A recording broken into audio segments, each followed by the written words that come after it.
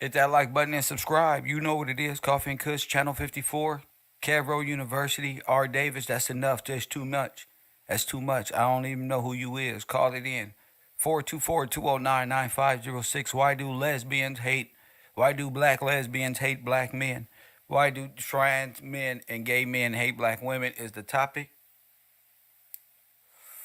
There has been an influx over the last year of all of this fake love and fake this and fake relationship advice, and we come to find out it's all division. It's all ideological subversion in real time. So it's time to put that phone number in that chat room. I come on, people know, especially my veteran students, they been here long enough. I'm not here to fuck around. That's what I feel good. Uh, Finding out at this point what this is really about and how far we come. I'm surprised that KevRow University is still around. I'm surprised that Kev is still standing. I'm sure if I'm surprised, they surprised. Thinking back of all the travesties and all of the distractive behavior, you feel me? All of that shit. Hey, Kev is still here fighting a good fight. And the big part of this, shout out to y'all, but Tehran, not right now, bro. Get up out of here. And who is this? Teddy. The rest of y'all, get up out of here. You not calling it in. You not showing no type of interest in our topics that we got at the row. Don't come over here pressing one because you see my class pressing one. You getting up out of here. Yep, the old Kev. You say that for coffee and kush late night with the row. This information that we be coming with, it's too important to be sitting around hanging out with niggas, hanging out with me, and really just here just because they like to look around and shit. That ain't what's popping. Shout out to y'all too, but that ain't what's popping. And I think that I've been fair in my, ask the ladies, I've been fair in my, please fellas, please bro. But at this point, where you see how deep Kev is with the information and you see what's really against Kev, I think at this time you say you fucking with Kev, I think that's amped enough. Nigga, that work, that Kev, but you see the LGBTQ and the Kevin Samuels and the Princess P, Princella. You don't know what that is, Princella P, but I do know what it is. It's subversion. Just the opposite of Kevin Samuels. Kevin Samuels was a man who liked men, telling women they wasn't shit, and now a woman who liked women coming from with retarded ass. Press one.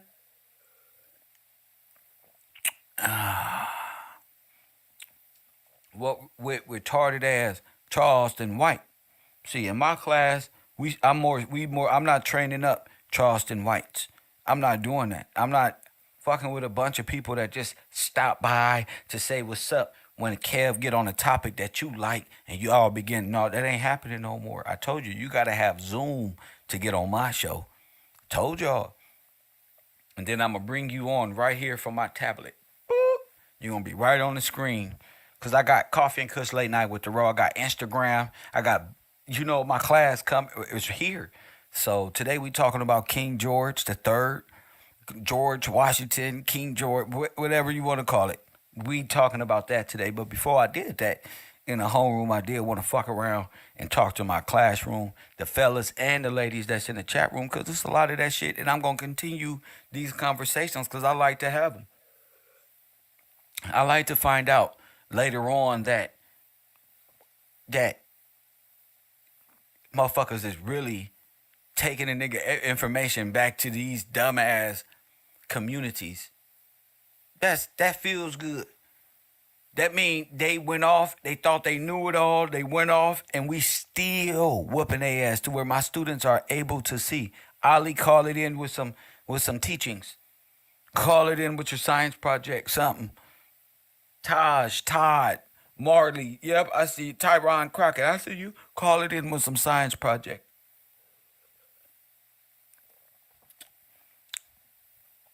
I keep telling them, gotta learn the law. You feel me? Brittany over there whooping y'all ass, beating y'all up, calling y'all merman and shit, punking y'all around the classroom. I'm not finna see y'all get bullied around the goddamn classroom by women. The fuck wrong with y'all? Hit that like button and subscribe, ladies. They don't want to bully, but damn. Damn, you know why Princella is around? Because and her hyena bunch, because and they them the females who raised y'all and they put stumbling blocks on you. So y'all scared of them. It's KevRow scared of the women. You know how I know y'all scared? Because y'all ain't gonna do nothing but press one.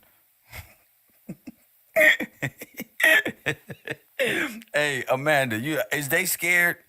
For his glory. Is these men scared? Press one. If Brittany can type, she'll be typing 1,000 right now. Yeah, they scared and this one and that one. Y'all gonna let them do that, bro. Y'all gonna let them do that. All this truth coming out in the world. We talking about George. But if the man can't row the boat, what the fuck is y'all want to, would y'all want to steer the ship? I have been asking me, they want to drive the ship. Yeah, man, come on. The ship has to be driven every day. You feel me, Todd? They want to drive the ship. But I told them they're going to crash into something because they're going to leave it parked. People going to leave. People going to fuck this ship and they going to leave and then we all fucked up. And that was the intent. I be thinking that's be people's intent to learn how to drive Kev Gill's metaphysical, mythological ship. Hit that like button and subscribe. Damn psychologists. I got their ass in the submarine and they ass sunk with the goddamn submarine and just went to the bottomless pit trying to get in somebody's goddamn brain. Get in your own brain. I'm bigger than all that. Press one. I went 3 days in psychology class. The teacher said, "You see that dude right there? He didn't even know me. That dude can have anything he wants." Press one. I ain't never went back to class. That's all I needed. Thank you, sir. Fuck it. Hang out. You see that dude right there? That dude's special. Who? How he knows that, I don't know. How you know that, I don't know. You feel me? But we gonna be talking about, since we had this Serapis and we talking George Washington, we talking their religion and their mythological. This topic is really just to draw you in. Do women like to be dominated by men? I want to have this conversation because I've got a lot of phone calls and emails and Instagram messages saying, "Kev, they're really afraid of men."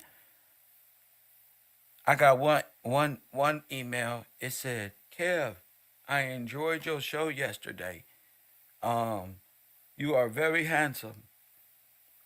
Yes, it's so what's that? It's a blessing to see a good black man with a dimple taking down the lesbian sex coats who hate black men." She also, this is anonymous. She also said that that she used to be she attracted to women. Her best friend, because her best friend led her astray from her husband. She is in deep regret that she allowed the lesbian sex cult community to play with her emotions like that.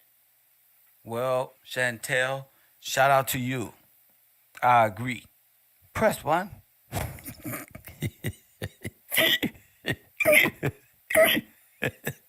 Kim got confessionals around this bud. I agree with you. Yeah, these lesbian sex cults hate men, and they're just over there. They ain't attacked yet because they really weak, and their scientific methods are just theories and ways of them daydreaming about how nothing that they say makes sense. All of Princella's concepts are flawed by way of German descent.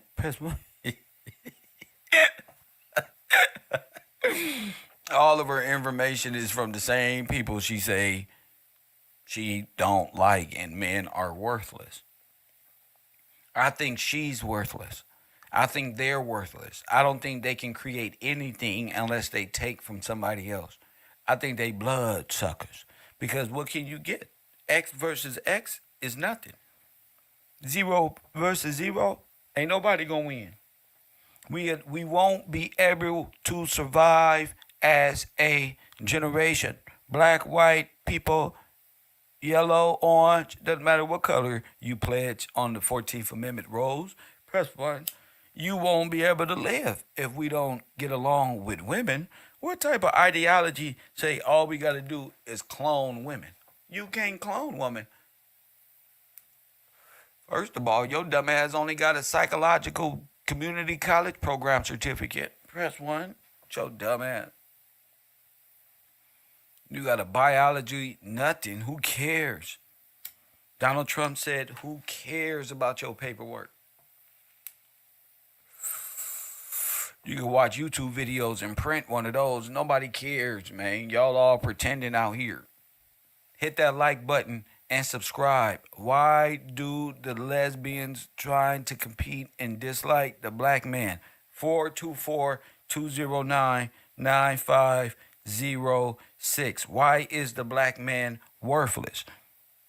Why are the lesbian community attacking the structure of the black family? Look, y'all getting beat up and drug up righteously across the internet. See, there's no way, nothing that you guys do or say benefit the black family as a whole, immigrant or organic. It doesn't matter. Press one. Nothing.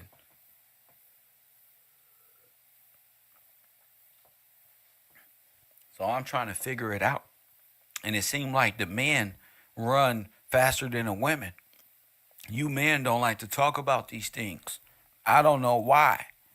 When your whole community is being beaten up by women. Press one.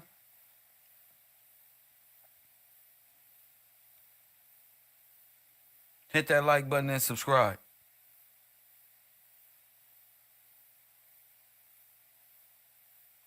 Hit that like button. How? How you gonna combat and you can't beat the divine feminine? Y'all niggas is divine feminine. Because y'all afraid of y'all masculine side or something. Y'all was raised by y'all mama? Press one. Is Kev really the only one willing to bet it all on himself? Wow. Mm. Ladies, ladies, ladies. Max, what up? That video you sent me, I'm going to play that today. So just know I'll be getting y'all information. That's why I brought up the King George stuff. I need to make sure, though, if you're not willing to fight the battle in real time, what any use are you going back in time going to solve any equation? My boat is solar powered, biogenetically engineered. Press one. That motherfucker drive by itself. No captain, no co-pilot neither. That motherfucker, the top of the line, already know what to do. In fact, it was prophesied in the ship. It's already written on what it's gonna do. It's waiting on you. Hit the like button. Talk that shit. Robbie Stewart, where you been? You just can't pop back up talking about press one. Where you been? Nah, bruh. Nah, you're not just finna come over here pressing one. Where you been for the last year and a half? Trolling Kev? Nope. Press one? I'm fucking with the sisters, the ladies, bro. Y'all tripping. First day of school. You can't speak on why ladies hate, the lesbians hate black men? What you doing over here? Start from scratch. What you doing over here? You can't articulate your language? You already know. Kev said it at the beginning of last year. Don't be trying to hang out at my lunch tables if you ain't kicking that fire. You got a whole 2 years to learn fire and learn to kick that fire. And you just sitting back, being entertained. But when it's school time, you're going to think I'm tripping. Oh, why? Nah, bro. You gotta know when to turn it on and when to turn it off. Press one, ladies.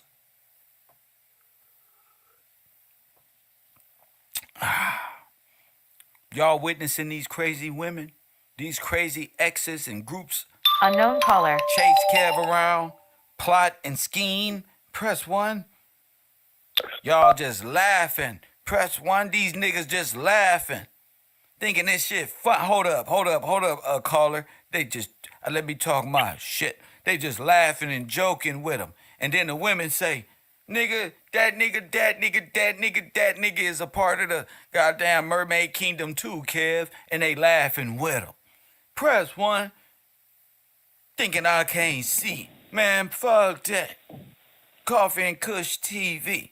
Crazy black women is crazy, but they be telling the truth. Niggas ain't really there.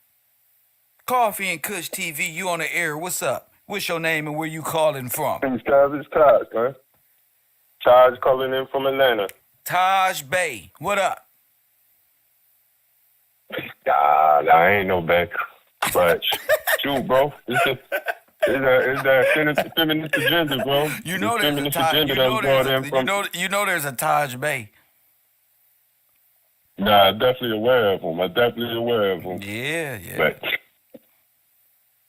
yes, sir. He know all the science. I just found it. It's the feminist agenda, I just found it. Go ahead, champ. The feminist agenda, bro. It's like it's been coming in waves in my research, and it's like it started with Margaret Sanger and them, aka like Dwight Eisenhower. And I had to go back and watch the show. Pardon me for being a little bit behind and not really understanding what was going on, but it took me another minute. It did click. When? But it's the same. Huh? What you talking about? When you talking about it didn't click, or when it clicked, or what was going on? What you talking about? Yesterday's show. And after, I didn't realize what was going on, bro.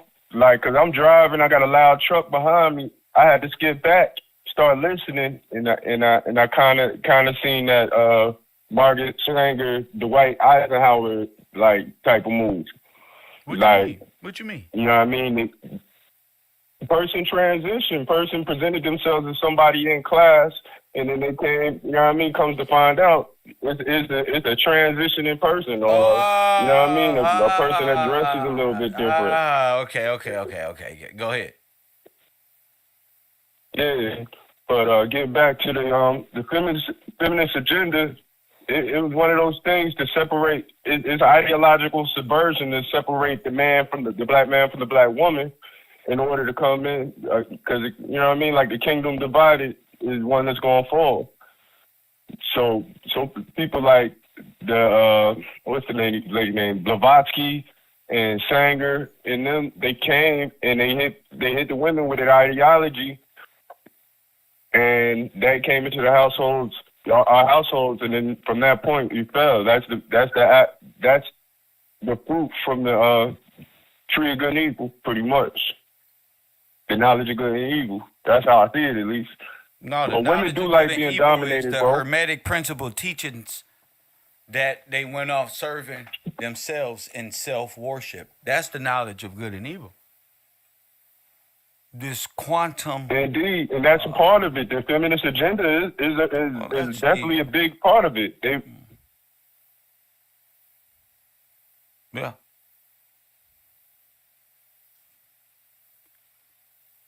But it's something where they wanted to be all powerful. They wanted to be as God.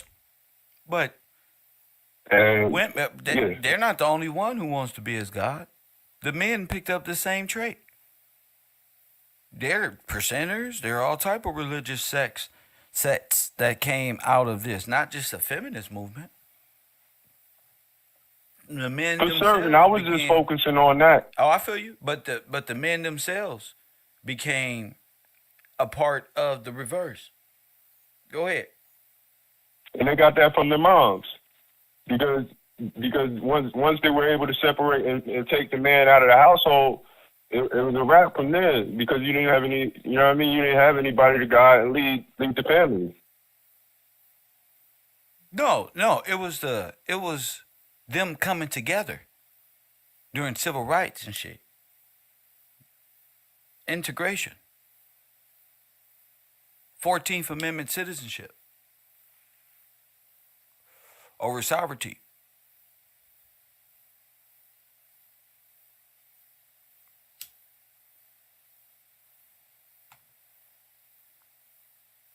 because they were in a devastated state after. All right, can I go off a little bit? Whatever you like. All right, so it was like a flashpoint through the 20s, and once they were able to take the resource, siphon out the resources and everything like that, everybody was looking pretty much going into that Hoovertown type Hooverville time, right in the late 20s, early 30s. They were looking for something, and the federal government came with an answer, and that answer came in the shape of the New Deal. And by accepting that new deal,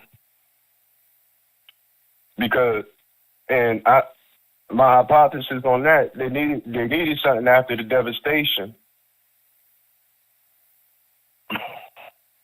But hold up,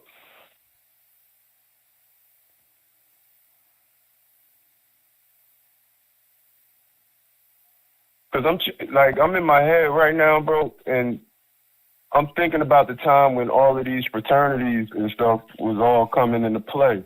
And that was all throughout the 1910s, from what I was seeing, if I'm not incorrect. And just judging by a lot of their shields, their coat of arms looking things,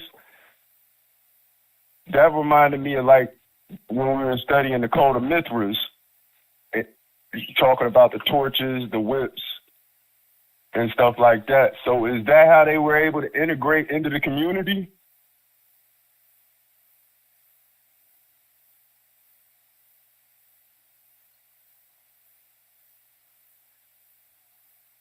You asking me that? Yes, sir. That's a question. Were they able to integrate through the boule, or AKA the Greek letter organizations?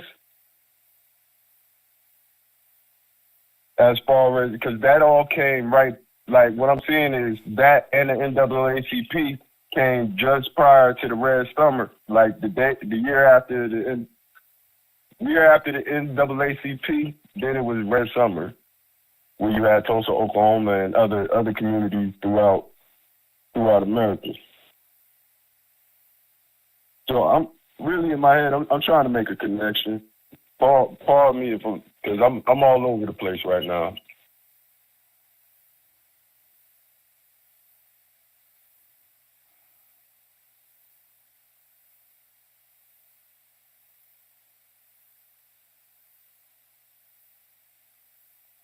Hello?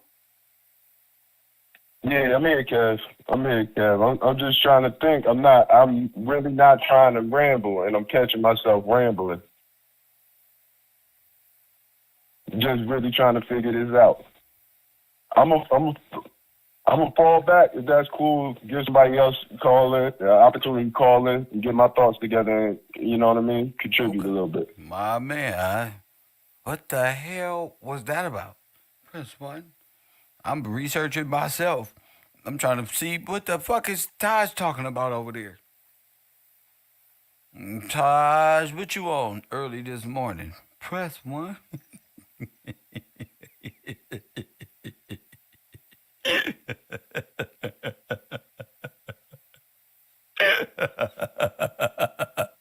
What you on? Cat got your tongue. What's wrong?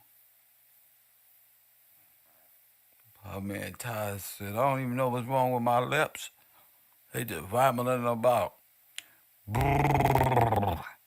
Press one. Woo! Nah, nigga, you at work. You right. At work all over the place. That's your job. It's to be all over the place at 11:35 a.m.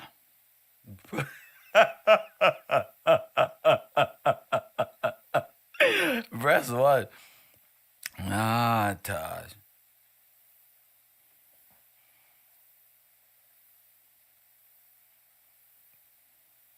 424-209-9506. Do women want to be dominated?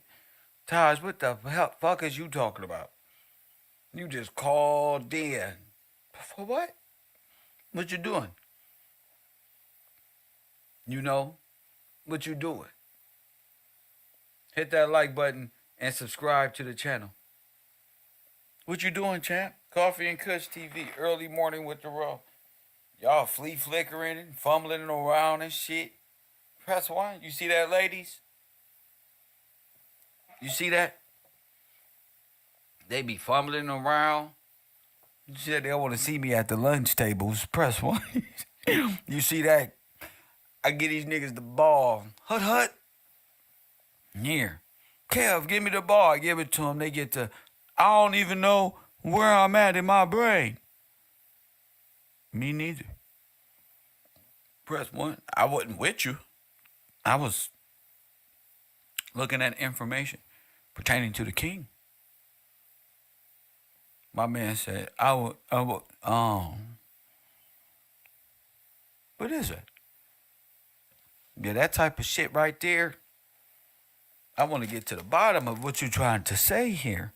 Or are you trying to lead the classroom and away from what? Press one. Because 66% percent of the vote, 67% say women like to be dominated. So what the fuck is you talking about? Press one. Hey, when I called him Taj Bay, that fucked him up, huh? Hit that like button and subscribe. That shit fucked you up.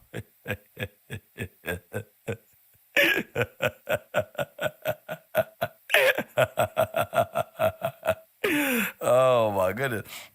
I said, only reason why I called him Taj Bay is because I was watching some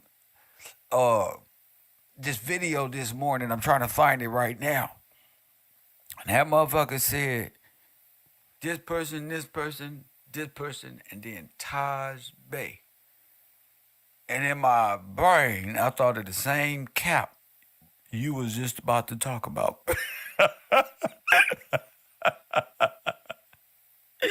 So when he called, he said Taj. I said, oh, it just triggered my brain. Oh, Taj Bay. Hour.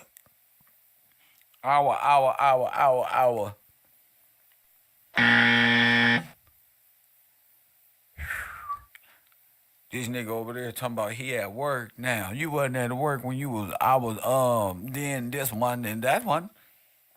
What's wrong with y'all? What's wrong with them at the university? Y'all be acting like a bunch of Judases around here, all secretive.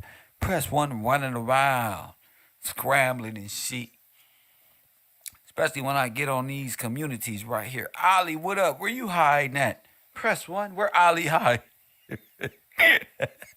Ali got low. Not like this. Hey. Not like this. Back. Ali back here. These niggas at, bro. Where y'all niggas at that is ladies, press one if KevRow is really solo. Oh my goodness. Marley, where you at? Where you at? Where y'all niggas at? Y'all supposed to be in class shining on new students. Press one.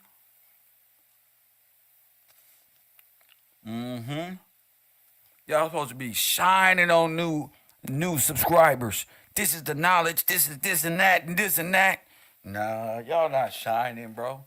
Y'all not representing KevRow University the way it should be. It's what the ladies are saying.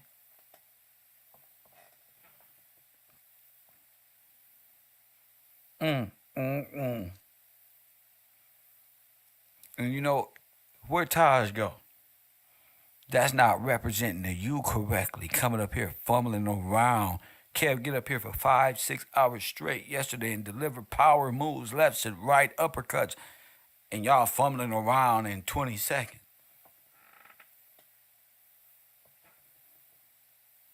See? Any student can fall at any time. You got me? Any student. Once they get up there and start fumbling around and start leading, what are you talking about? Tell me what you talk. Oh, nothing. Oh, I ain't talking about nothing. Okay, so if you ain't talking about nothing, then what you calling me for? So you call me to verify what I already said. So that's what you're doing. You calling me to verify what I already said. That's why I asked you, is that a question you're asking me? Because I just answered that. That was my counter argument.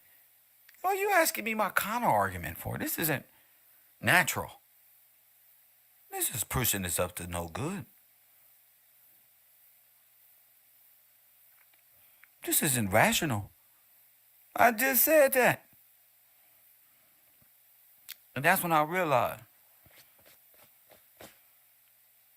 that's always happening with you. When you call in with this old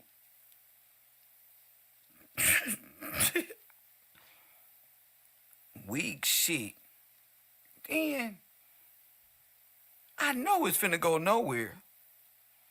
I know exactly what you about to do. And guess what you do? Press 1. I know exactly what this nigga about to do. And then he do it. Huh? Where I'm at? Gotta go. I'm finna. Every time. That's why I put this up here. Why do lesbians hate?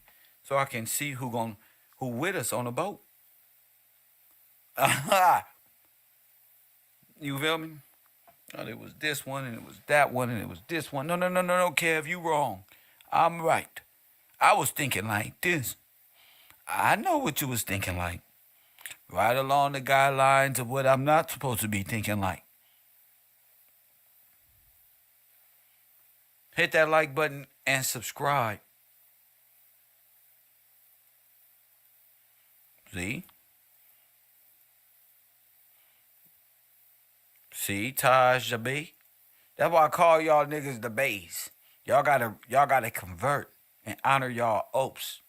Press 1, caught up in that stuff. Y'all gonna always resort back to the same type of what the fuck is you doing? Your mind always gonna be in wonder and going here and going there and like, where you going?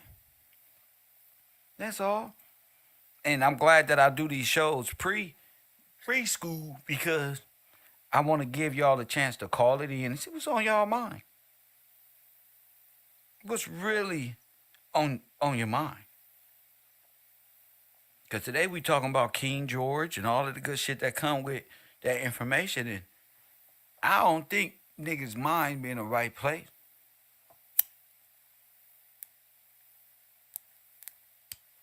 For them, yeah. After you, unknown caller. no. You feel me? So I'ma see who else Call from is in the right place. Coffee and Kush TV, KevRow University.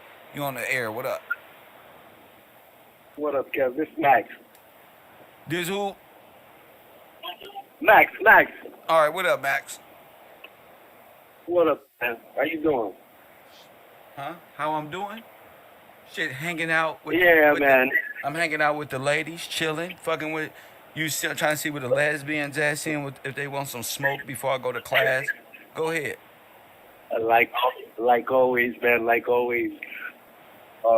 That woman yesterday and past 3 days, man. That video you showed yesterday, she reminded me of Janice. Remember when we were on Janice, and she was dressed with the red and the looking all fancy and yes, with her breast out. She brought. Yeah, that's what I like. Wait, is this Janice? It's like this person just been taking from each characters we've been studying over the years and applying it to them with your teaching. Well, so what that mean to you, Jam? That's powerful what you just said.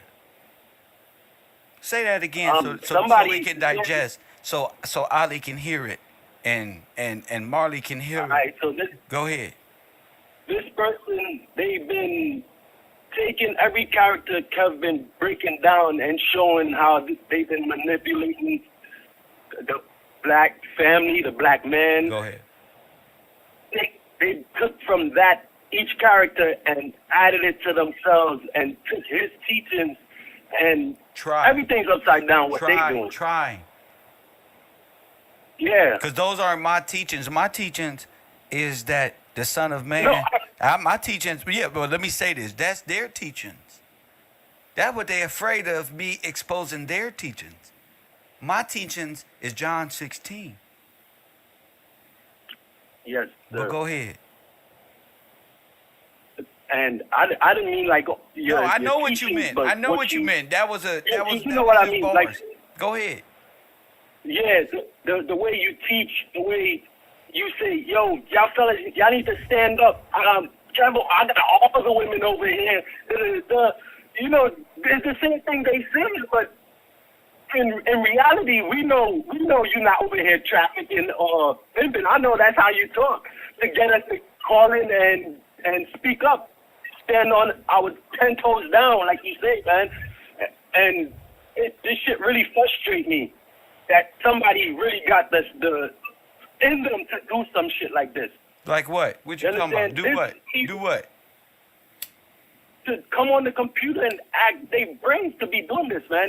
Go ahead. Acting, because it's like 1 minute you a man, you a woman, you so confused that, bro, I don't even want to watch this, bro.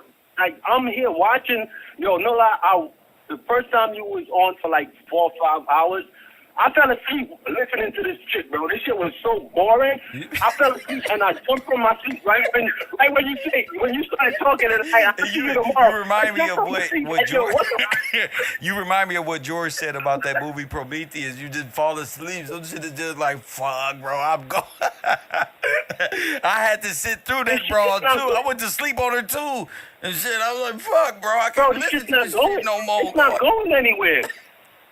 It's not. You're not going anywhere with it. You just, So- like you say, So do talking you around think in that's the circles. plot? That's just a cover for what's really going on? I think so. Yeah. Cause she kind of got at just Pearly thing. She said the manosphere was like on some low level pimping shit. She keeps saying black men thinking she pimping and all. It's not like we wasn't in the game when we was younger or knew somebody who was in the game and articulate and females that's in the game. It's like we are black people from the hood. What you talking about? We think. You think. You keep bringing it up. We don't care if you pimping or what the hell you doing, but we are anti-trafficking, so it will get our attention if you bring it up. Go ahead. Yes, it will. And the other thing, she called herself white. She referred to herself as a white person. What? But that video you showed, bro, one of the first videos you played, she referred to herself as a white person. Oh my goodness. But yesterday, when you showed that Her video, dad is she was probably like white. dark. Her dad is probably white. So I don't know if it was like the makeup or whatever it is she put on, or the camera, the lighting made her look like darker. That And could then be. That you could be. showed like Cardi B later identifies on, as like, you know, white. light- Cardi B. I mean, not Cardi B. Jocelyn Hernandez. Jocelyn Hernandez. Yeah. Go ahead. Yeah, so I don't know. It could be the lighting or whatever it is. She looked dark in that, bro. She completely threw me off when you showed that video of a woman bad talking against men, and then the other video you're like a bald headed, like you said, it looked like that hat got the wig on it and everything. The hat got the wig came attached equipped to it. with like it's an automatic With the female wig. hat, like the hat automatic wig type of thing, a hair hat. Yes, sir. Yes, sir. Oh my goodness! It's just so much she said, but one thing she did say about. You think they trying to take my the- information and cipher it through this, and she think that she's me? Oh yeah, oh definitely. She don't think she trying to. She really want to be you, man. That's scary. Like, She they wants really want to to be. be. What? Also, she said that I was like, bro, this is what Kev said. She said, when I go outside, people are just attracted to me. Like they just come up and talk to me. I'm like, bro, this is what Kev talk about, man. Like, you understand? This is all Kev. Yeah, Kev go outside, and people are like, "Hi," but this ain't. You feel me? This is just my life. But how you got the same story? It's like, how does these people, the Kevin Samuels, all of these different things? You brought up Janice. Janice fucked up and just was like, "Fuck it, JetBlue, shit." Why she said it? Yo, A fucking stalker, man. Yeah. These bros is fucking hungry hippo stalkers. Go ahead. when I really notice that people watch you and they don't give you your props. Oh, they don't want Like to do that. 2 years ago, I went to a comedy show, like a little stand-up comedy show, you know, and I'm here listening to this one guy. He come up, he's giving jokes, and then he said that one joke you said about your father whooping you, and saying like, you know, I love you, like come over here and give you a hug or whatever. He used that same joke you Those used, are authentic jokes, bro. and it hit, Huh? bro. It hit, but when he used it, it didn't. I couldn't laugh because I was like, yo, that's not you. Right. So it's like I'm getting the same thing with this woman. Right. It's really irritating and frustrating, man, to see her do this. Like, come on Right. the internet. Like, you can't be original Bro, yourself. You can't be authentic. I ain't gonna say nothing, but when I got to LA, bro, this some crazy shit. The helicopter over my house, right? I filmed the shit. Oh yeah, I'm yeah, on the phone. Yeah. I'm on the phone. This is the crazy shit, because all the shit that they do, I'm always talking to somebody when they do the shit. So they know it ain't just me. It's other people who be like, nigga, I was just with you the other day. And hold up. But look, an old boy used my clip immediately. Do a skit to it and everything. Of the helicopter. Now, I tagged the shit. I say, look at them. As soon as I touch down in L.A., welcome back, Kev. Here they go. LAPD. Hovering. These niggas already. So I said, damn, is that fast? Yep. That's how fast people watch you. You don't even know. Well, you didn't know. You wasn't aware to what you brought to the internet. You teaching and doing all type of shit. But people dissecting your shit. It's real good because they going to pass out. You feel me? They going to pass out. That's all. If you try to take a character from somebody when it's really them, because it's not a character, and that is being used to attract specific people, you got to continue to want it and keep taking from that individual, and that becomes difficult. Then you start losing what people are attracted. Then boom, it's a hard fall. You feel me? You start losing your true self. Bingo. It's like these actors, like you said, Jim Carrey, like he went crazy because he was all these different characters. Like these people really lose who they truly are when they doing all these acting jobs, man. Right. Because they really got to get into character form, and after doing that for months and months and months, you basically lose yourself and you know. Right. Right. And I be trying to prevent that from happening because I know that's what's going to happen. Especially fucking with me because I do this for real. This is my life. You be too busy trying to study me and you'll waste 10 years and then look back and see what the fuck you lost fucking with me and I'm still not finished. I'm like, come on, keep fucking your life up. Take it from me. Come on. Come on. Keep going. You know, I keep telling people this internet is just a way for me to vent. My life is just like that. People copy and take, but that's good. It allows me to see them. She not really Kev. This is an imitation. Men are worthless. That's a broken heart. That's fucked up. Men are worthless. What type of analogies are these? She's damaged to the core, like her heart, like no coming back from that. And the only way I see her coming back from that is God. She got it. No, yeah. Well, with God, anything is possible. But this one right here, Yes, uh, they breed Satan's children. They philosophies are so. And she tried to come over here. I mean, look what they're doing. They're taking information and still trying to pump it towards a scientific theory for LGBTQ. Well, you can't come back from that.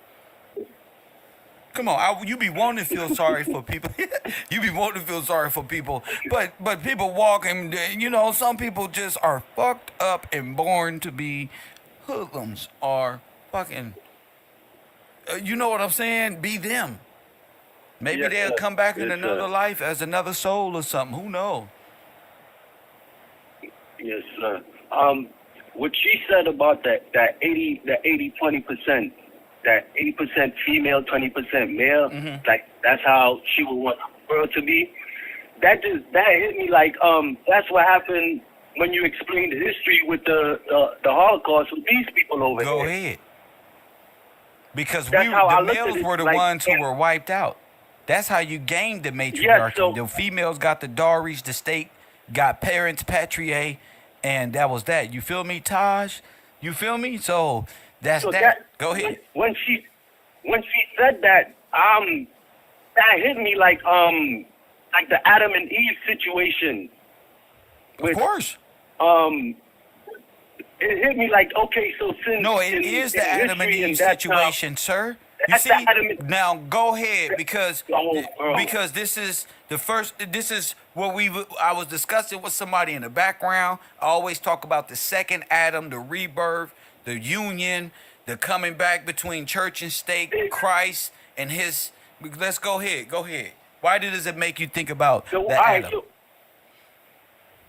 so when she said the 80% female, 20% male, Yes. that made me click to the Holocaust and what happened to people over here of this land and the extermination of the black male and the family. But in that situation, most of the male and head of states were wiped out. So that would leave 80% more women walking Facts. around. So whatever kids She or told it, children bro. that was She around, told it. You understood it. yeah, the women was the ones who raised the kids with that mentality, You raised the proved boys our with that point. mentality. Now of- hold up, B. Taj, Yeah. checking, Chaz.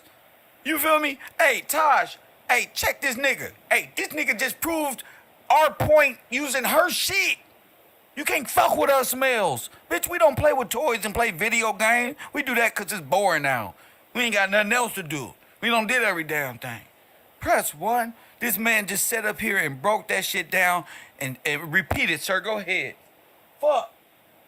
Yeah, so in that 80-20%, what you would have when they exterminated the black male, you would have more females than males. So you would have the females raising up the boys, raising up the men. That's how you say that shit, Taj. That's how they took So them out. That's how you would Genocide. get. Yeah, that's how you would get the men not studying law because they were raised by women. Come on. And they studied all allegorical women banging their don't head know. and trampolines and tambourines on the wall talking about Jesus, Jesus. They really saying Horus, Horus and Ptah and the deaf and all this other stuff. So now they're dead. Their children are raised in death. They're dead. Press 1, knowing no God. Didn't the Father say the third and fourth generation who hate me? Well, who hate me? Hate is the opposite of love. To love God is to do his law. To hate him is to not do the law. So if you got the third and fourth generation not doing the law, which you are not, you are criminal by way of 13th and 14th Amendment. It's a wrap for you. There's your prophecy shit right there. But continue on, sir. Yes, so that was powerful when it was powerful to me when she said that. Like it clicked. Like that's the Adam and Eve right there in history, where you have now a generation where the kids is not studying law because they were raised by their parents. So Bomb. basically, the women. The women in the So state. now you have Yeah, so now you got a generation of men that grow up believing in this fake stuff, and now you have a generation of women growing up like, yo, where are all the men? Like, y'all not standing up, y'all don't know nothing because Right. we were raised in the same shit stuff y'all was in. Right. Y'all was raised in. So it's the opposite effect, and we're wondering, what the fuck? You all ain't doing this, and they like, well, y'all ain't standing up, and it's become this big misunderstanding. Go ahead, King. Yes, sir. And man, it's powerful, bro. Yes, sir. It's sad that it happened that way, and but it's powerful at the same time when you really I know sit you be back thinking and about do it. that shit like, damn, Bro, it's true. I be thinking about a lot, bro. A lot. Like, for instance, you showed that video on the Tower of Babel, Yes. and what stuck with me was when they said that the same time that God dispersed and gave everybody all different language, Right. that was the same time that Pentecost was happening. Go ahead. I don't think people caught on to that. Go ahead. So at the same time the Tower of Babel was being destroyed, right? Is at the same time you have Pentecost happening with the Holy Spirit descending on 120 people, but the Bible only tell you about 12. They tell you like, well, they say it was only 12 disciples who got the Spirit when Christ died. I'm trying to find that picture, But here it is. but that Tower of Babel didn't going into Nimrod and the punishment of Prometheus. How did that? What did you think about that?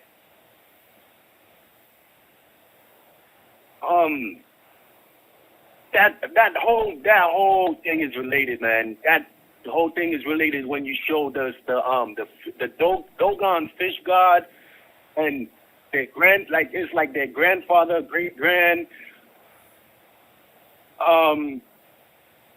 The Pope is the same way he wears the fish on the hat. They all of the same thing. It's like they're Father, That son, fish on the hat is a representation of Nimrod, the first rebellious one. yeah, which is Nimrod would be like you say, the first one, and everyone after is just like his sons, his children. So who would that? So what does that sound like to you?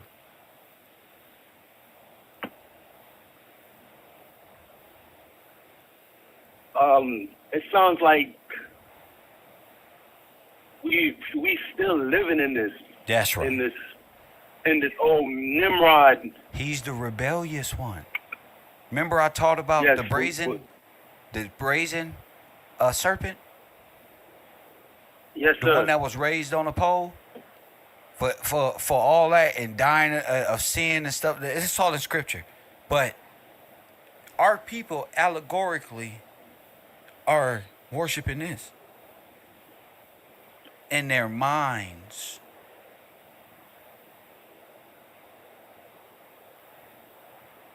Nimrod and Prometheus, which would be Yes, sir. Satan in the Bible. Because Nimrod did what? He went against God. And did he build the Tower of what? Yes, he did. So he was the king of Babylon. Built the tower.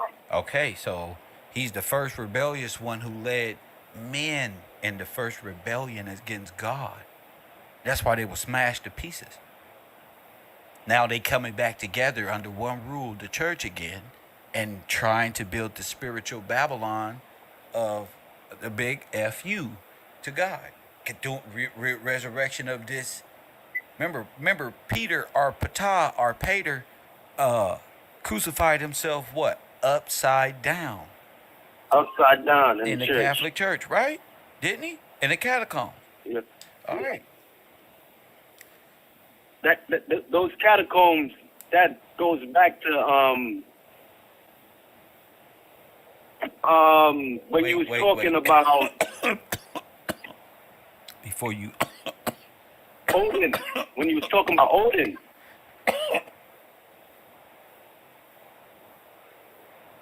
Remember, before you go to Odin, Jesus called Peter who? Satan. Satan. Go ahead. And now you can go on to Odin. Go ahead.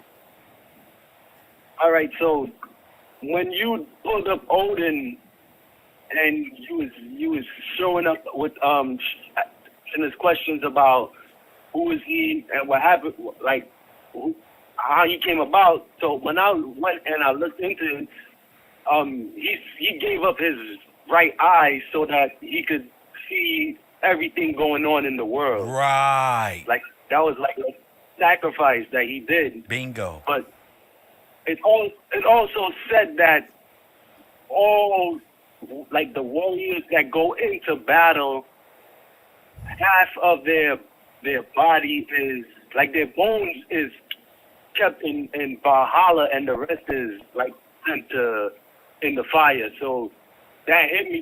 That's where you got in the catacombs. That's where you got all the bones over there, where the Pope sits. All military personnel. The selling of a soul. Go ahead. Yes, all. That's all.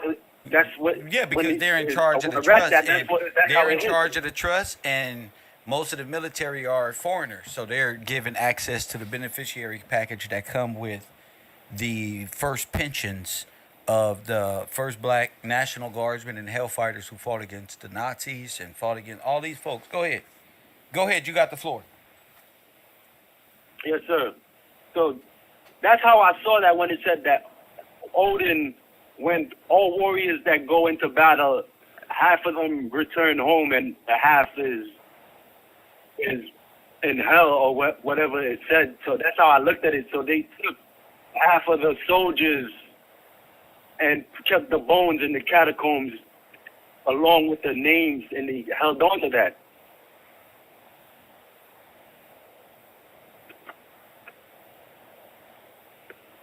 Yeah. What else, man? I don't have my notes on me. I'm just going off the top. I'm at work right now. Go ahead, Chip. I just wanted to call in and voice my opinion and how I feel. Well, there you have it. Thank you for the call, champion. You're welcome, man. I appreciate everything you're doing, Kev. Thank you, champ. My man in the building. So a lot of people don't even know that. They worshiping who Jesus called Satan in Scripture, which is Prometheus. Oh, the first rebellious one.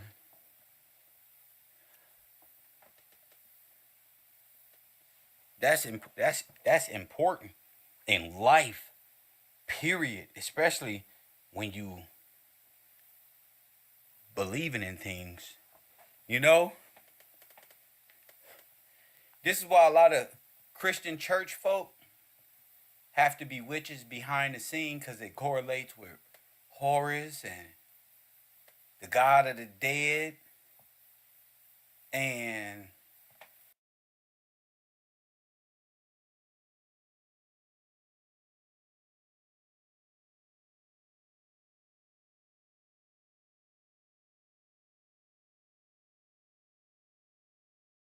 oh my goodness.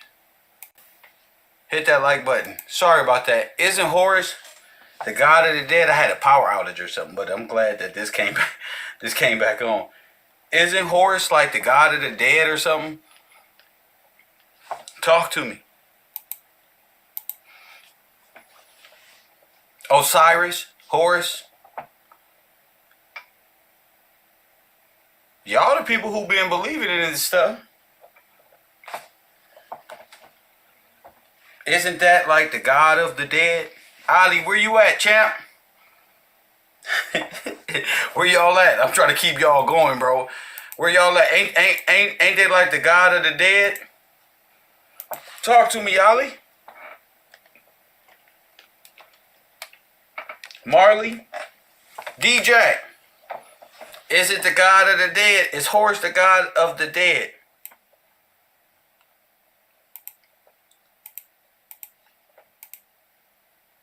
Y'all cold. See how they leave me out there, ladies? See how they leave see how they leave me out there? Is Horus the God of the dead, fellas? Jeez Louise.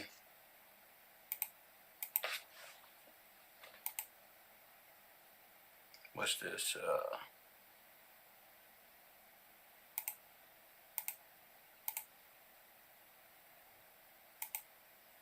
That'd be great if I can get the response from the fellas.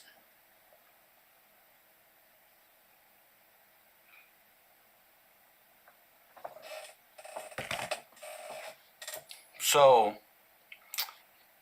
let me see if I can, because I had a little power outage. I was trying to pass some time up as, all right. I think that's it right there. Cool. All right, I'm back. So, yeah, that's what the young man was talking about. But that's beautiful. That's beautiful. Kev, what did he say? Kev, what he just made me think of, that maybe the day of Pentecost was the rebirth of the Tower of Babel. Call in and explain that for me, Black and Silver. The second Adam, the second Tower of Babel. Again, a second demon, the resurrection of press one. You want to know? You want to go there, Black and Silver? Come on, let's go there. Come on. Come on. Ollie and them playing. Come on, Black and Silver. Let's go there. Let's go. We talking about Nimrod, Serapis. Come on, let's go. You right. Come on. Come on. And then you're going to realize why Satan hates God. Unbelievable. Come on, let's go. 424-209-9506.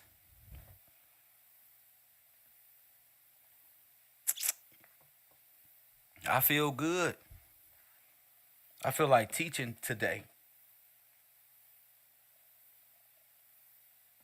I feel like teaching. Let me see. Would you? I'm waiting for somebody.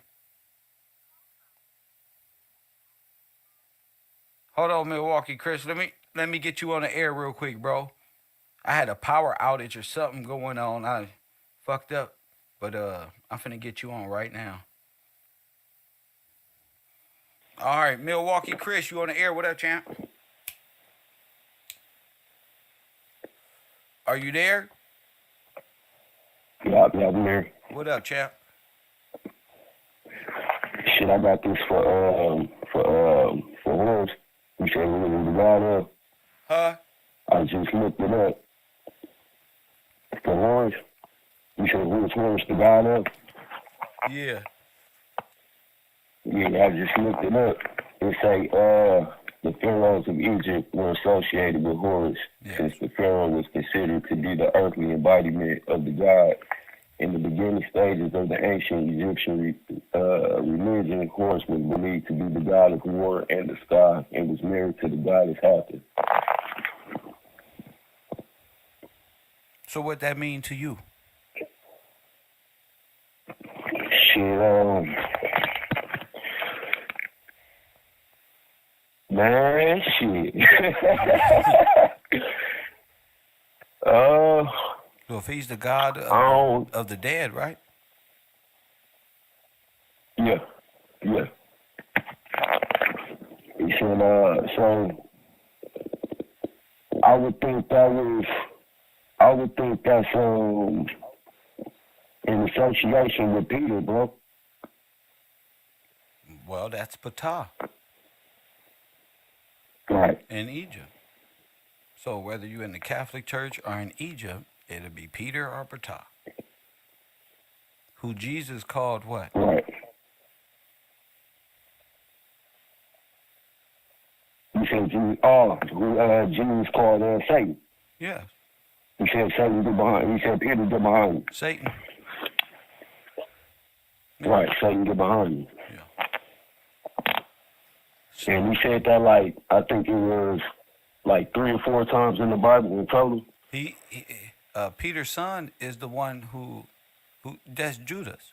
That is the Judas. Also, Peter's son was Judas. Yeah. Okay. So that's why he called him Satan, the orchestrator of the whole thing. But we'll get back to that. Anything else, champion? All right. That's it, bro. I just wanted to call that in for you, bro. Thank you, champion. My man. That's all I be wanting. Yes, he was the son of. Oh, it's too late now, Ali. You got to call it in, sir. You got to call it in. You got to call it in. We're going to be talking about the all of this good shit. I see what I got to do. But yeah.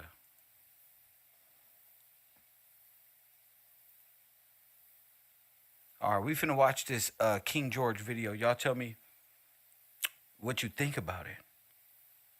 Because it has a lot of gems in it. This was sent by way of Max. I think it was something about King George. Something. Here it is. So, a lot of y'all be everywhere with y'all information. I do be wanting to give y'all information some clout. Press 1 because y'all come from different schools of thought. Press Kev got bars because y'all come from different schools of thought. So let me get to see. This was sent to me. I went to the young elder, right? I went here and then One of the things that I would like to. I didn't mean to, but I seen student of Dr. York, Elijah Muhammad, Mother Sophia Stewart, and Tyreek Bay. Press 1. That's why I called you. That's why I called you Taj Bay. Press 1, because you got all the knowledge. Hit that like button. See? Y'all be thinking I'm just some superhero or something. But really, it just be shit that be popping up in my video the whole time. You feel me, Taj? Hit that like button and subscribe. Mr. Gillespie. Hit that like button. I'm a beast with this. I'm trying to tell you, it just happened. So, Taj, are you Dr. York and them? What you on? Press 1. You got a lot of explaining to do. Not like this. Not like this.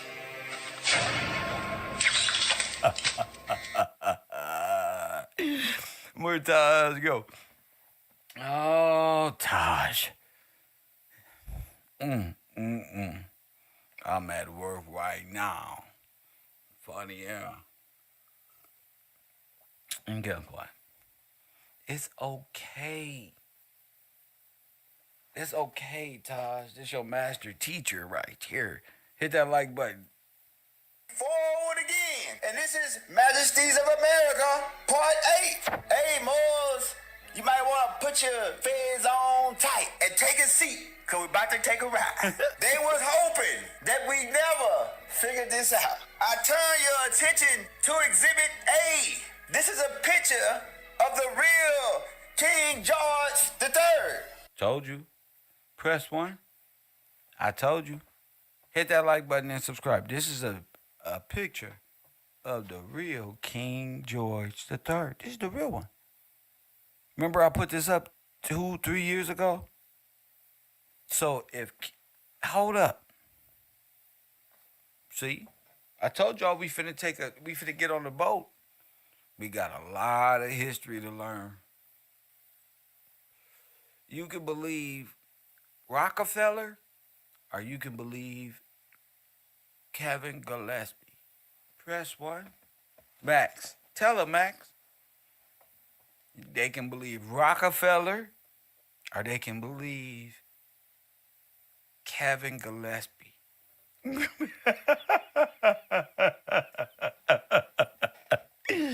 You feel me? You can continue to believe Rockefeller if you want to, that George Washington was a white man and King George was a white man too. Press one. I'm telling you, King George was a Victorian.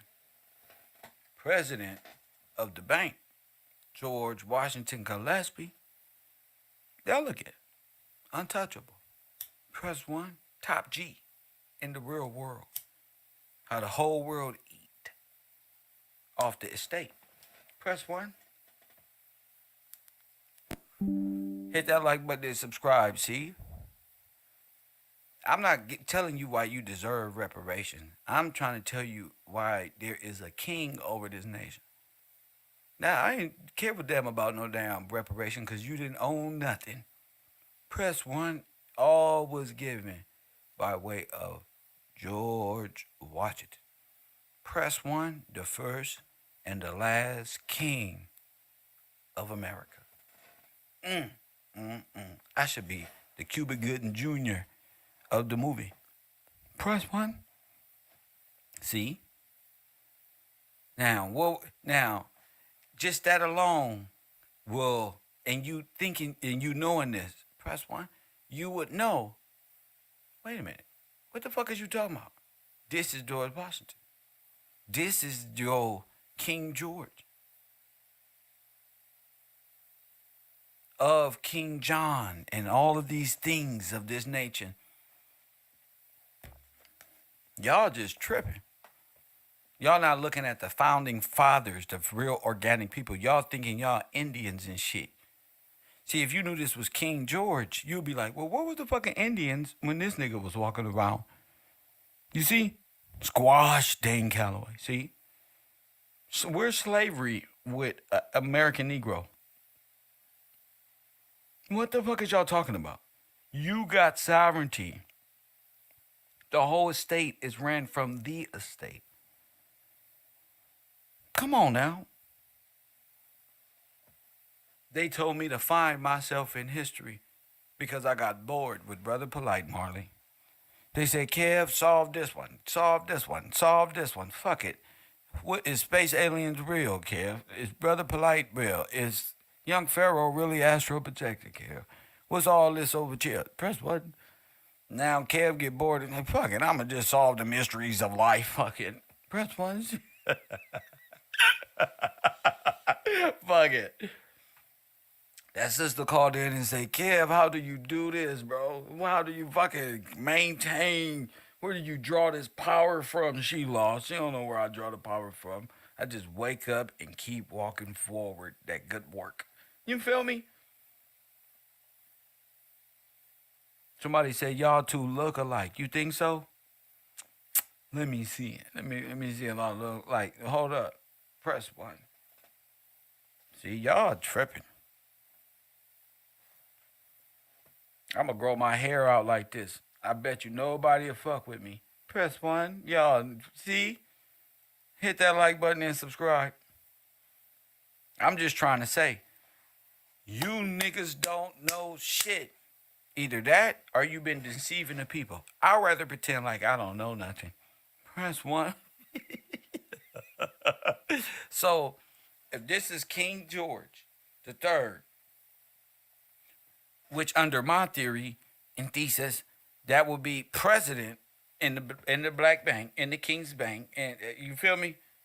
The president, George Washington, who last names were cut off and they were placed on the Dawes rolls after the fall. So this is what Wake up, shake off them bones, press one. I love videos like this, Max. Moore's got explaining to do. I'm not the only one who feel like that. The Africans got some explaining to do. There's some nigga walking around the internet and talking about George Washington and then all this extra shit. And women agree. So shout out to y'all females and males who understand it's a higher understanding than what they even thought. Your Majesties, King George III of Great Britain. Great and keep Britain. in mind, Horace Greeley and his gang at a certain point in time rewrote history and they made everybody white all the way up into heaven. They made God white. They made Jesus white. Told you. They made Abraham white. They made Moses white. They made Cleopatra white. They made Imhotep white. They made the ancient Egyptians white. So they whitewashed us all the way up into heaven. And if you don't be careful, Martin Luther King in the Unknown next 10 caller. years will be a white guy. Malcolm X and Elijah Muhammad will be a white guy in the next 10 years if we don't be careful. But this is Your Majesty, King George III. Now, this changed the whole demographics of what was going on at the time. They made John Hanson, who was King George's cousin, white. They Told made you. all King George's sons white. They made Abraham Lincoln White. And all these brothers were Moors. And you know what happened to King George, right? The third, you know? Let me take you back. See, this goes all the way back to the Spanish Inquisition, right? In 1478. Press one. We're not going all the way back there.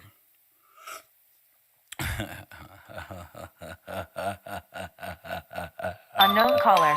Oh, Moors.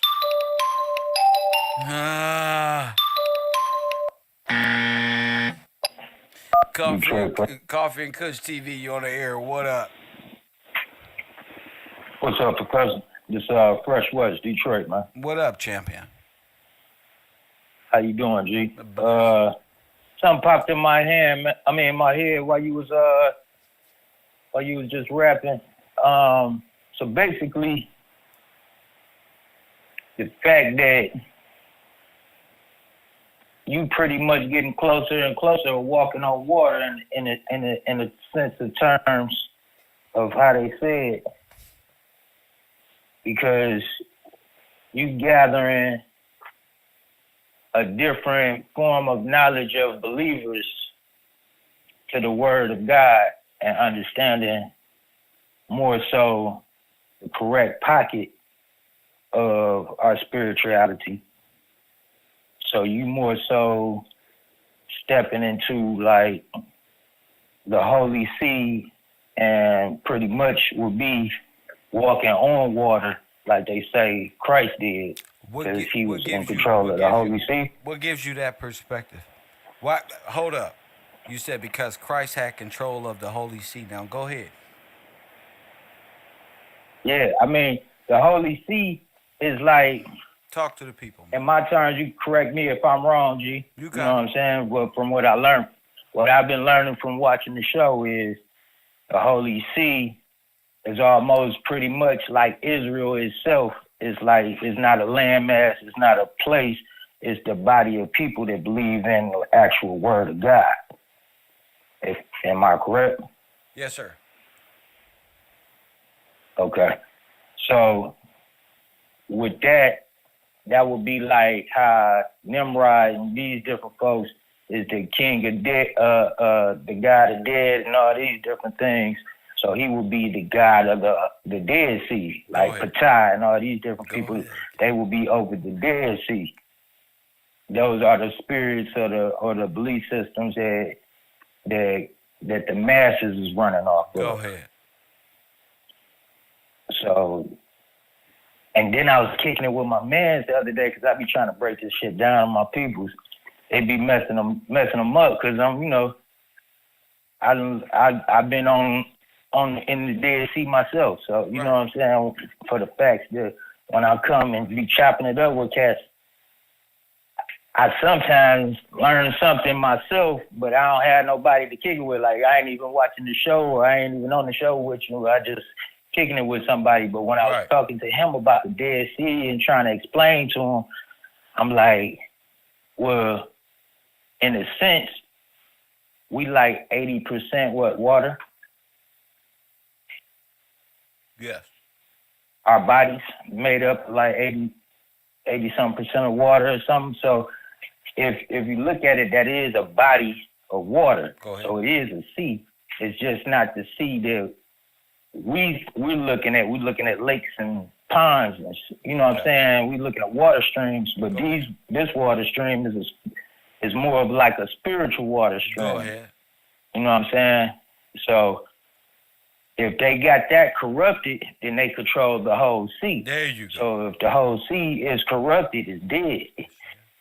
But if you correcting the misguidings that we've been under, then you will be more walking on. You will be over the control. You will be bringing to life the holy sea and walking over it. Because right now the Vatican and the federal government got control over what they would say the Holy See. When we looked it up, it was them over the Holy See. But that would be the mind state that we would be in. Facts. Because we following their guidelines, we following their rules, we signing up, we pledging this shit, we doing all the different things, and that would be blasphemy towards God. And you know what I'm saying? So I'm just breaking it down. I'm peeping it because, like I told you, I look at different things now a lot different with the metaphors that they've been using for as terminology and different things. Yes. So that's like the battlefield for real, is to fight for the Holy See, and nobody even knows the Holy See exists. They don't even get the concept. They don't understand the concept of the Holy See, the Dead Sea, the raising of the dead, the Valley of the Dry Bones, and so we have to, by people like yourself, you got to call in and give different perspective on even the simplest terms and the simplest avenues in the mind, you know? So, anything else, champion? With me, G, I've been watching for the longest. I used to call in all the time, but I guess I got overzealous with it myself, and I call in just like how, you know what I'm saying, certain people just get used to calling in and kicking it with you about the shit, but like we kind of stepping on your toes and trying to rush to the point to show you something, but really we really here to learn the shit. So that's why when I sent you a whole bunch of videos and shit, I guess I overdid it, but you blocked me. No, you I ain't was the only bugging one. you for a couple months. I know I ain't the only one, but I know I was overboard because I did it early and shit. I was up early. I got you. I didn't loaded you up. You probably like, man, who the fuck? Yeah. What the? You know what I'm saying? So I get it. I get it. So I'm like, you better do this shit in class. I checked myself. Yeah, I checked myself after you did it, but I guess I had a minute to try to, you know what I'm saying, let you know that I've been blocked, but I guess we wasn't getting through with it. I ain't want to get in my feelings or nothing about it, so I just sat back and learned. So I just been learning and learning. I've been blocked damn near since you was talking about Hitler ears with Walt Disney, my guy. Oh, that man. day, because I found the video the same day you put it out. That was like the next thing I was about to see him before I found out I was blocked. I'm like, damn. Oh, that's some good information right there. That's some good shit right there, man. Yeah. So we gonna that was cold. That was cold. That right there. And Walt. Can I speak on Walt real quick, or you don't want to touch on that right now? No, you can speak on Walt. Go ahead. Okay. Walt is a critical person with this devil scenario and all the lures and things, because from what you showed me right there, that correlates with Hitler. So if you put Walt and Hitler, if you use your brain to just try to mesh their movements together, you will see that it correlates with the coup d'etat, with the takeover, with the whole play from World War, what was that, II, when we went to war over space. Am I correct, G? I don't know if that was the Cold War. I don't know. I believe it was World War II where the Cold War was World War II, wasn't it? Nope. Nope. Okay. Well, it was a war. Whatever sparked the war was supposed to be over the race to the moon. It's the war I'm speaking on. But Walt Disney wrote a book that's sparking the minds of people going out of space like maybe 3-4 years maybe before. It was that. Maybe it was at that time they were doing it. Yeah, maybe that space shit was going on Yeah. at that time. Go ahead. Yeah, so it was like 3-4 years before the war, the race to the moon and the war jumped off. He wrote a book about humans exploring outer space and stuff like that. So this is the first sci-fi book ever written about people going out of space. And then all of a sudden, now Hitler is trying to go out of space. But we got Walt Disney and Hitler here together. You know what I'm saying? Right. So Well, then we got NASA. We got NASA as a big issue because we already speculate that they ain't really going out of That's space. a different topic. I don't want to veer too off. Thank you for the call, Champion. Thank you for the call. Thank you, Champion. I don't want to veer too far off. I'm watching a great film, Majestics and King George of America. Get y'all minds in the class. Catholic Church, you got to Y'all go going back too far off the thing. to the Spanish Inquisition, right? In 1478. Y'all get to started by the rambling, Roman talking about a bunch Catholic of Church. things. You I got don't to know. go back and get that Majesties of America Part 1, so we can tie it all in. Watch all the Majesties You of only America got so up long this to- part, because I'm gonna it's cut you all off. gonna tie in. Keep in mind, King George III was the King of England. So when you say more, only thing you saying is leader of the church. That's all you saying. When you saying top more and stuff like you talking about the Pope, you talking about your Majesty. You're talking on that level. That's the thing about it. You talking on that level. We talking about King George and stuff like that. Y'all going off into other things. Y'all see the title. We was talking about lesbians and shit like that. Y'all are far gone. Let me handle this. Press 1. Now we finna get to a point where I told you my call-ins is finna be only motherfucking Zoom, and you gonna tap in or tap the fuck out, because I can do this shit.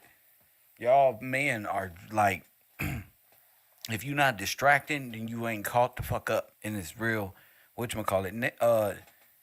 Shout out to y'all in the chat room. Nelda B, you gotta call it in from now on. You getting too used to, that's Nelda B 2. You getting used to just foul language, and that's not normal. So you got to take a chill pill on the internet, sit back, you're not calling in, and you're being more negative and more destructive than you are positive in the classroom. So you got to take a time out. More. He ruled. You're just getting more nasty and more nasty and more nasty. I just see you in the chat room. You're just getting more, and you're going more harder for what? The microphone is here. The call in is here. Class is here. Press 1. You're thinking too allegorically. You're not holding judgment on anything. You're speaking as if you're God. The stuff that you're saying, as if you're not showing compassion. You're just rambling, and I can't have that in my chat room. This is more of a classroom setting. And people got to have some type of decorum about themselves. This ain't no place where we just, this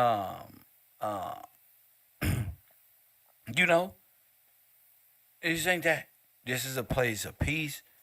And which one? I even asked you, what song do you want me to? And you in the wrong space. So just sit back and chill. Listen to King George and this information, and we're gonna keep trying to have great dialogue. If you want to call in, rather have all these sentences, feel free to do so. For 60 years, all the way up until his death. in 1820. So King George III, the Moor, ruled from 1760 all the way up into 1820 for 60 years. 1760 all the way up into 1820. George III, the Moor, ruled from 1760. Not the Moor. You went all the way back. You went back to the Spanish Inquisition. You said the 1600.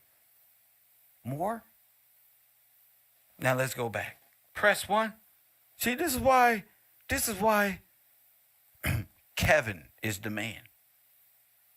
He's paying attention. You said the Spanish Inquisition. III was the king of England. The Spanish A Inquisition. Moor. He ruled And he Great wasn't Britain for a 60 Moor years. in your sense. He wasn't.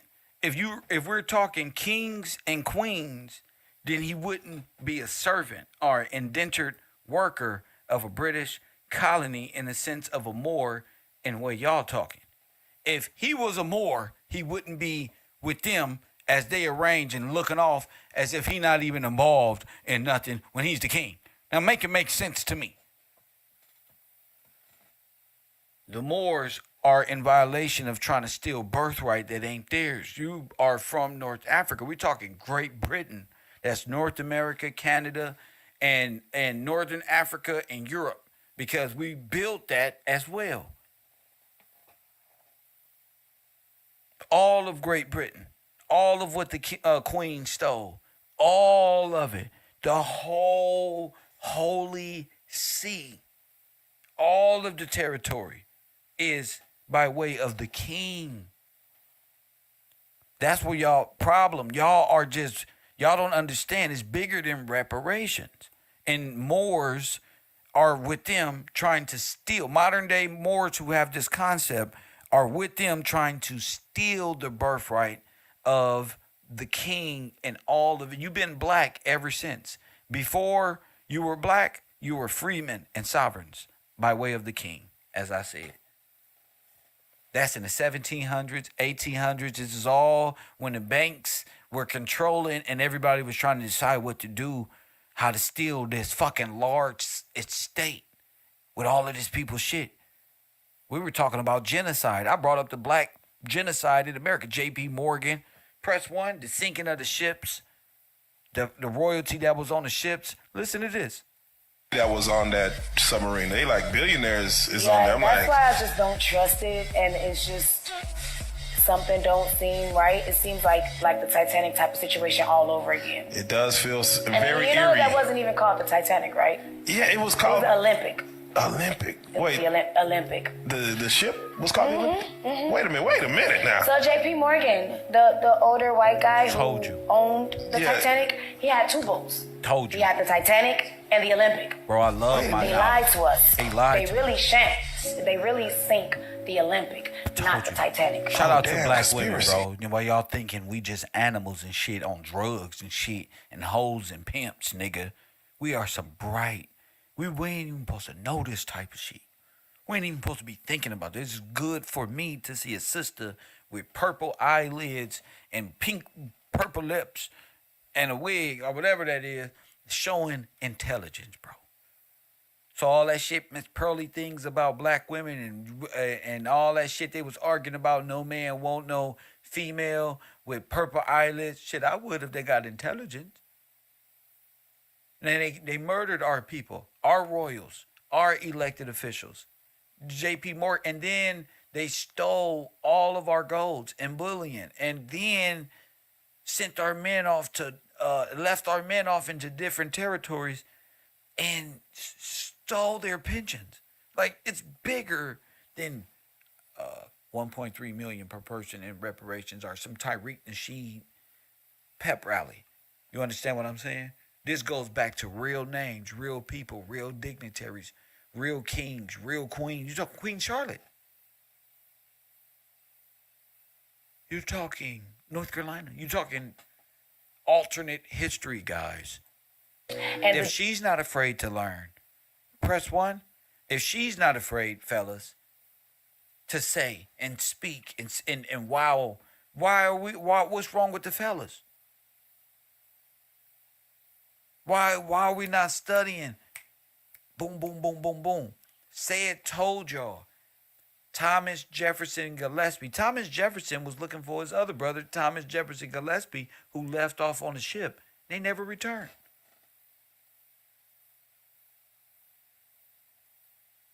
This is going back to the king. All the way up until his death in 1820. Now, So if you King look on this George- map, what's in North America? All right, you see all this. All of this is territory, but now look. When you look on the West Coast, press 1. When you look on the West Coast, didn't I tell y'all George Washington, King George founded Washington State in Oregon? Didn't I tell y'all that? See, this is what old boy was just saying. Fresh or not? I think it was Fresh West or the listen, guys. I think was that Fresh West. Listen.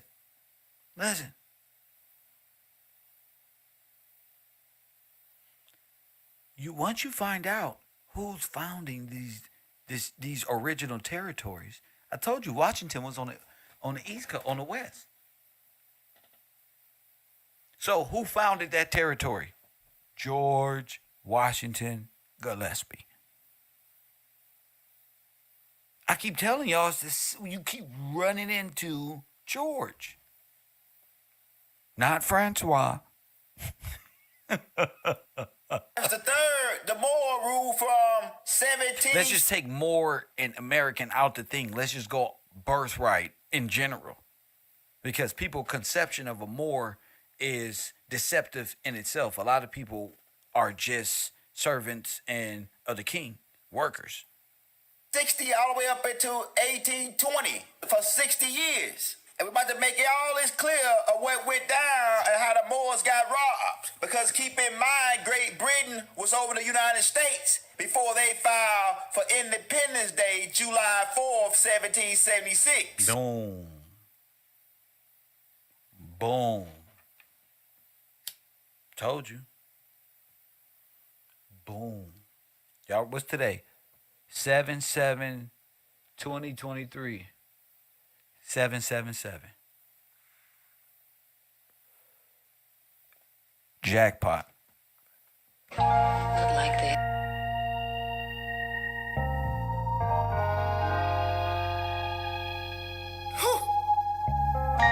I'm getting It's that to shit. you. I'm getting them numbers. I'll get that shit right. Kev Gills, I got you Take on me. me a while to catch up a little bit. Yeah, man. Welcome to the U, have a seat. The only professor applying pressure when he teach. Big cloud in these YouTube streets. I cheat like Wiz Khalif. Call it in if you gon' speak. Press 1 when you checking in. I got the merch, cop a coffee, a cush shirt. Support the brand if you support the man. With the spirit of Steve Coakley, they can't hold me. Back them down and fade away on them like I'm Coakley.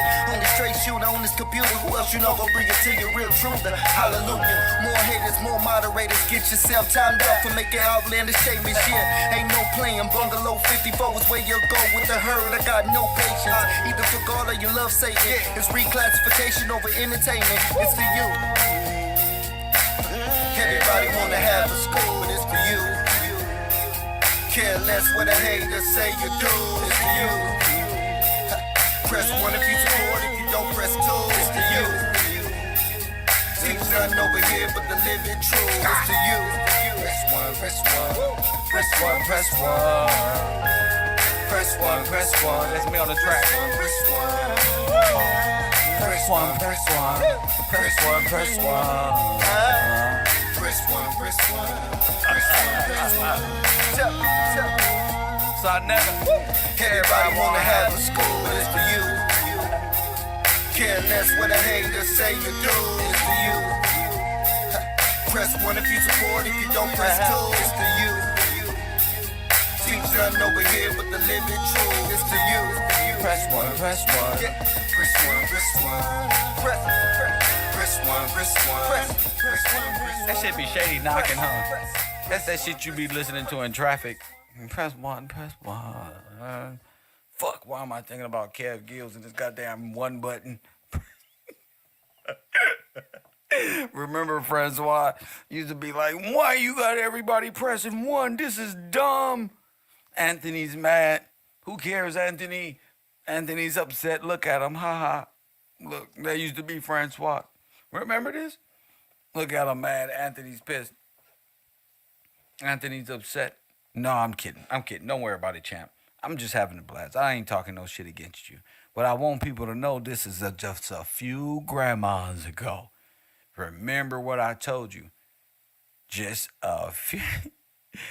You all right, Anthony? I'm just teasing, bro. I'm not that type, bro. I know people fuck up. I use people as entertainment for my audience at work to unleash my childlike joking ability. Press 1.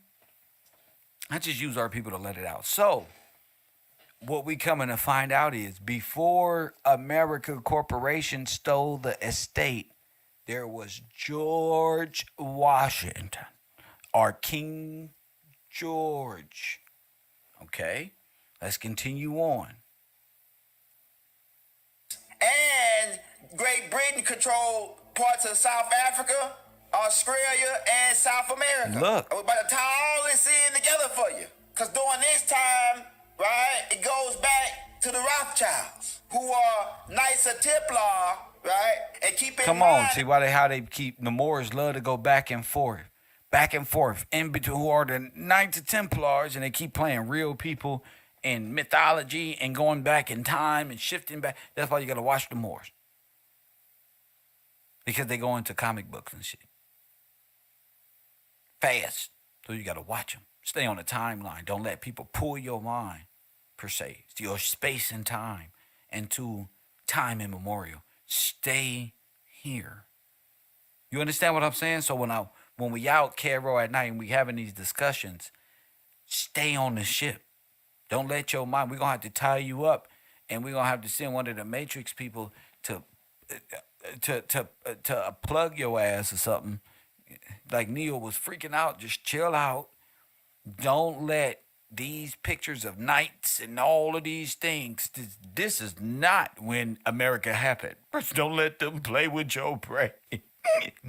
When they had swords, this is not when they took over the king's beneficiary package and the freedom. This was not King George. They had ships, steamboat ships. And with that type of technology, these knights would have been smashed to smithereens. I know this because I have a war simulator on my PC, and I made 1 million motherfucking knights with swords, charge a bunch of motherfuckers with cannons and motherfucking rifles.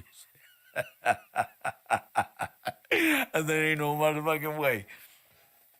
You know, so let's get back to they beat you by way of the banking institution. After the king passed and was considered mad. You know, compos mentis or non-compos mentis or civilita mortis. Let's talk to it. the Knights of Templar are alchemical assassins. They are witches and warlocks and wizards. And we'll break that down on another tape because we got a tape coming out called We Are Alchemists, and we'll break down how the Knights of Templar... So y'all alchemists. So y'all alchemists against your own people. Press 1. See? Hit that like button and subscribe. Y'all ain't nothing but a little Harry Potters floating around. That's all y'all is. Jump in the broom. I told you. Papa's coming home. Us toys, we see everything. And I'm finna tell God as soon as I get off the internet. And say, God, look what else they got. Time to give it all up, fellas. Brothers and sisters, we see y'all. Press 1. I was right. Yashir, I was right though. Your star, I was right the whole time, bro. We gotta get our families out of this. I told y'all. Family, it's time to come on home. Big Kev got y'all. Don't worry about it. And we'll break that down on another tape because we got a tape coming out called... Y'all little pretty little alchemists out there, guess what? Come on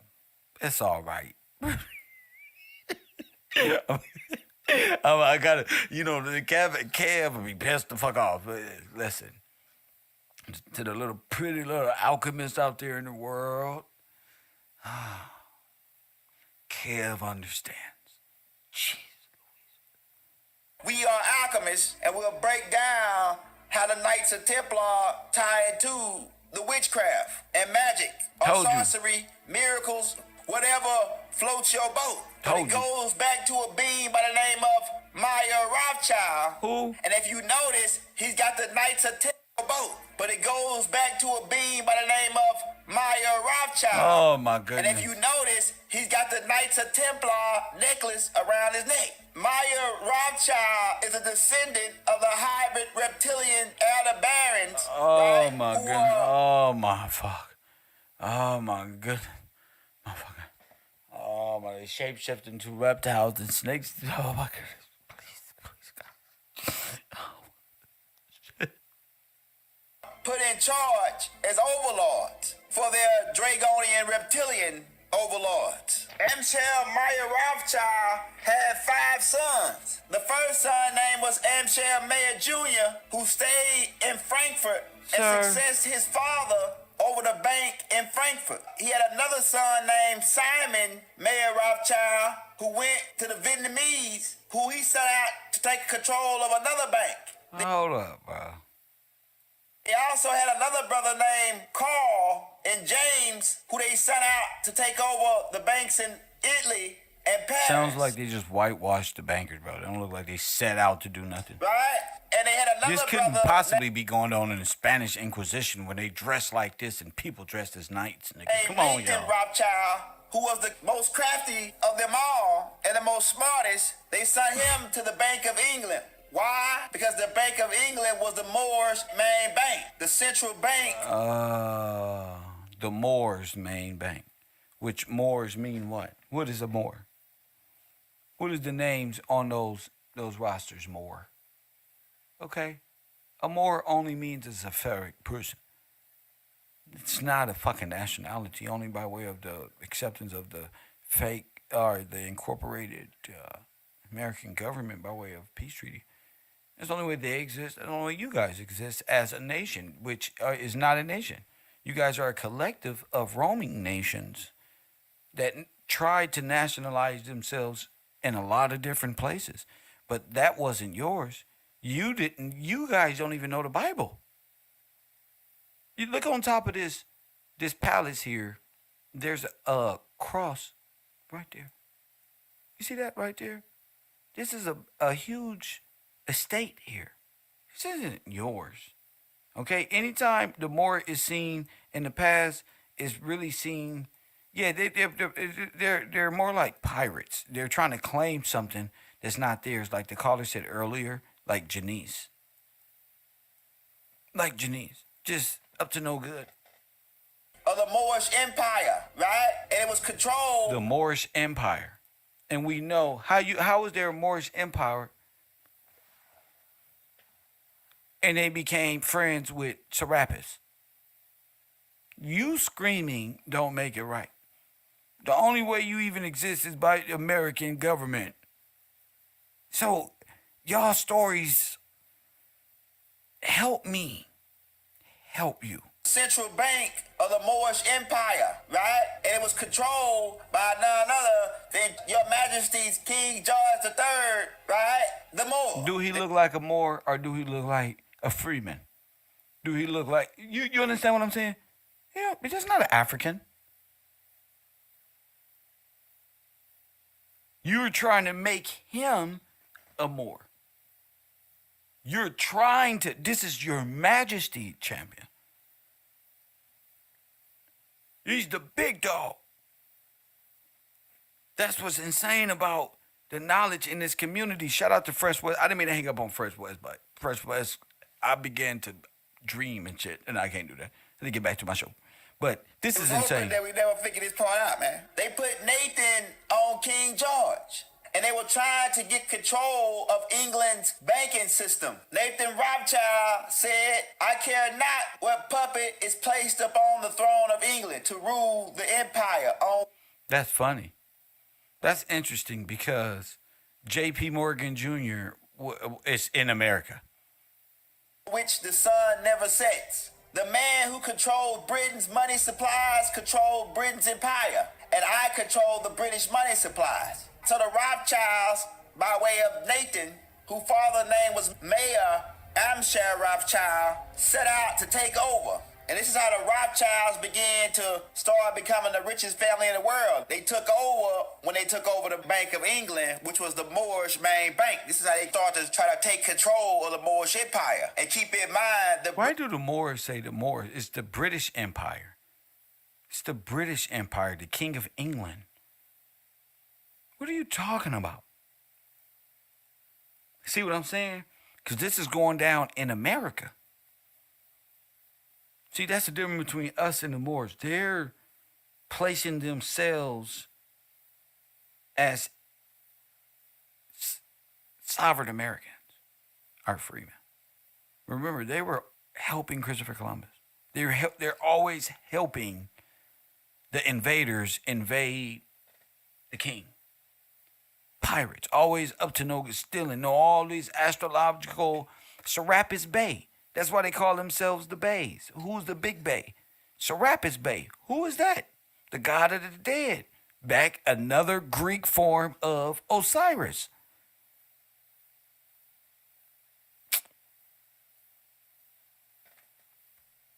Like this. Not like this. So that's what I'm saying. Y'all got to come to the table and address these before y'all start assuming people positions, because y'all don't look like us. Y'all are overthrowers with the Italy, the Nazi regime. You guys are part of the same regime, just fragments of what was left trying to come together. That's it.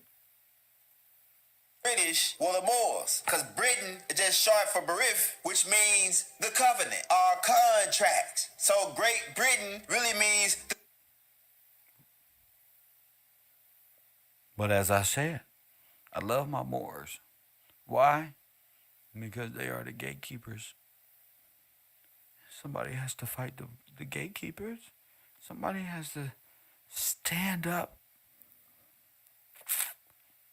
and get the keys from the gatekeeper. That's what. So that's the good thing, is we get to listen in about their contract. Nothing in they should contract my ass. Where's my scripture? The contract. Remember the covenant. They don't believe in the Bible. This ain't for them. They believe in their African spirituality and the cosmos. They go right back into space and time. They don't serve a living God. They don't serve. They serve Osiris and Serapis. Press 1. Where the fellas go in the chat room? Where my former Serapis service members? Press 1. Somebody just hit me up and said the Moors pirates stole from the central bank on a ship called the SS Central America. Oh my goodness.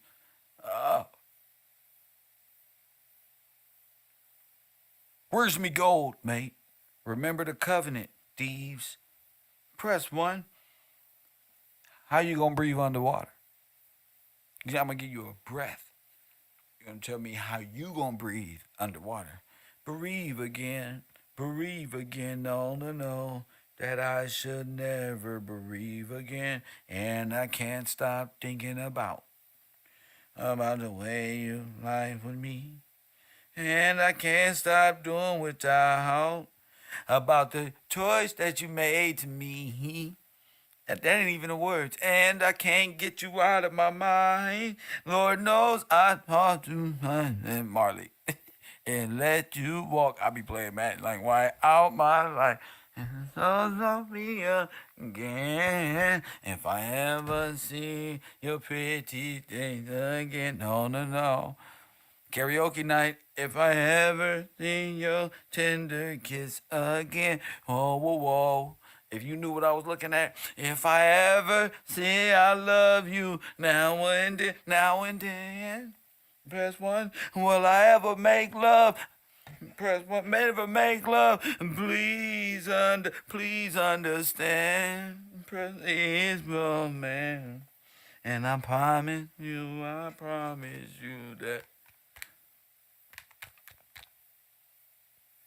that I will make you bereave again. No. Press 1. So, anyway, class. U.S. Central.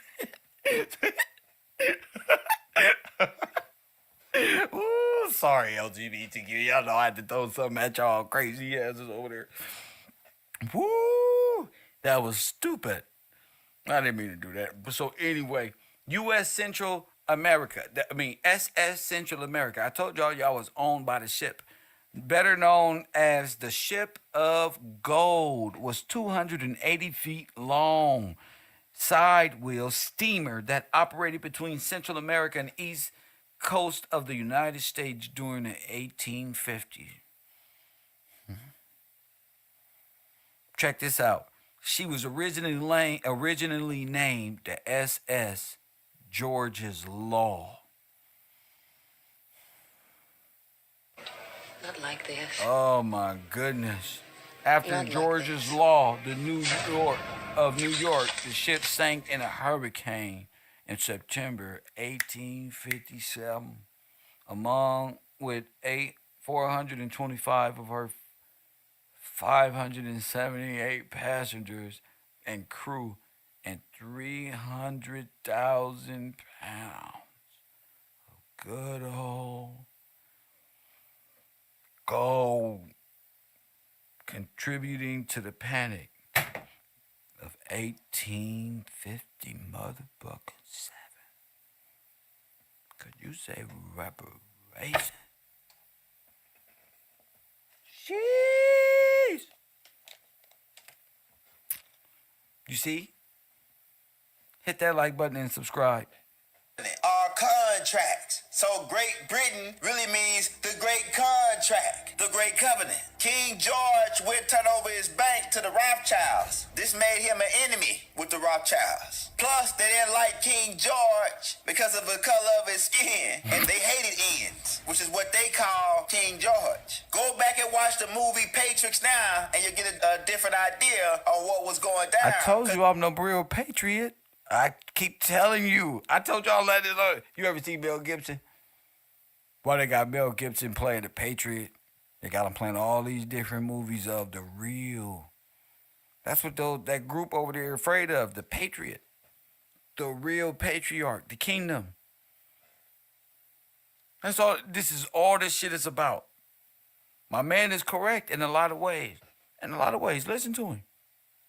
King George was a Moor, and they were shouting in the beginning of the movie, "Death to King George! Death to King George!" while they're hanging dark-skinned dolls with red coats on. We're about to break all this down for you, man. So King George wouldn't budge to the Rothschilds. So they became more craftier and used scams and schemes and tricks to maneuver King George out of the Bank of England. The Bank of England was established on July 27, 1694 by the Royal Chapel, which were Moors. The Bank of England held most of the wealth of Europe, and the Rothschilds needed control of that, man. So what did they do? They hired a pawn, because keep in mind, we told you, go get a book called Pawns in the Game, because this game is chess, not checkers. So Nathan Rothschild, he went to France and found a being by the name of Napoleon, who was born August 15, 1769 in France. A short little joker, right? Almost a midget. But the Rothschilds needed a pawn in the game. So they approached Napoleon,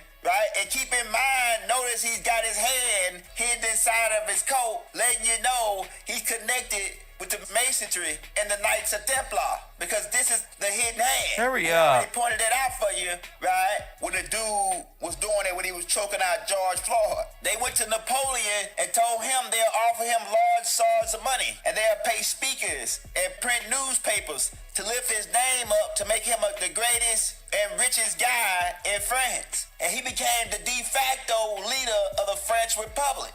and they paid him large sums of money to build up his army so they could get him to attack King George III the Moor. And keep in mind, the Rothschilds didn't like King George III. Why? Because he was a Moor. King George was born 2 months premature on June 4th, 1738. His full name was King George William Frederick Bay III. Like I say, he ruled Great Britain for 60 years until he was poisoned with arsenics by an assassin from the Knights of Templar. Keep in mind, all the kings and queens of Europe were Moors all the way up into 1837. And there still were Moors in a couple areas after that, right? So when they sacked Granada, Spain, in 1492, Britain was still being ruled by Moors all the way up into 1837.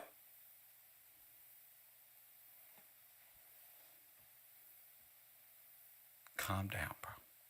Shh.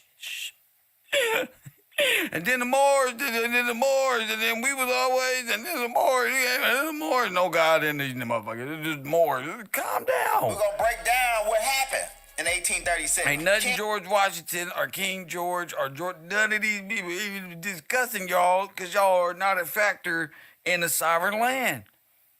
So it doesn't even matter anymore. Y'all just full of shit. But continue on.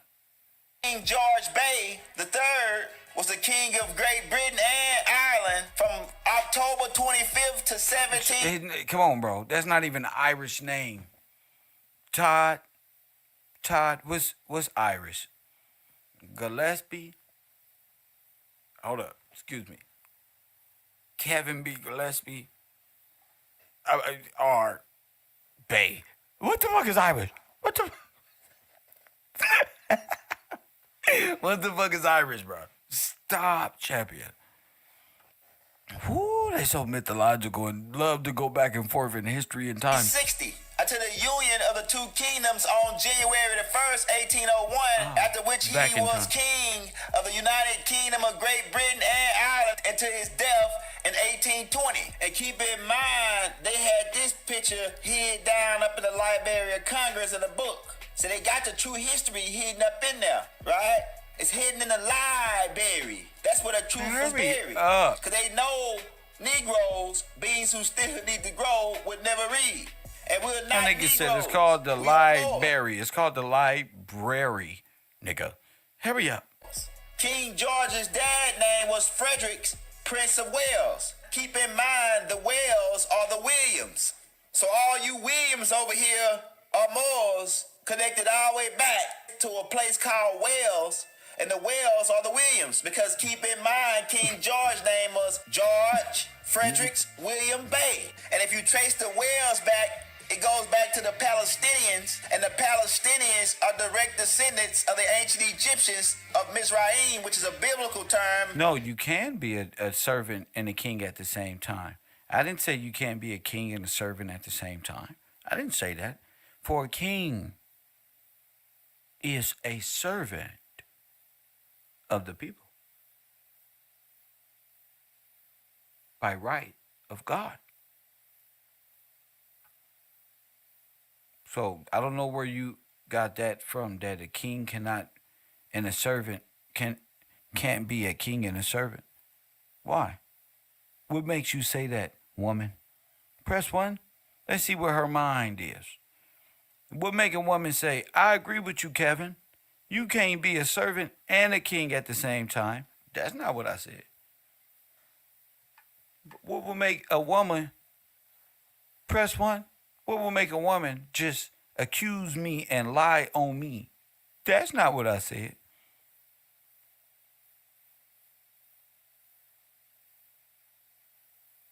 For a true king is a servant of the people. Once again, what is the president? The servant of the people.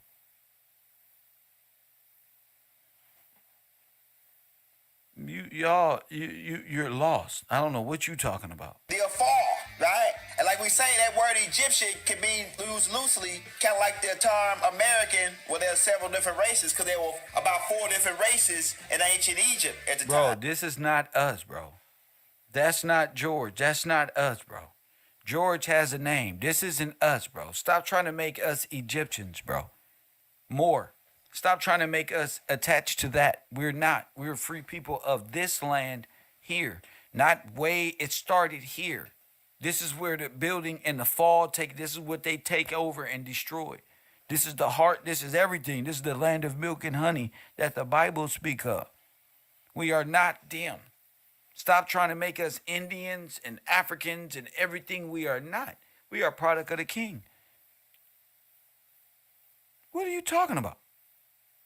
Where do y'all get the these look like Africans are Hindus and African Hindus and Sahara people. This isn't us. Y'all using modern pictures to go back in time and say this was on the Egyptian wall. That ain't us, bro. That's y'all. But this goes back all the way to the afar, right? The Williams are ancient Egyptians, right? We put That's all they do, bro.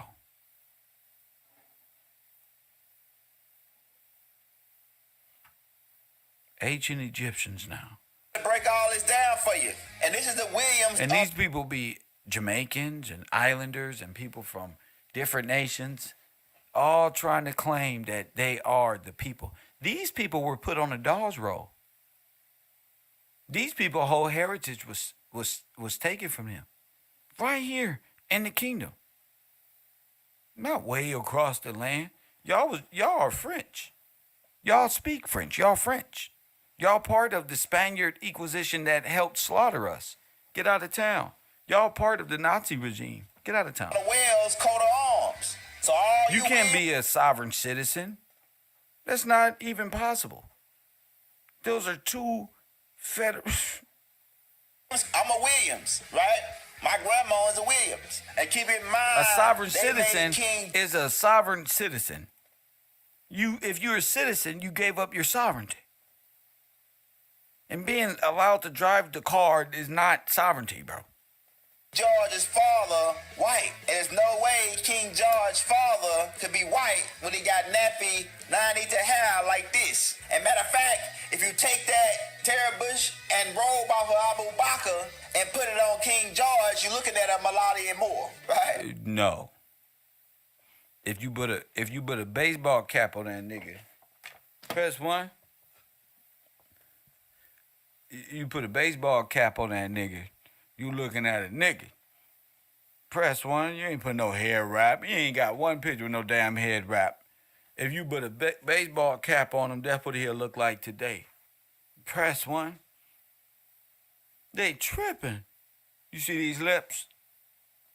They tripping. They all trying to steal heritage. Look. Overstand the connection, let's put the picture man. We up. rule the whole planet. Okay? Let's put Look the at picture up. Mandinga. Look King at the lips. George's mother This was is the from Maury. Saxe This is the of Maury Gotham, Povich show. which is Press Germany, one. right? Ain't not one And more keep look in like mind, this. King George's There's only mother one person was look from like this Saxe nigga. of Gotham, Press one. which That's is- Kev. And put it on King George, you're looking at a Malati. But that nigga do not look like no damn Spanish Moor. Press one. He look like a damn Gillespie. That's what the fuck he look like. He look like an Afro-American. You put glasses on him, he'll look like Malcolm X. Press one. I'm just saying, though. I'm just saying. Stop it, fellas. And I'm talking about the Denzel Washington Malcolm X. That's what I'm talking about. Right? Overstand the connection, man. We rule the whole planet. Okay? Looking at a Mandinga. King George's mother was from Saxe of Gotham, which is Germany, right? And keep in mind the Hutu people was in Germany already. Oh my goodness. This nigga found the mother way back on the wall. See why I can't listen to him for too long? Because I've been on flip they whole race and religion. It's almost unbelievable, bro. It's almost unbelievable how many groups is out here.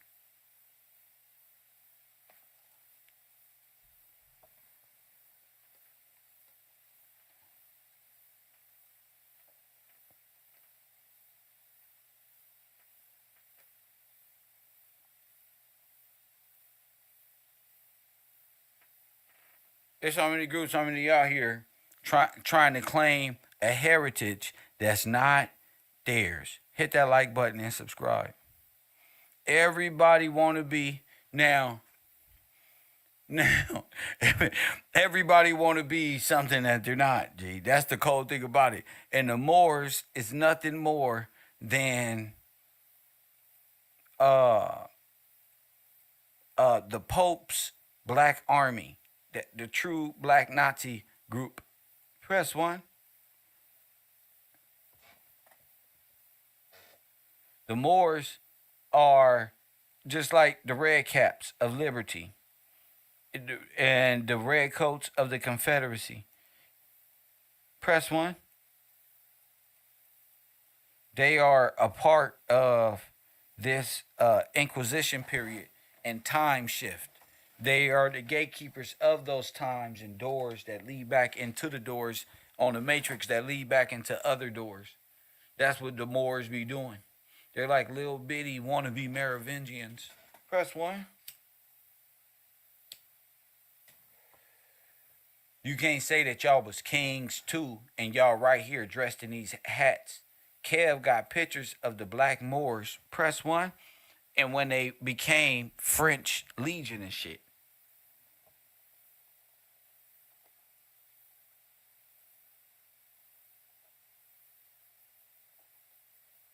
And y'all think we don't know our history. You gotta understand. Y'all are just operatives.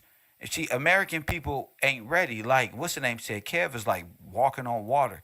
And like I said, I apologize to my man. But look, check this out, Fresh West. Check this out. Look at all these hats. Who this look like? Don't this look like the FOI? Don't this look like the French Foreign Army? Look, the French Foreign Legion. And the scripture, what did it say? Come on, somebody help me. Tell me where to go from here. Because even thugs cry, but do the Lord care? Press 1. See? Where my team at? Where y'all at, champion? Y'all not fucking with me today? Press 1. The French Foreign Legion in Asia. The French Foreign Legionnaire. Look.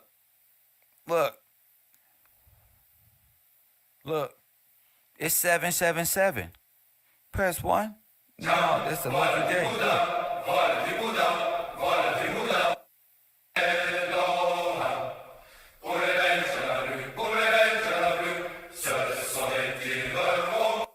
So y'all got these same hats, bro. A lot of y'all look. French Legion, that's y'all. A lot of people are not African American, bro. Y'all just be trying to look like African American. Y'all be trying to play the role as African American. But a lot of y'all not African American. Well, y'all are African Americans. I'm sorry. You guys are the original African American. Y'all came over here. Y'all are French. I even did a show called Black Nazis. Press 1.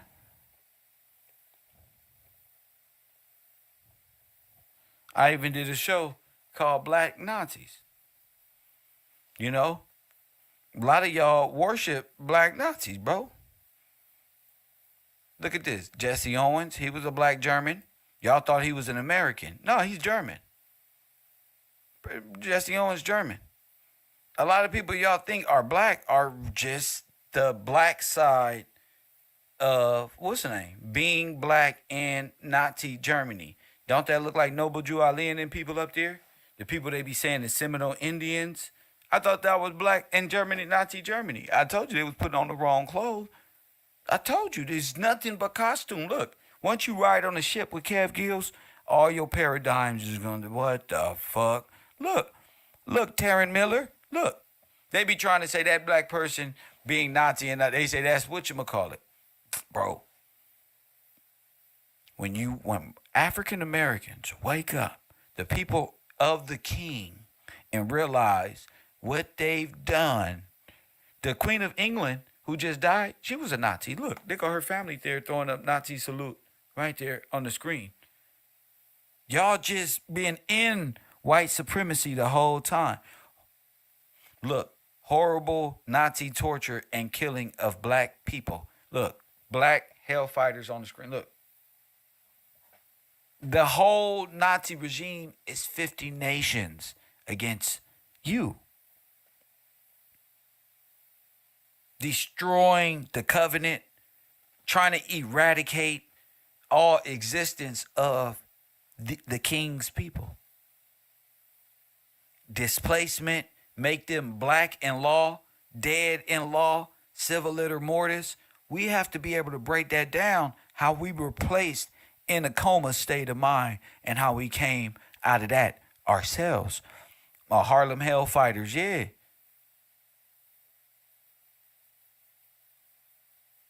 Y'all be thinking these people are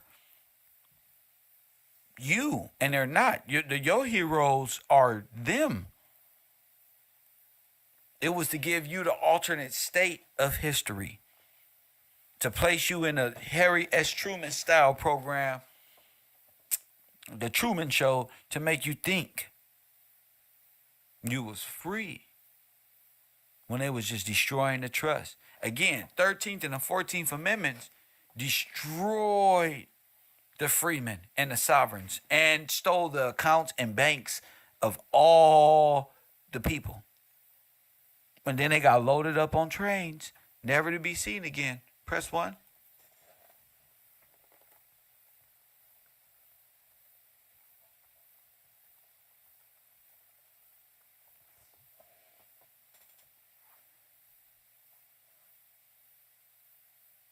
And I'm really the only person to tell y'all about the Black Holocaust.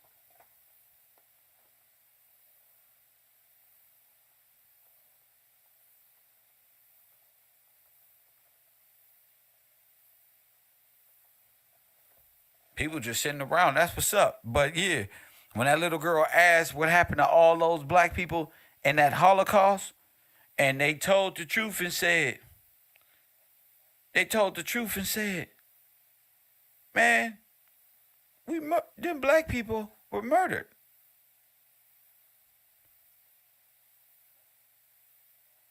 We got rid of them. We put them on trains and gassed them and loaded their bodies up. I'm going to show you a small clip right here. That's what I was looking for. So I can show the audience exactly what we're talking about. Because on the Man in the High Castle, she's looking for those documents. I believe this is it, where she finds those documents of what her daughter was talking about. And her daughter is the one that brought it up because their daughter liked soul music and shit. She's like, these people ain't as bad as you thought. You realize, damn, they had a whole war against black people? Yep.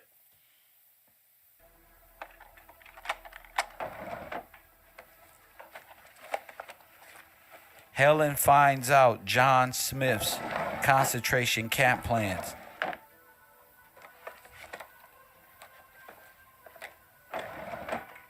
This is for black people.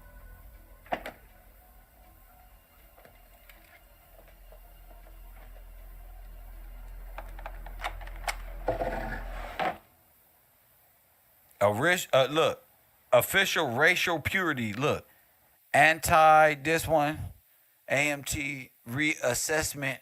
Look, Office of Racial Purity. This is it right here. She found it. Genocide. This is the same guy who wrote Minority Report about the 94 crime bill and shit in the future. But we'll continue on. Look, phase 5.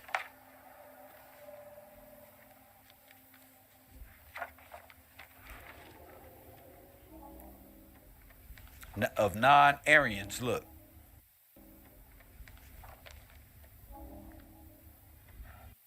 Undesirable. So you know, look, Western states, so you know, look, Jews, 2.3.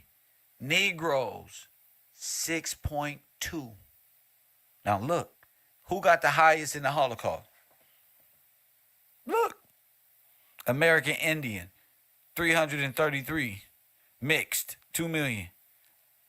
If they gonna put the highest rate 3 and 4 times higher than who you calling a Jew on the planet, then you know the travesty and the hate towards them was 1, 2, 3 times the hate and 4 times than anybody else on the planet. That's what that statement in itself is saying. Estimated number of non-Aryan, even though let's just pay attention to the numbers that's put on the screen. 3 times the highest people y'all give the glory for the Holocaust. And that's low. That's real low. But let's look. Somebody said look like the census report. We'll keep going.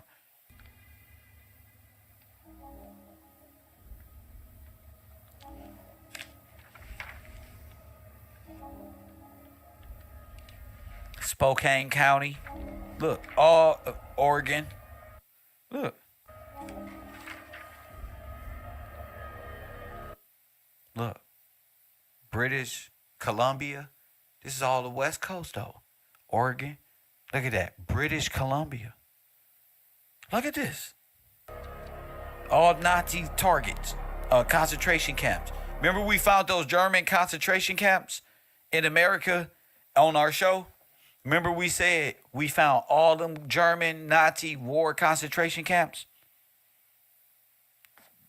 For the people who was in my class. Here it is in the film. We found them in real life. Here it is in the film. What the fuck? This is right. This can't get no righter. What Chris Tucker say, and Money Talk, nigga, this is right. Oh, this is wrong, Kev. No, this is right. This is real right. It don't get no righter than this. Concentration camps, look, go ahead.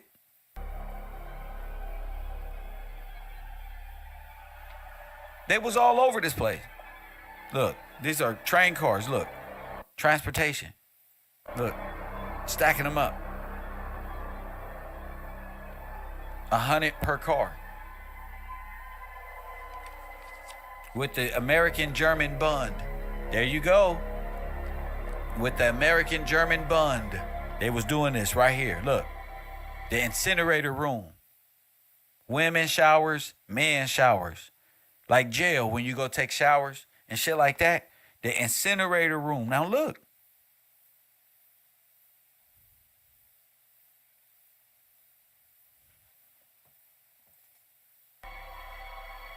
Y'all looking for a ship. What? I will give you every ship you looking for. Press 1.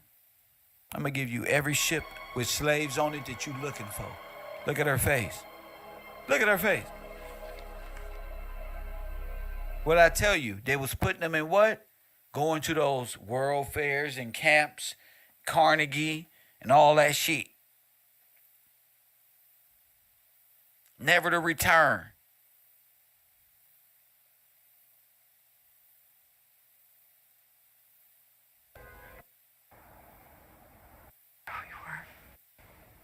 Life in another world. Never to return. This is about how the Japanese and Asians and Germans took over the Americas, over the king's stuff. Everybody's whole existence here is by way of the overthrow of who you calling African Americans here in the Americas. And that's something to stand up and speak about.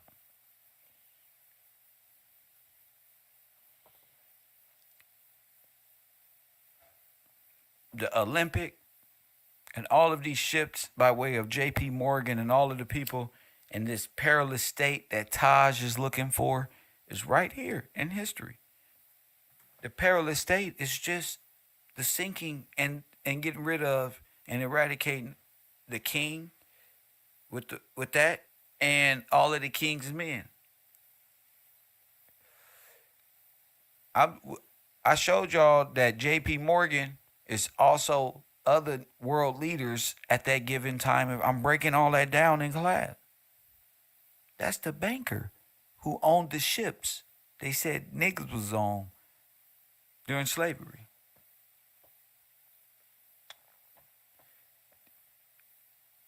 Grover Cleveland gives the gold from the SS George Law. Press 1. See how easy this is? When you stay with Kev, stay current. So George's Law, do your research on George's Law. This is where all of the gold was so-called lost and switched and stolen. We've been proving that. Kev, there's no reason to even go all over the place or nothing like that. It's right here. So this year is going to be a little different. Your conversations are going to be, you're either going to teach the people and have a great conversation and come on the show during class hours, or, ain't no love lost or gain or nothing. It just, Kev got to focus on what Kev is focused on, which is, gold. George's gold. You hear me?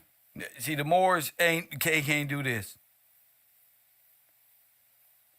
So I'm gonna get back to my studies. George's Law. Anybody want to call in and talk about this?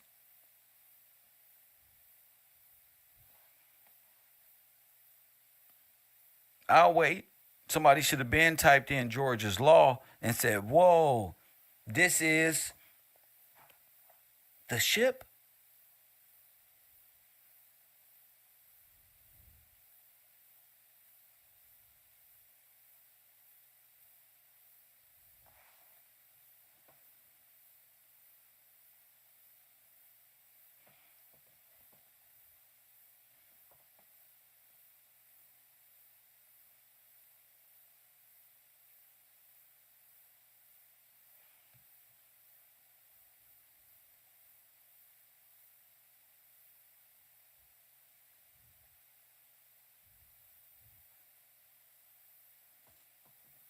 I'm waiting for the audience.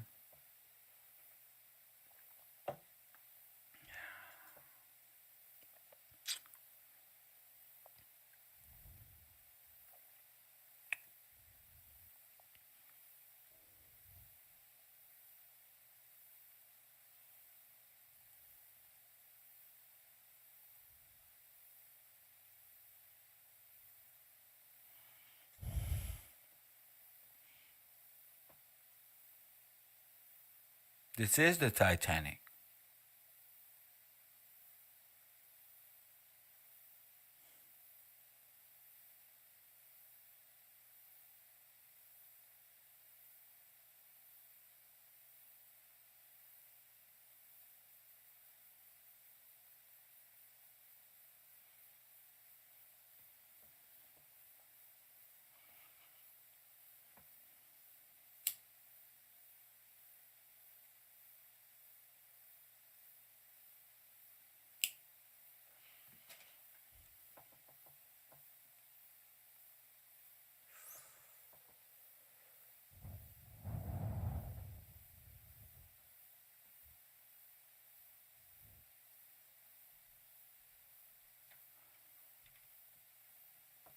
Unknown caller. There we go.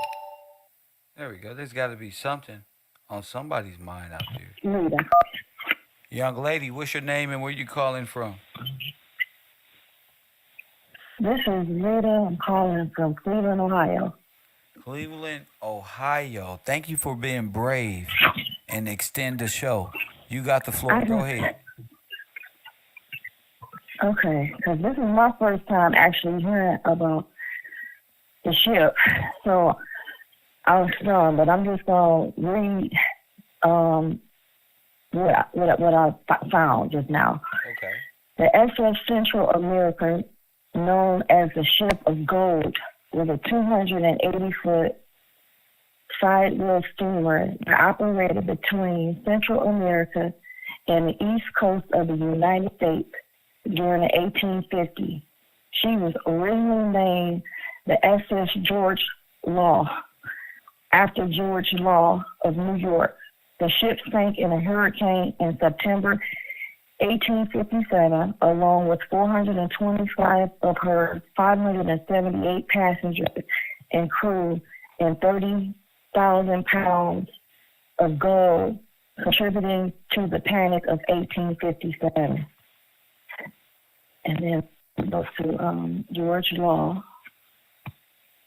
And it says, and what it had was an American financier from New York.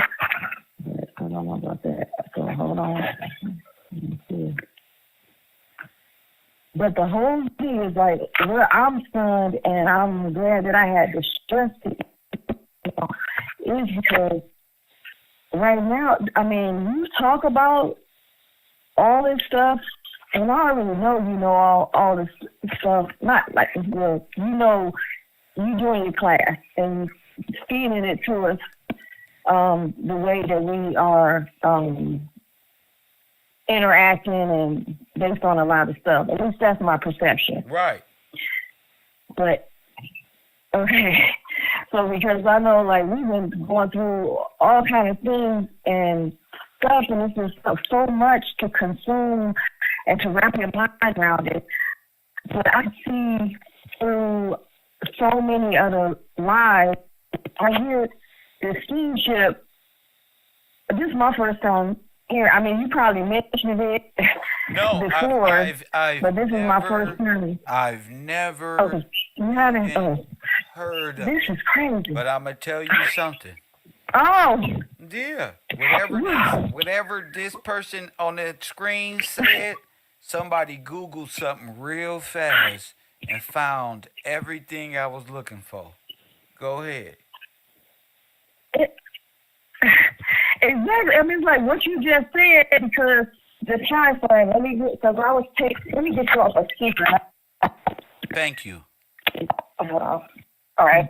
Sorry about that. I just had to read, and I'm using my phone. And okay, so what did he say? Because I was writing down what the guy previously, and I'm like, all this is lining up. King George III was the president of the bank. They overthrew the bank, or not just the bank, but the kingdom, God's kingdom, in order which was ordained from the Father through the actual bloodline. Yes. And I can't even believe that I am blessed to even wrap my mind around it somewhat. And then the fact that the video that you said about, I'm trying not to jump around and stay. You can jump around. It's a lot. Just take your time when you do. You can jump around. That's fine. I mean, I'm with you. Okay. I know you try to keep it clear, and so you won't get everybody confused. You're all right. They just want they ain't calling in, so I can jump around with you and just take your time. When you do jump, go ahead. Okay. Okay, so now that, because I've been reading up that all wars are banking wars. Yes. It's hard to get my mind out of the allegorical storylines and the mythological stuff to stay solid. And that sometimes is a challenge. That's why I do want the men to come forward, because a lot of times when the men come forward, for some reason, I don't know what lady was, or a girl boy that was just talking about the logic that you guys have, because you're closest next thing to God makes it run true, and y'all good with displaying the law. But as far as J.P. Morgan and the Titanic, the Olympia, so the names that are listed in the Olympia are going to be the dignitaries and the families of the kingship and the royals. Got you. That they intentionally put on that ship to just take over the bank, to say that King George was some type of tyrant, went insane, and then whitewashed it and gave us the Rockefeller story of everything. But it's just so hard that we was underneath, and it's so beautiful to be coming out of it. And I'm trying to. I couldn't let you just leave, because I'm like, no, for something, and it's, usually I'm about where I have my own reasons why, like it'd be too not loud where I'm at, where I can't call. But today I'm here, and I'm trying to stay focused. But this just me, it's like God is real and good, and I don't want to get all emotional, so let me stay. And it's how I picture with the more, the one thing, like you said, you can get the keys from them, and now when I listen to them, I can hear like the truth. And then when, like how you stopped us when you started talking about the Knights of Templar and all these allegorical things, because that's how what has to, like, you have to loosen off those thoughts, because those are ideas that been drilled in us and subverted in us, which hence the ideological subversion that most of us been through and still trying to come up out of it. And to have you be able to explain it, and I don't, and down the earth way, even though maybe I'm not explaining it as well as I'm trying to. No, I understand you. I just want to stay away, from the alchemist part of it. And even in my own life, I have better eyes of discernment and judgment by knowing this knowledge. I've been looking into, like, another thing that I was studying was everything around that time frame, like you said, the late 1800s and 1900s. I think this is where the Social Security Department, all these agriculture departments, everything. And then they went to these one of the places they started was in Alaska, and they get the groups of people to join, and which is like an allegiance, have them work, and they're over the people that's naturally already in these areas. Right. Like when Moses Cleveland went to survey the land. Like, I'm from Cleveland, that's why I'm bringing this up. And I'm like, they're really taking ideas from the Bible and acting them out. And I guess it would be real time as far as him surveying the land, taking the census. That's how they get an account. And it's like, to me, it's just like war documents to them. Okay, it's not like when you read it, it's on that movie, how it was 6 or 3 million Negroes. Like, that's their account. So when they bring in their troops, or when they bring in whatever deal they're going to bring to take over, they already have an account of us. And we a lot of times are walking our way right in it, unbeknownst to us, with like how you were talking about.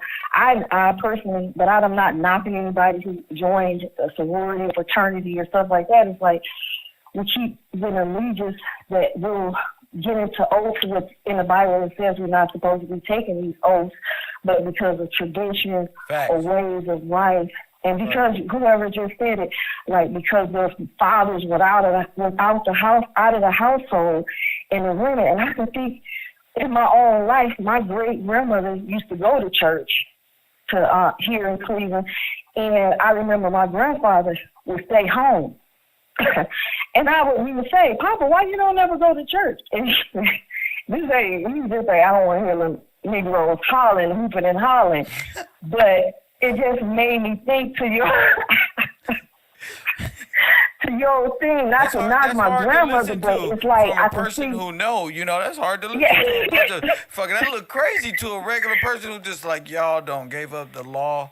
But y'all can get dressed and do this. I got you. I'm not coming back here, man. I'm not doing this. Right, so I can, So I could see that in my own life. And then I said, that even on Saturdays, and that's the day that we was with Papa, and he made us come over, and we didn't go out with our, we have a small family. We didn't go over here and there. We stayed with him on the Saturdays, and then Granny went to church on Sundays. But it's still about a spirituality, so I'm not knocking that. But when you said that the women, that's because that's why I want the man to lead, because it's easy for us to get wrapped up in our emotions and stuff like that. And I think I'm kind of more of a logical type person, and looked at both sides of the fence on a lot of stuff. But that's why I kind of know when you said Prager, this is really going off. But one time when you was listening, I'm talking about one of the Prager University or whatever.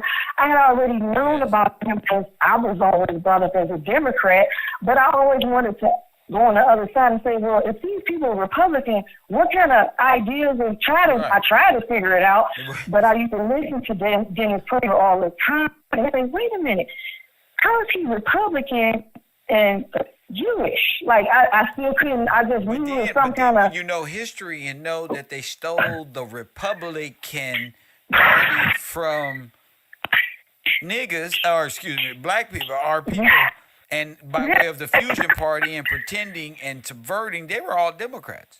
The whole union is Democratic. That's why even as Republicans, they say this land is in a democracy. We don't live in a democracy. George Washington will go to war with this whole union, this whole establishment, because we have a republic. We are sovereigns. We are free. And we have a Magna Carta. We have a Constitution. We have a Bill of Rights. We got all that to deal with the laws of how to deal with corporations and international corporations and bankers and what they can own and what they can do. Not the other way around. But go ahead. Exactly. Yeah, but that's what makes everything inverted, because the true people, the people of God, and who want to see that the kingdom come, are not in charge and we don't even know what we're supposed to be doing, because we're so that's because out of the way. But that's because now listen, you know, the lawgivers is of Judah. Where's Judah at? Yeah. Huh? Where they at? They're in the chat room right now. Waiting on. That's what I'm saying. We're waiting on Judah. God, please bring Judah up. Bring them up, Lord. Give them the strength and the courage that they need, Lord. Give it to them. Please. That was a good one. Because we ready to follow. You know, we don't mind to follow somebody that is that's natural to me, and I don't have no problem with saying it.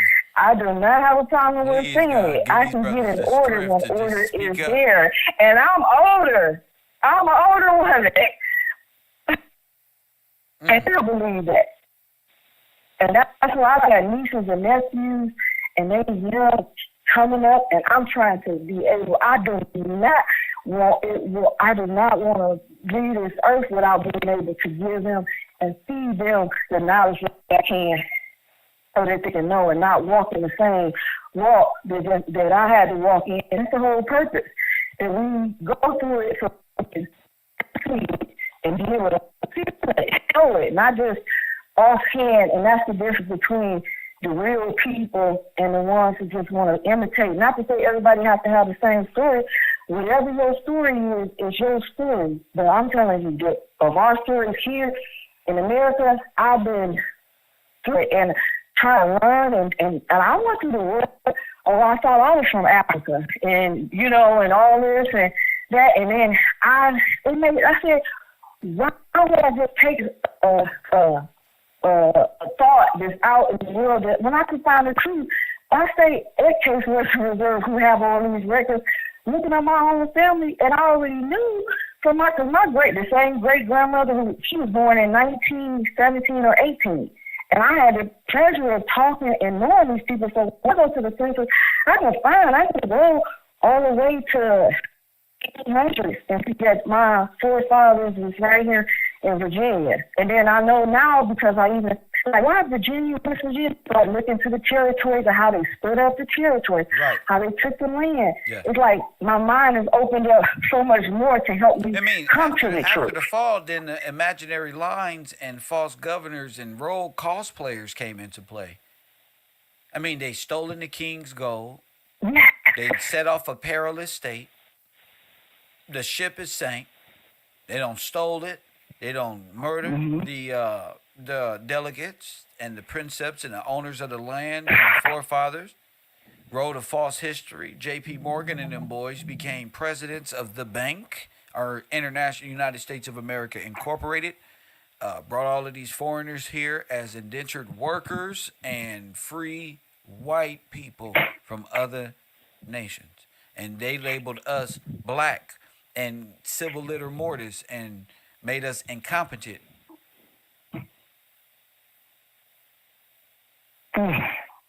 And then stole the names, put them on a doll's roll, and then those same incoming immigrants, last name was changed from Slavic to Williams, Gillespie, Smith, Michelson, Dante William. Name another Afro-American last name. Johnson, Blacksmith.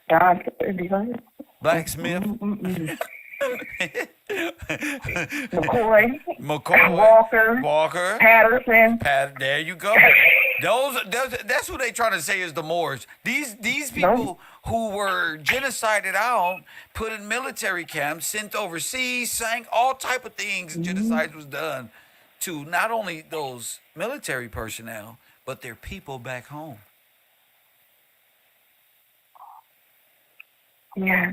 And that's one of the things that I'm still doing my own family research is because my great grandfather who died in 1927 in that Virginia area, and I think he went to war, so I'm still trying to add out, but it's just that I would have never even been thinking like this had I not been part of this. This is one thing. Now I ain't searching all your information and looking like this. Do this. Go ahead, sister.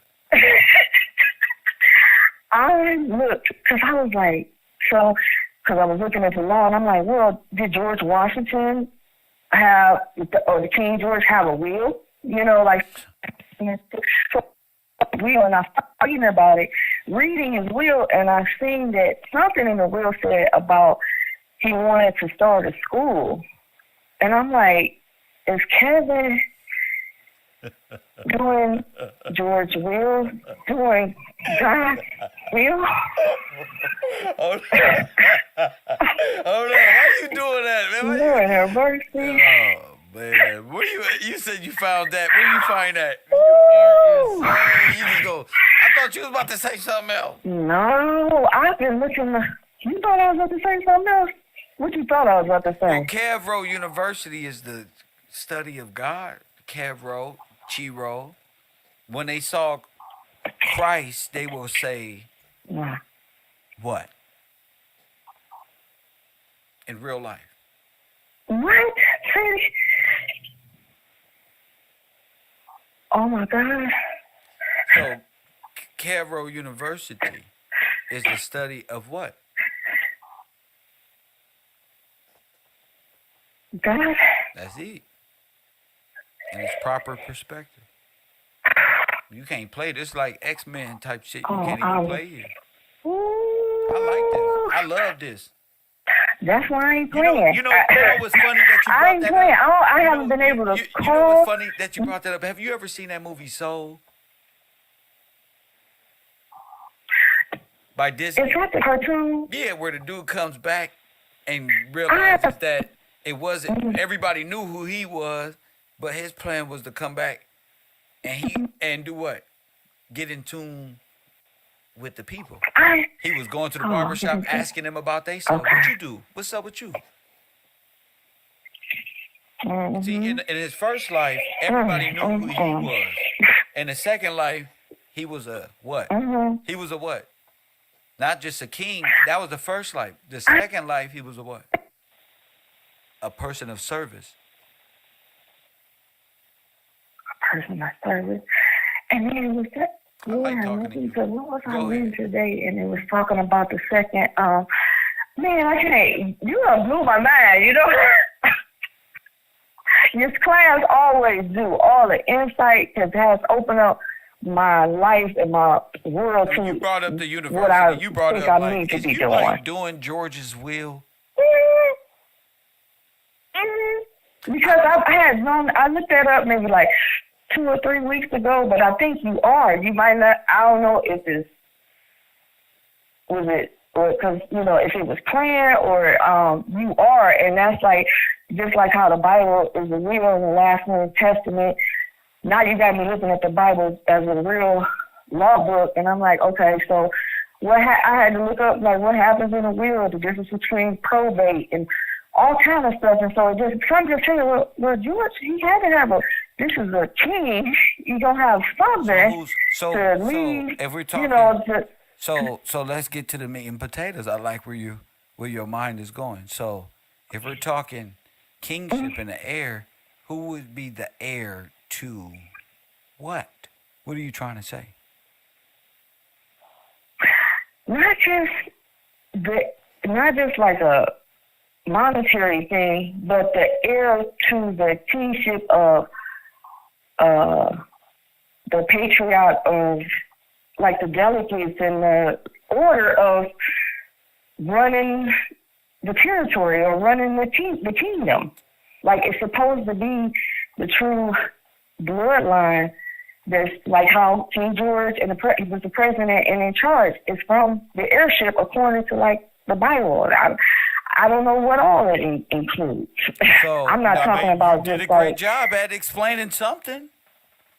So let's say allegorically, or let's say legally, the Bible is a living will. Mm-hmm. What is it saying? We have to so the coming of the lordship or the kingship or the Christ is really what?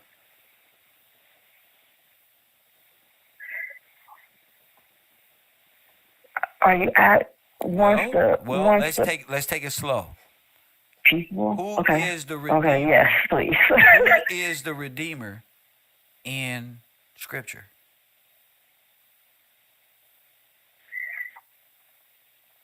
The Holy Spirit? You absolutely. The Spirit of truth. You got it. You're absolutely right. I did. You just. That was so graceful. You're absolutely right. Yeah. And Jesus prophesied the Spirit of truth in John 16, correct? Right. Correct. Correct. So he says, not me, because he that is going to come is going to reprove the world of what? Sin. So what is sin? Sin and death. The God of death. Who is that? The worshiping of it's so many. Which one? Serapis, Peter, Patan. Like some of these names that I've never even, because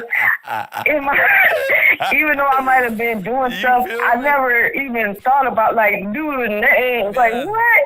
All these ridiculous creatures. So that's the only thing that the devil, that Satan in this world is afraid of, is these little knowings of these little things. That's it. No. Everything else. Stand up. Yeah, that's all you gotta do. Stand up and speak. Not be afraid to speak. And show the world a different side of the Negro. He'll give you the words to say. If you follow him. They went after the gold. It's not the gold, that's the blessing.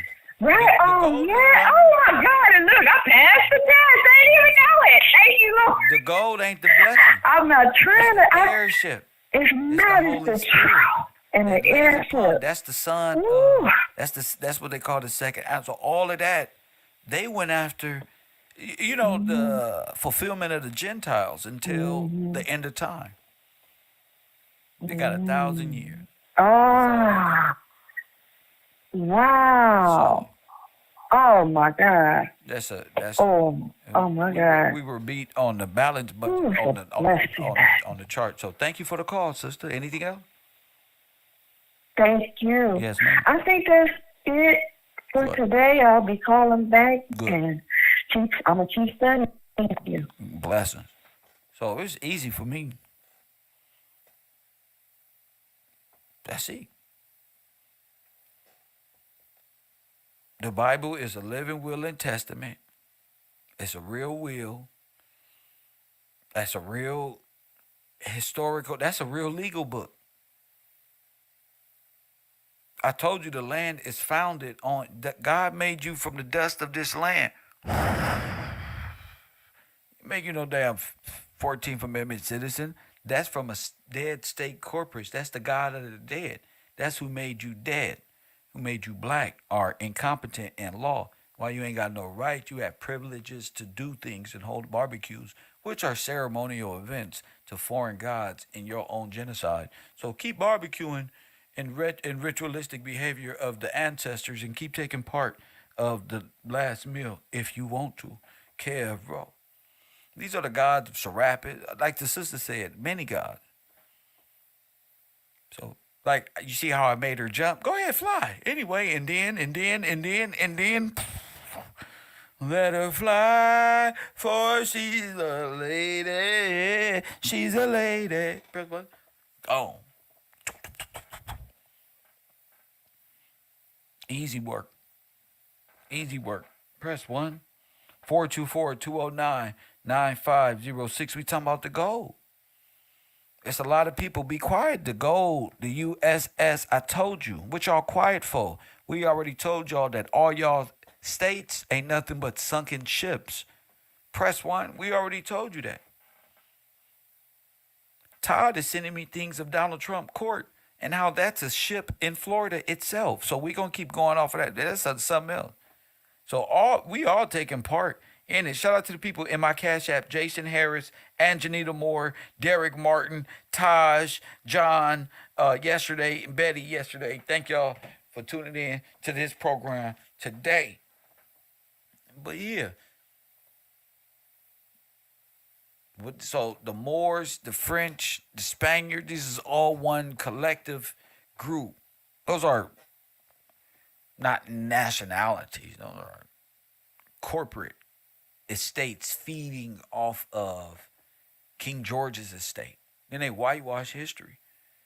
And then they let you keep your own and whitewash that too. And told you, this is George Washington. Yeah, he was an Englishman. What's an Englishman? Right there in France. More of us. Look at this. English. Press 1. And the English was fighting French. Yeah. Let me see. Unknown caller. Oh, they look alike. Yeah, but this is the other one. That's how our history is. Bullshit.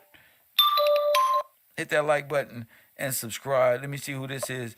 Atlanta is in the building. The SS George's Law. Talk to me. Peace, Kevin. Styles calling back. What up? All right, I'm in a better state right now, all right, bro. there we go. I just had a quick question. What happened? Yeah, I had a quick question. All right. The sister said something, and that sparked up my mind. The pastor that talks about the law of redemption. Go ahead. And he talks about the scroll with the instructions written out on the outside of the scroll. Yes, sir. And I finally get it, bro. Like, as far as what you doing, bro. Like, what you mean? You finally get it? What like, you mean, bro? I ain't doing shit. I'm a YouTuber. What do I do? You the greatest, bro. You the greatest, bro. You the spirit of truth. You was the one that was. Tell me what I'm doing. You doing the act of service, bro. You doing the act of service and getting people to realize who they are. You raising the dead, bro. You getting people to understand what their true identity is, bro. And that part right there, bro. That like only you could do it, bro. So you say it's like, so man, I don't ever be the trying. Law of redemption. What did you think about that? Well, you was about to say something about the law of redemption. What about it? Like, he was talking about in Jeremiah how you got the instructions of the scroll that was written on the outside of it, and to fulfill, to redeem the will, you have to follow the instructions. That's inside the what? The redemption instructions. That's inside the will. Right. Yes. That's what I was making reference to. Yes. Yeah, man. Like you know what I mean? You know I be lost sometimes, bro. But man, I really do. I'm not worried about who lost. I'm not worried about that. You just called in. I already know, That's man. all that matter. You just said something very important. Very important. Don't worry about that. Indeed, I just wanted to. You got to know how to take the blows, like that, bro. Everybody tripping off. Yeah, bro. You know I take a whooping, bro. What you talking about, then? Shit, then we on KevRow tonight. I seen him in the chat. My man Taj in the building. Taj, I don't even know why y'all be feeling bad. I just be talking shit, trying to hurry up and get to the meat and potatoes. Let's get to it. And the sister like, hold up. Thinking about it non-allegorically, and is that related in a sense legally to Georgia's law? Okay, so I wanted to call in because I had been studying not too long ago about the law of nations, of course, and had come across a definition that was relating to J.P. Morgan, but I just left it in my notebook because, of course, you want to make sure that you only speak on things when they are on topic, of course. Facts. So the definition that I came across was prize court, and I'll explain why I'm bringing this up. So prize court is a court or a single individual, such as an ambassador or consul, authorized to consider whether prizes, which are equipment, vehicles, or vessels, and cargo captured during armed conflict, have been lawfully captured. Typically whether a ship has been lawfully seized in time of war or under terms of seizing. And it says that seizing the ship's letters, the marquee, and reprisal. Now, the part that really got me and what made me think of J.P. Morgan is because it said here that only an authorized or private person known as a privateer or corsair, which is C-O-R-S-A-I-R, Yes. known as a corsair, to attack and capture the vessels of a nation at war. And the reason why that stood out to me is because J.P. Morgan's ship name is the Corsair, which is C-O-R-S-A-I-R. Yes. And so when I saw that word, I said, I've seen that before. Like, I know that word. And looked it up, and sure enough, J.P. Morgan. That's the ship he took some delegates That he out held on. those people up. That's right. Go ahead. Yes, sir. Yes, sir. Yes. So it says to attack or capture vessels of a nation at war. After capturing, the privateer could bring the case before prize court and before their admiralty court to transfer ownership to the privateer. So when I saw that, I thought of how, where he would be able to seize, take the gold, take the vessels, take the bodies, and basically take claim on it, or take it before the admiralty. It's under admiralty law. Yes. So they sunk. Got you. Go Yes, ahead. thank you. Yes, sir. So that was, what I had written down, and just like I don't know. When I saw Corsair, I was like, oh my gosh, that's the ship he took those delegates out on, and just seeing how it, all correlates together, and knowing that J.P. Morgan, like, he is, I guess what we can use as the face of overtaking or helping to overtake Georgia's law and the land and the people, and so it's almost like a Disney effect, how they use the characters and the people, and they say, well, this person did this and this person did this, and they try to place blame here and there, but I feel like all roads lead to J.P. Morgan, so I just wanted to call in and share that really quickly. Much. Very, very, very important. Absolutely. You so much. Yes, ma'am. Peace and blessings. Bye-bye. Peace and blessings. See, Ali, that's why I'm joining the girls' team, bro. See, Marley, I'm joining the girls' volleyball team, bro. Y'all tripping. Press 1, I'm going to do the project work with the ladies, bro. Y'all ain't doing shit. You saw what they just laid down? Probably finna call in and read Proverbs 3:3. Not like this. Not like this.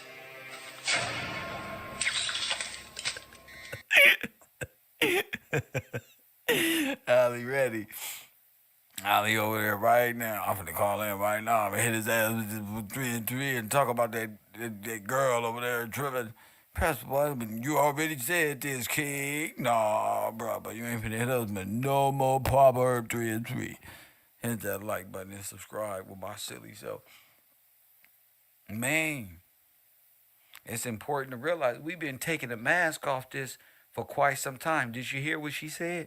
She said, I went and got that book, The Law of Nations, and something stood out to me. That's how I need my students.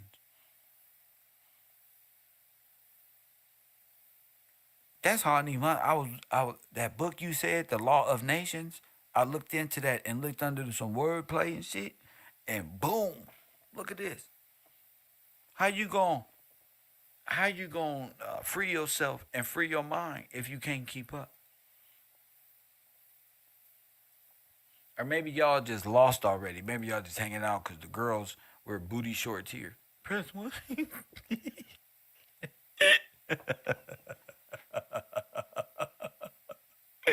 Maybe y'all just we ain't graduating this year, bro. We should fuck this off again.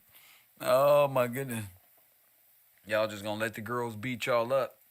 The LGBTQ queens beat y'all up. The young lady say, listen, Kev, it wasn't really called the Titanic. It was, whatchamacallit, the Olympic. Mm, mm, mm, mm. So, family, we have to outthink. Call it in 424-209-9506. This is going back to King George. This is going back to what Said was talking about, the Valley of the Kings, where Colonel George Washington Gillespie fought right there in the Continental Army. Press 1C is going back to the true story of America. You got George Washington versus George Washington Gillespie. Press 1. And I didn't make the rules. I didn't say none of this. I'm just telling you. I didn't say none of this. I didn't make this up.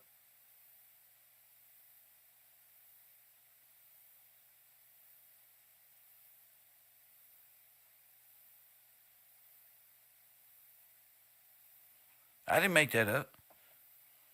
So it's all about the Washington and the French and Indian War.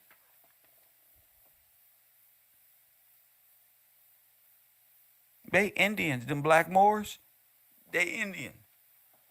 The French and Washington and the French and Indian War. So when you go to there, you got to realize Colonel George Washington Gillespie, or Limestone George Washington. These are all the same. Boom. You know why limestone? Because that's Lime Street. Press 1. Follow the yellow brick road. Press 1. This the house right here on the internet. You Google it yourself. Google it of many, many homes around, but these are the different. Unknown caller. Y'all gotta wake up, family. Cause I'm wide awoke. I know y'all be seeing me smoke. That's to slow my brain down, cause I'll be gone. Coffee and Kush TV, you on the air? What up? What's going on, Kev? This is Art Davis. I'm at work, so I'm gonna try to ask a couple questions, but make it quick too.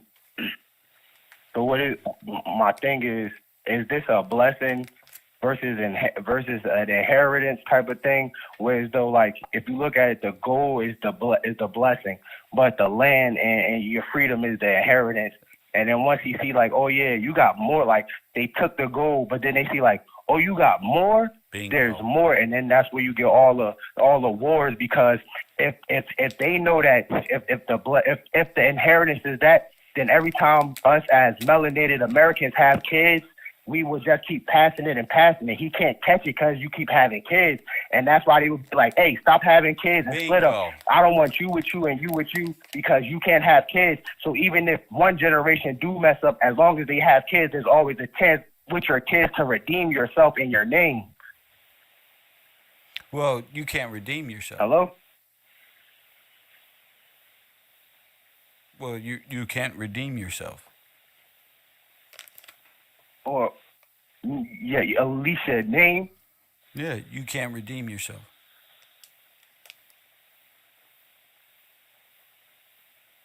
All right.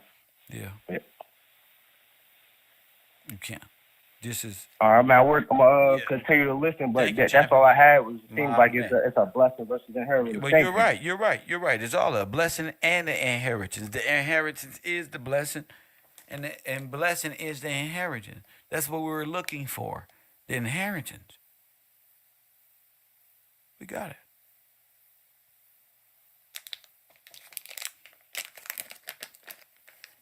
See? See, the difference is a lot of people think that it's theirs. It's not. I'm proving whose it is. Facts. And what law? What kingdom? Ain't no way out of this. You think I just walking up the street and made this shit up? God touched me. I gotta laugh at that because it's like I remember you people used to say that, bro. I'm trying to tell you, I got some cold wisdom, bro. That's the inheritance. That's the blessing, and that Unknown caller. is the heir to. Allegorically, you dealing with the holy the holy seed. This is huge. That's huge. Coffee and Kush TV, you on the air? What up, Hey, it's Brittany. Brittany?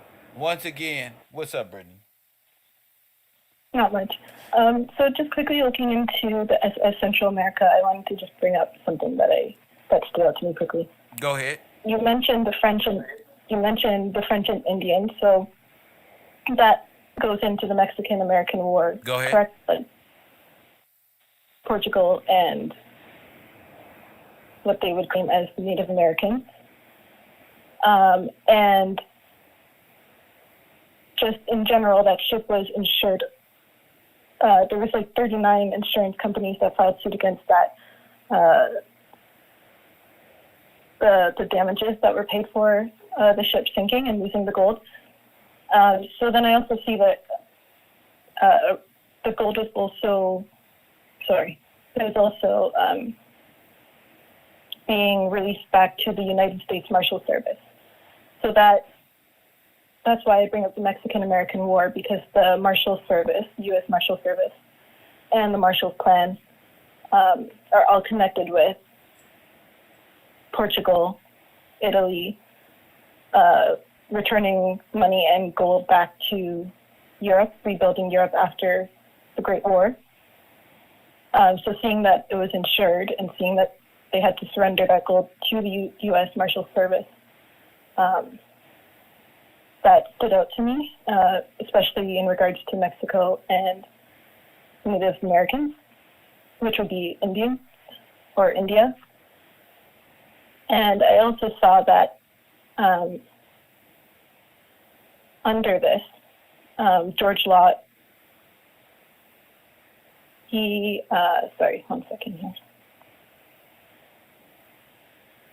was a part of forming the U.S. Mail Steamship Company, which also owned a ship called the Star of the West. The what? And the Star of the West. The Star of the West. The Star of the West. Okay. And it says that was scuttled by Confederate forces in 1863. And out of that came a award called the Citadel, the Star of the West Medal, which is awarded to the best drilled cadet at the Citadel, the Military College of South Carolina. And so that stood out to me because these colleges receive grants from the military. They're the same colleges that are incorporated, and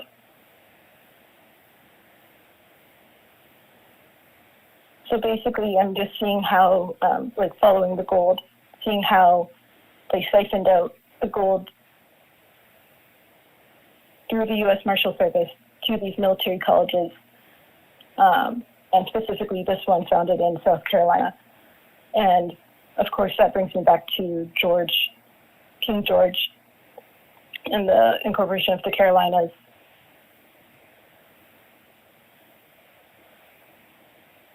And so I thought that was interesting. The Star of the West. Okay. Ship and medal. Yeah, I mean, you don't find that interesting. What do you get from that, Brittany? What do you get from the star? Is that symbolic to you? Or with the grizzly bear looking up at the star in California? What does that mean to you? Yeah, that is definitely symbolic. It's definitely, it's like they they captured the Star of David in a sense. Like it was scuttled by the Confederate forces, so it's like they captured the Star of the West, right? Which would be Washington State again, which would be George Washington Gillespie again, King George. And especially on the West Coast, going up to British Columbia, there's a lot under King George's name on the West. So Facts. That's how That's I perceive that. Well, I just wanted to know how you were looking at that. Anything else? No, that's it. Thank you so much for the call and the participation, of course. I love it. Brittany, all the way from British Columbia, some damn where. Hit that like button and subscribe to the channel. 424-209-9506. There has to be questions. Don't let me get out of here. I get too much support to not receive questions from the audience and the men in the chat room. What's up, fellas? Talk to me. We talked about Prometheus. We got a lot to talk about and discuss. What up with it? King of the Pirates. There's only one Redeemer. So, that goes back to the young man who said, redeem our name. No. You got the wrong idea, sir. Coffee and Kush TV, you're on the air. What up? Hi, Professor. This is Shai the Blessed calling in from the Bay Area. There we go. Shai the Blessed. What up with it? I was thinking, like in elementary school, they always taught us about the Bermuda Triangle. Yes. Also known as the Devil's something. And I was wondering, like, if that has anything to do with the George Law ship. I don't know. And like, what did they say? Some other ships, possibly. Where was they said things? So I was looking it up, and I've been trying to research. I'm not a great researcher, but like it was in the Atlantic Ocean area, like. So,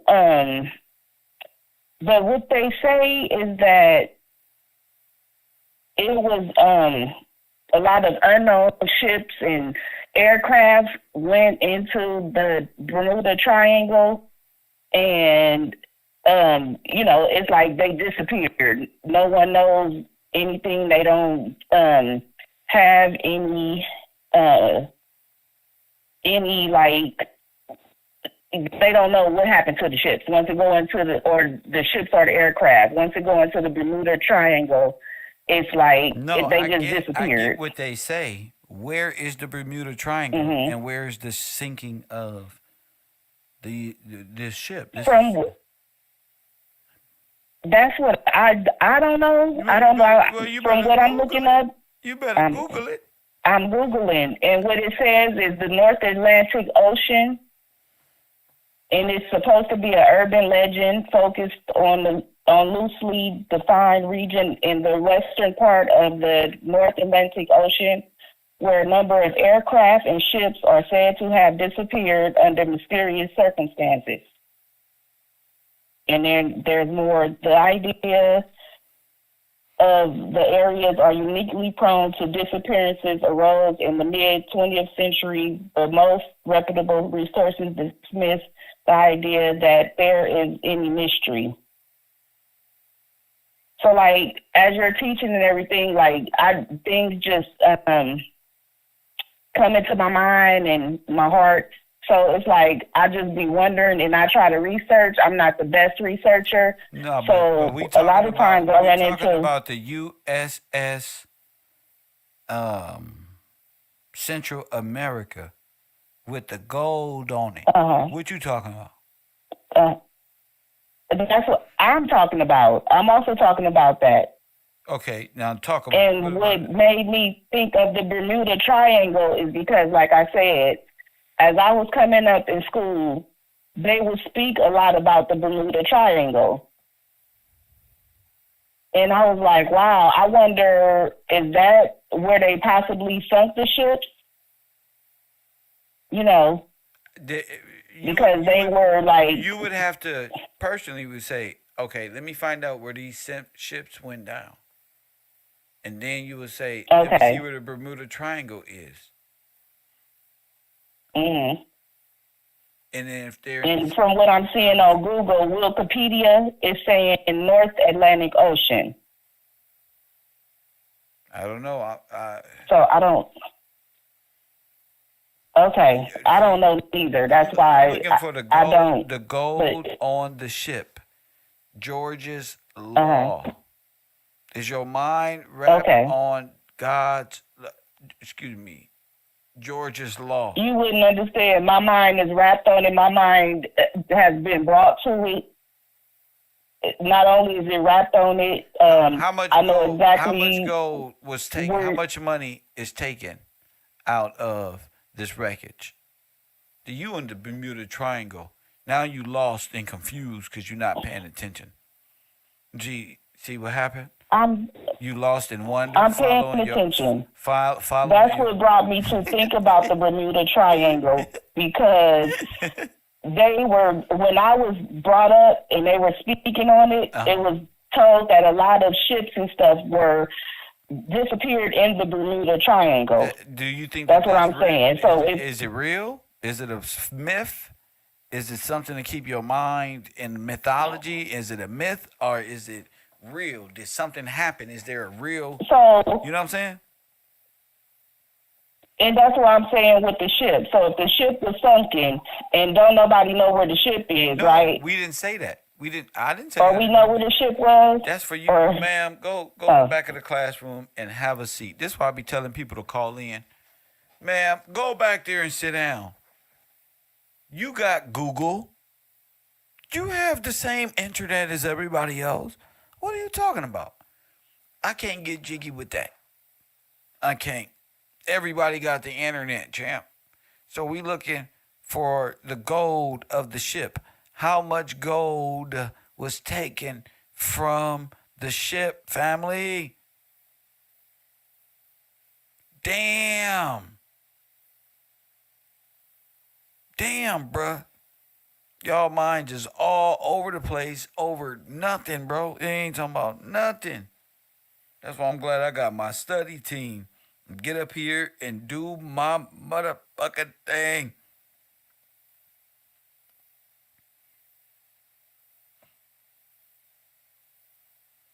Over $300 billion.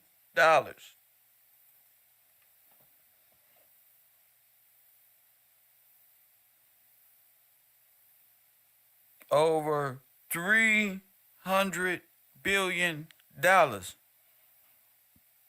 Hit the like button and subscribe.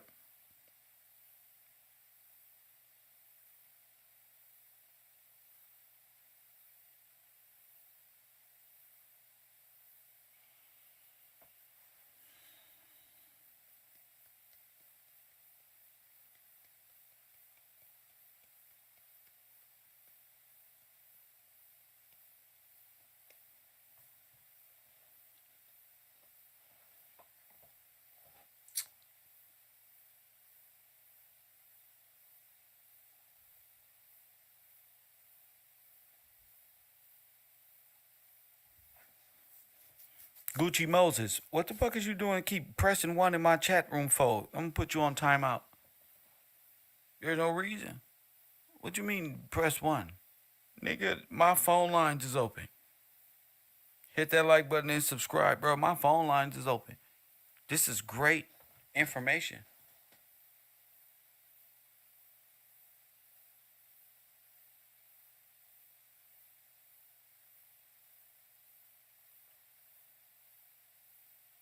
These niggas want me to be a clown for them.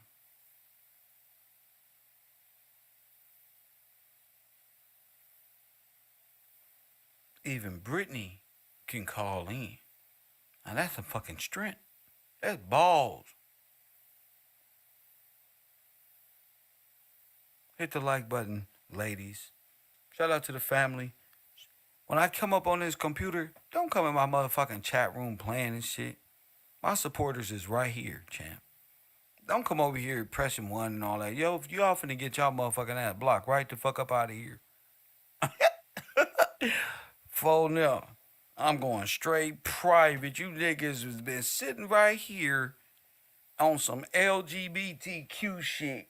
acting like straight hoes. And the female sitting right here bullying you niggas, bro. Didn't think it was, yeah, I wouldn't have thought neither, but sheesh. Niggas is really just, I don't even want your support. I got support. Hell no. I want the work ethic. All that want to hang around shit. No, bro, I'm disgusted.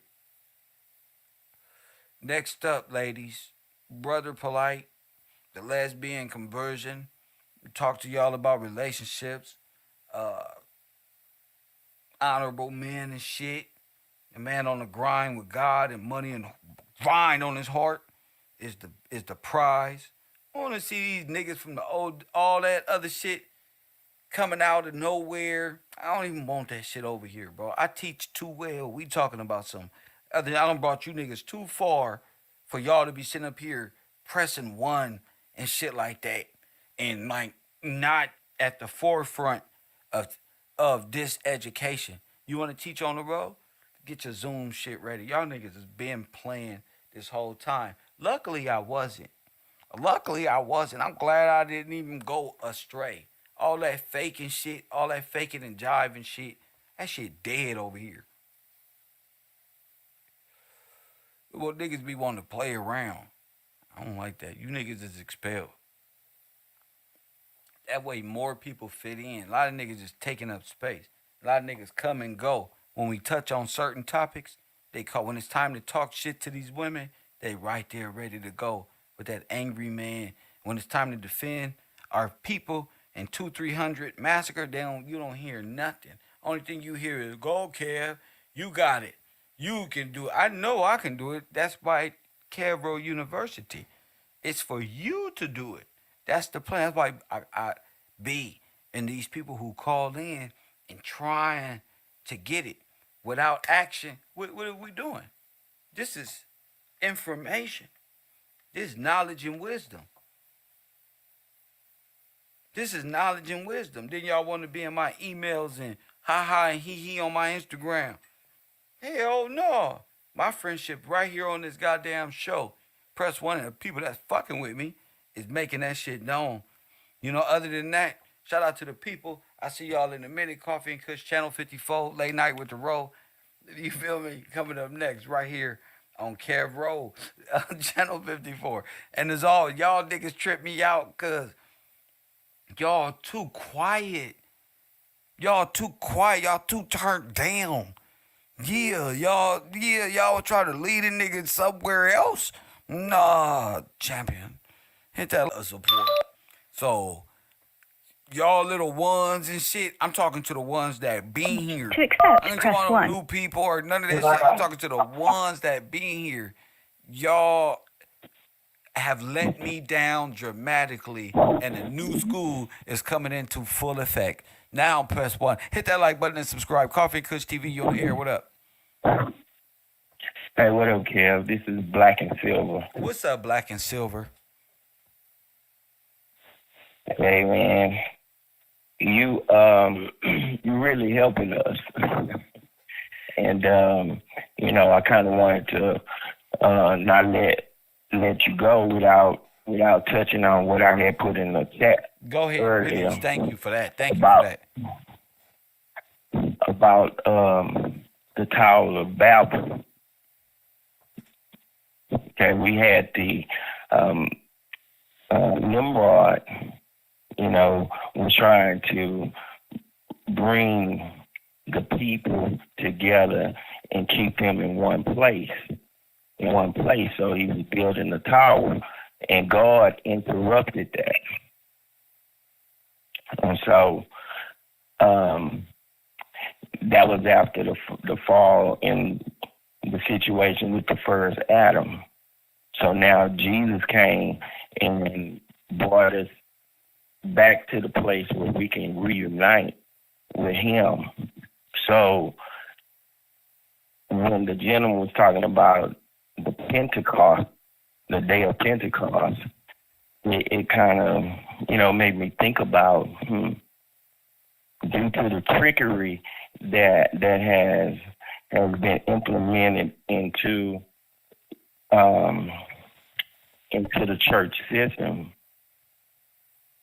I thought about, could the day of Pentecost actually be the resurrection of the second Tower of Babel? Did God say it was going to be the Because it second did Tower of speak Babel? about, God never said it was going to be a second Tower of Babel. There's no mention of no second tower. Right. Well, I was just thinking about all of them coming together, and after Jesus left off the scene, because I mean, when you think about the day of Pentecost, I mean, where did the word Pentecost come in? Outside of you having Peter and Paul, which were Romans, coming back to seem like undo the things that Jesus had implemented and was an example of. What did Jesus implement? Okay, so one of the things that I thought about was Jesus, calling Peter and John and saying, "I'll make you fishermen of men." And so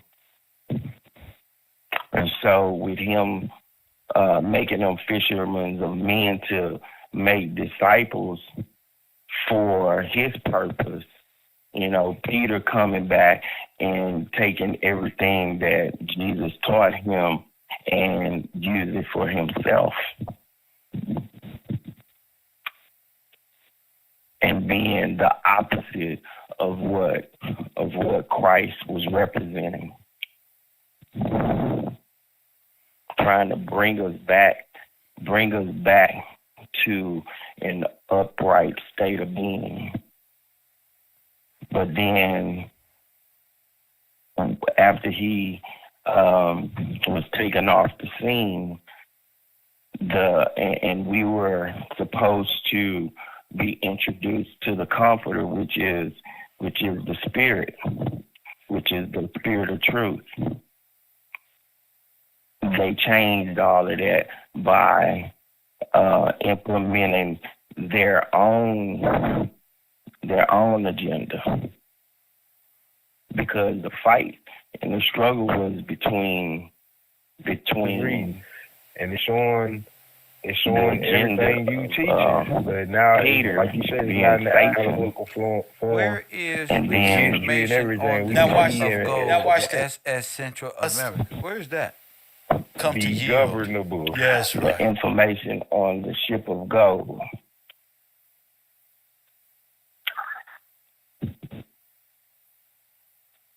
Okay, so talking about the ship of gold and how it was stolen from us as a people, from God's people. All right, go have a seat. Go have a seat. Go over there and have a seat. Just go on in the back. Just go on in the back.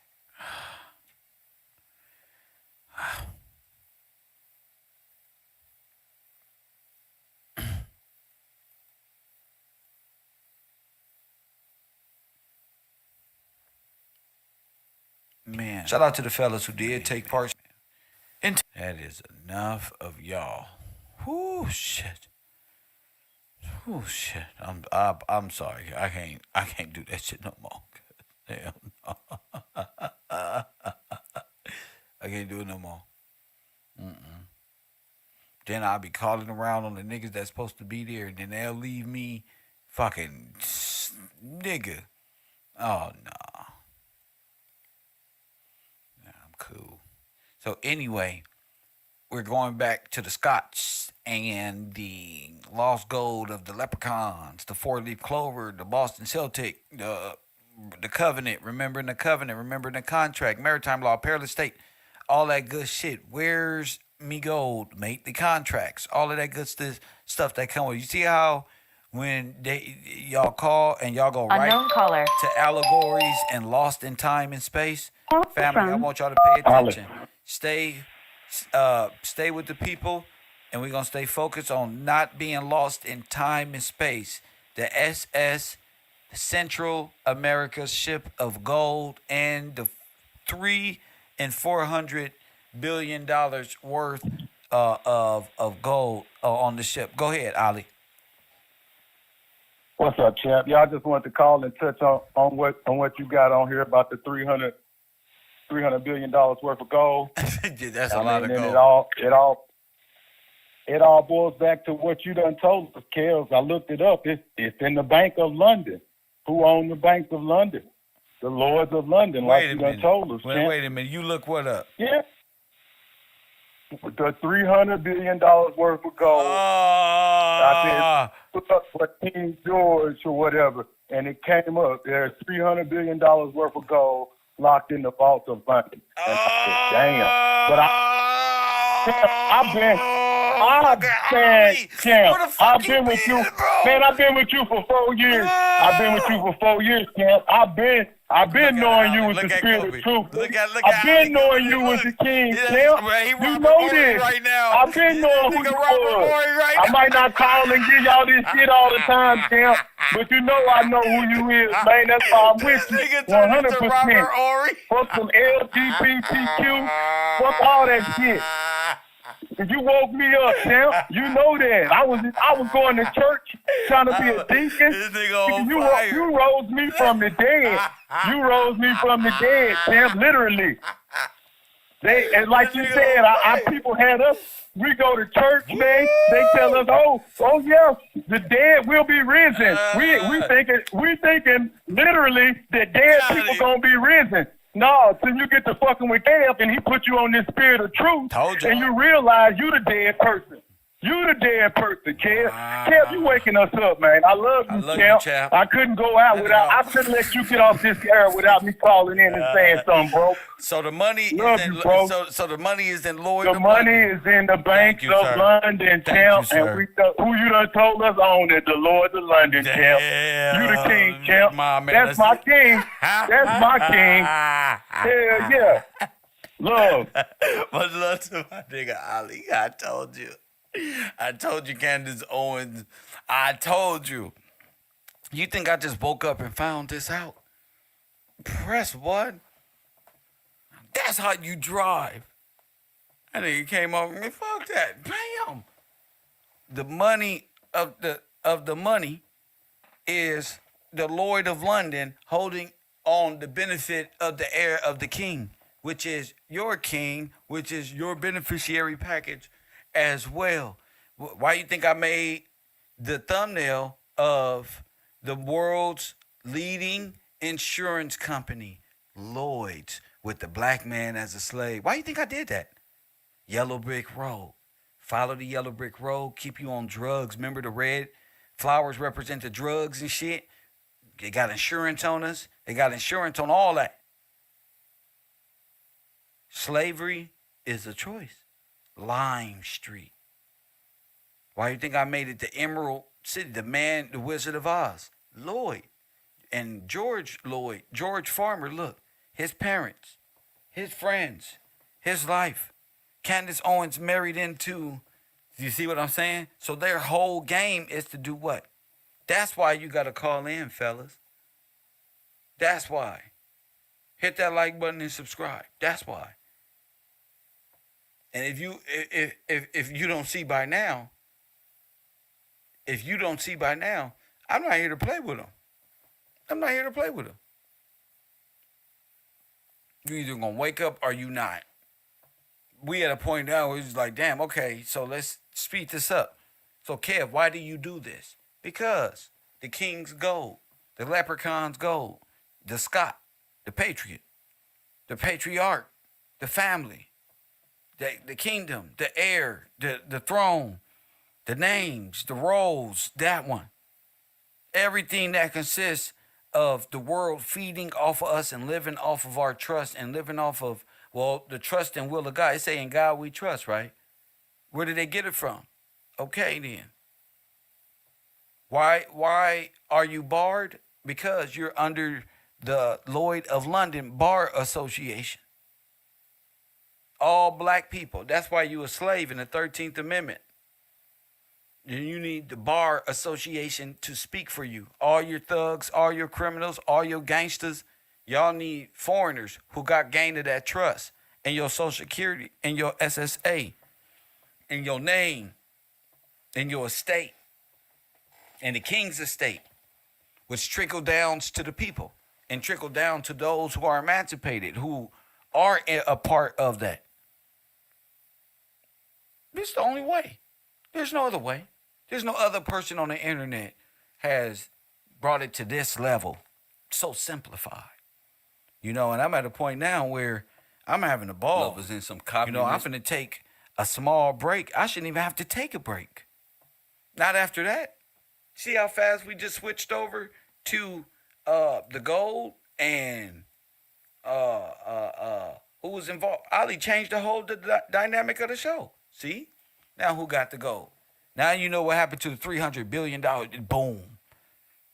Boom. Now what time was this? How long was that in the difference between us giving the money, so-called lending the money to Germany, and Hitler so-called losing gold? Now we're going to hear $300 billion all over the place. You see, we in another level. That's why I'm excited. That's why I was excited when Ali said that. I'm like, there you go. That's the brother I'm looking for right there. Give me some shit like that, fellas. Shit, almost. Fuck, man. The girls coming on here, bro, tough. All the gold is insured. But not only is it insured, they took the gold as well.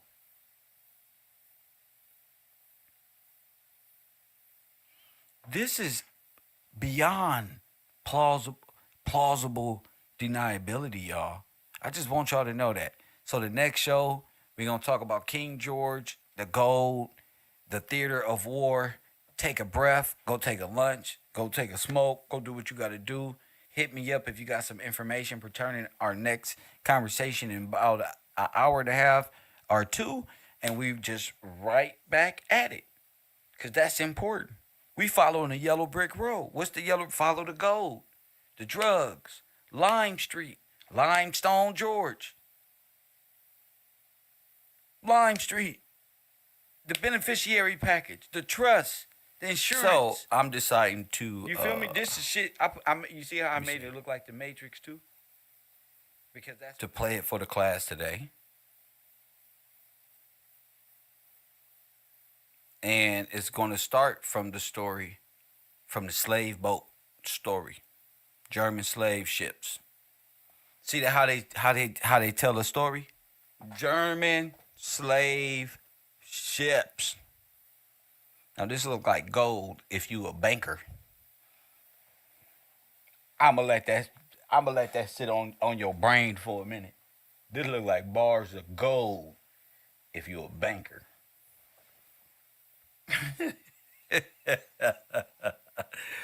You got to be able to let all the mythologies go, like Morpheus said. It's not real. You got to let it all go, Neos and Nietzsche. Who is Morpheus? The god of dreams. Right? It's not real. Morpheus is like, it's not real. You feel me? And you're going to figure out that it's not real, bro. So time immemorial is like the dream state to me. Another form of that which people believe is real, and it didn't even happen. It's just made up to cover something else. But we'll get to it. Benjamin, watch this. Later, German slave ships, such as the Frederick III, transported thousands of African slaves. Some of the slaves ended up on the slave market of St. Thomas in the Virgin Islands. St. Thomas is known to be the most prominent slave market in the Look familiar? All right, we go keep going. world. Africans were brought as slaves from the western coast of Africa, where a number of German estates were established, primarily on the Gold Coast. 12 Negro boys were brought from the western part of Africa. 6 were decorated with golden chains and presented to the king. These enslaved children were later... Which is insane because we all know that slavery was outlawed by the king. Right. So let's not get this confused. Slavery and indentured servitude without pay and none of this stuff is illegal with they lying asses by way of the king.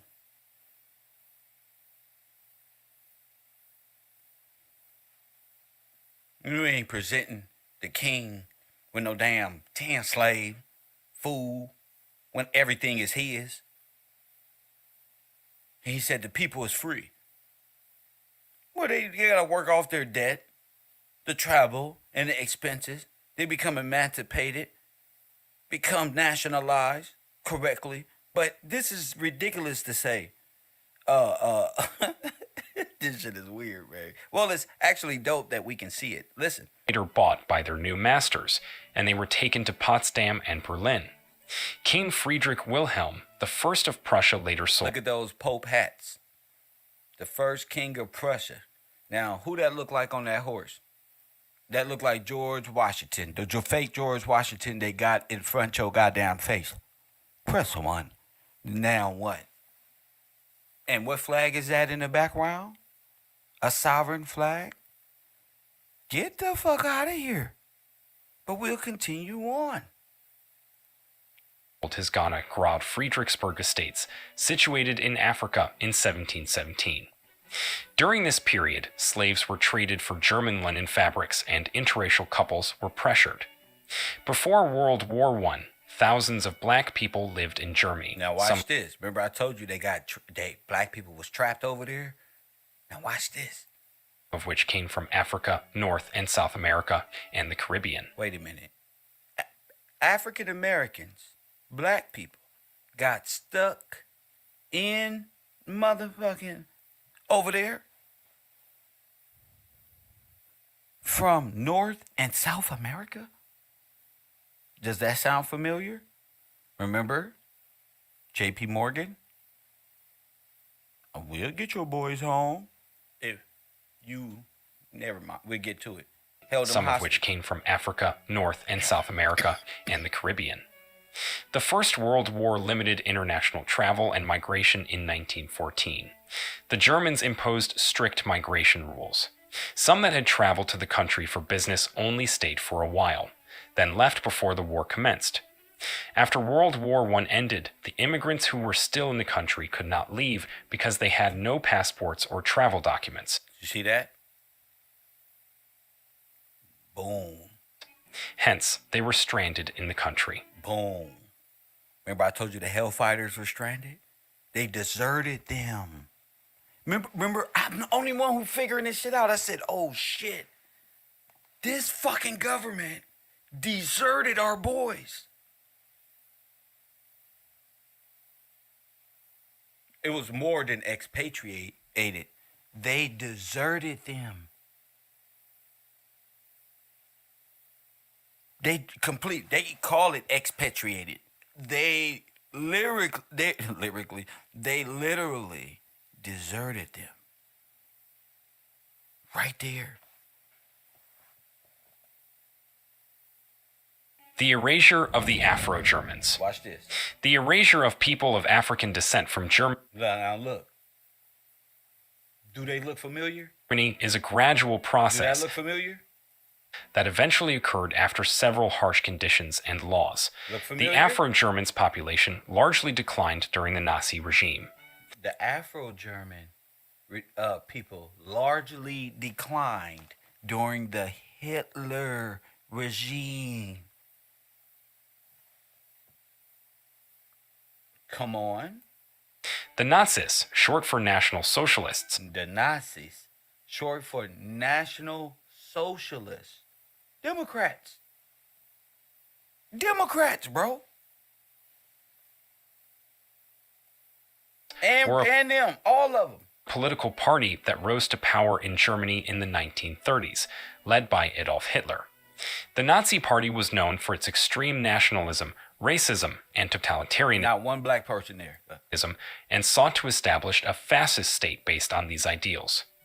In the 19th century, several thousand blacks were living in Germany, but when the Nazis came into power, the blacks were harassed and persecuted. There was what? Where do y'all see these jackets? The what blacks was harassed and persecuted? The ones Several that grew up there? No. Thousand blacks were living in Germany, but when the Nazis came into power, the blacks were harassed and persecuted. The Nazi regime promoted the idea of Aryan supremacy and aimed to purify the German population through eugenics and racial policies. Racial policies. Police policies, corporation, racial policies, not law. But we'll continue on. Non-Aryans, including Jews, Roma, Sinti, homosexuals, disabled individuals, and people of African descent. Boom. There you are. There go all they people, our people. We keep running into the same people. Over and over again. Were considered inferior and targeted for exclusion and persecution. Persecution during is this what? period, Extermination. The Nazis' policies became more extreme. They created laws that made most black people end up in prisons, hospitals, psychiatric facilities. Who that sound like? They made laws that did what? Most black people end up in prisons, hospitals, psychiatric facilities, and concentration camps. Now hold up. Say it again. Of African descent were considered inferior and targeted for exclusion and persecution. During this period, the Nazis' policies became more extreme. They created laws that made most black people end up in prisons, hospitals, 13, 14, psychiatric facilities, and concentration mentos and extermination camps. Many Afro-Germans were also forcibly conscripted into the German military during the war. Oh, really? Oh, really? And those who fought on the front lines faced additional discrimination and mistreatment. Them not African Americans. Them is Africans. Those is French Africans, Asiatic Africans. Wow. Sounds like a switch. Look. It's a whole different nation of people. These are the ones who joined their militaries. I told you, the French, German. I told y'all, bro.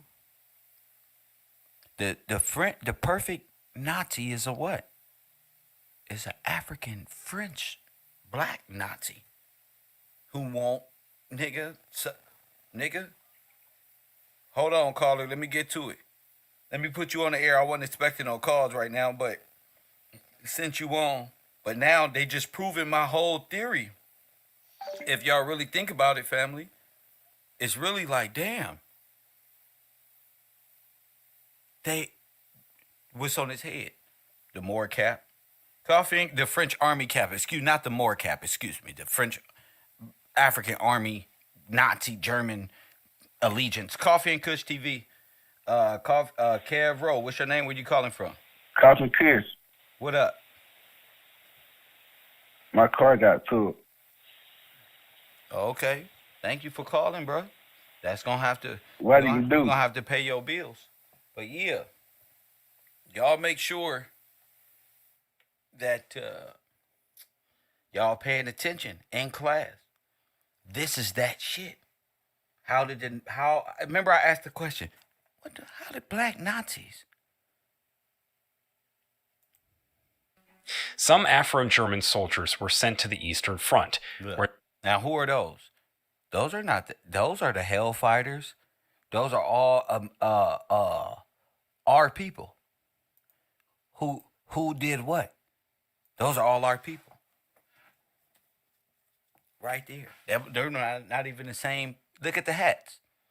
Those ain't even more hats. Them ain't even the same people. That's more of an American. That's more National Guard of America. They was with the band, musicians. The best musicians come from where? Dizzy Gillespie, blah, blah, blah, blah, all of the greats. Think about it. And they were all military.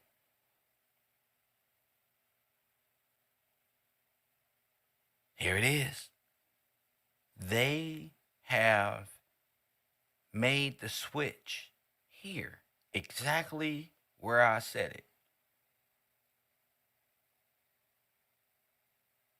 They made the switch, destroyed us, and North Africans, French, African, German, made German allegiance folk assumed the role as you as if they won the war together on their way home.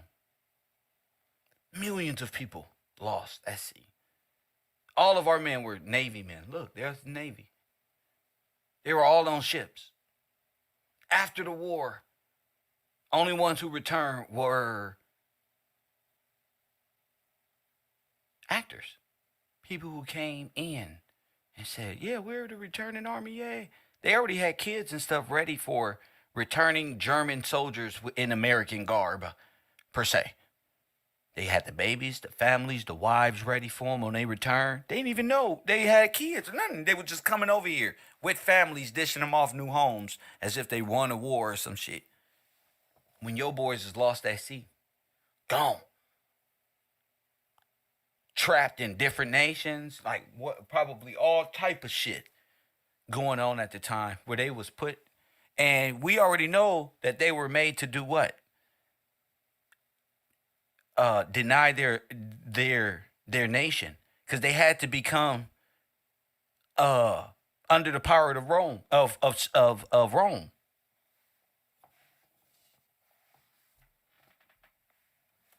They had to come under the power from the Roman Catholic Church.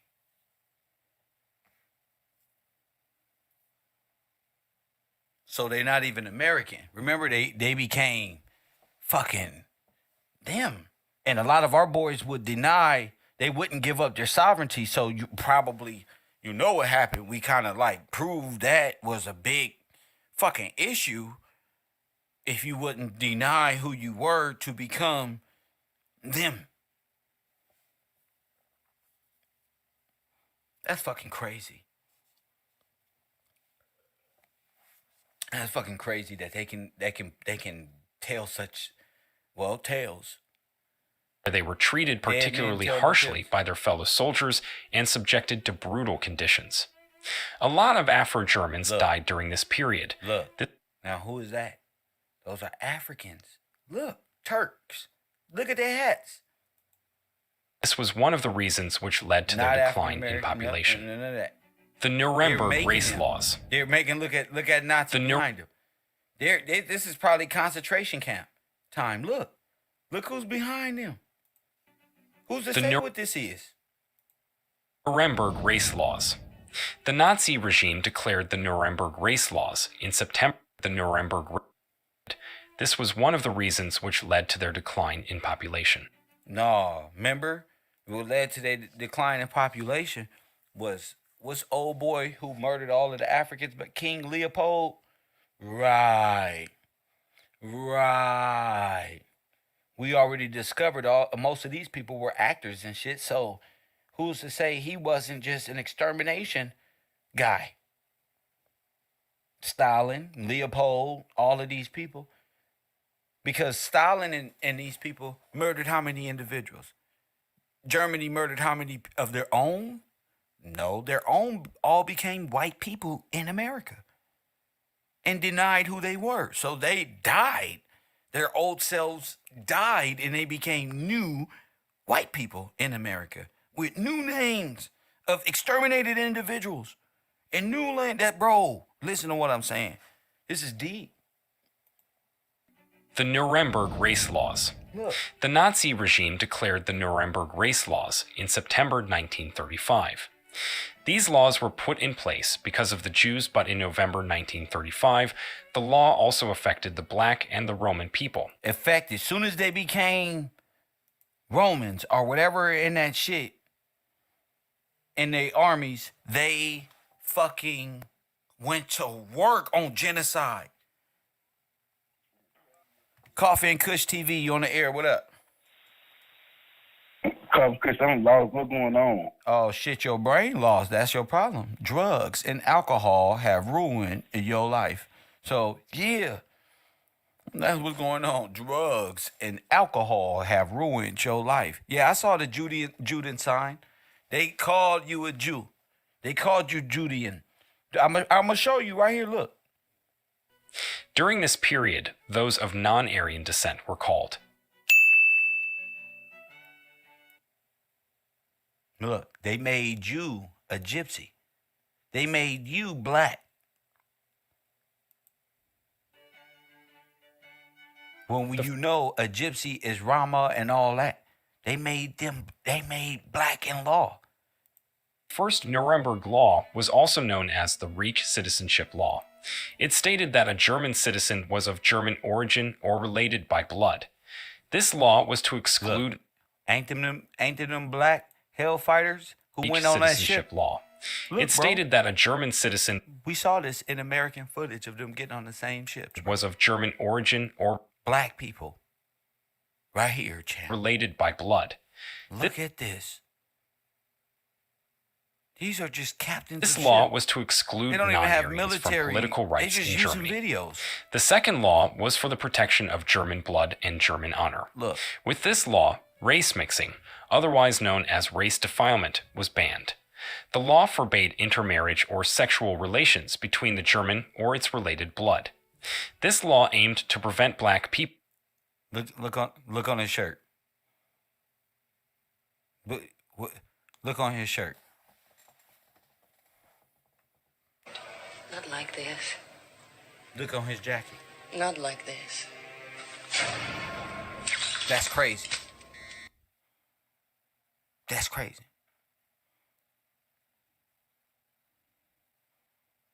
That you would have thought he was a sheriff. With your dumb ass.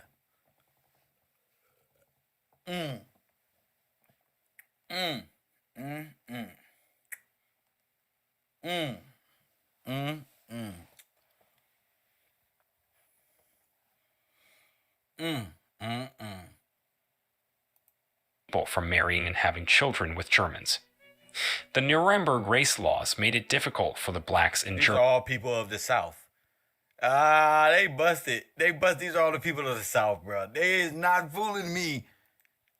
Don't let them fool you. Look at them. Germany to marry or to build a future.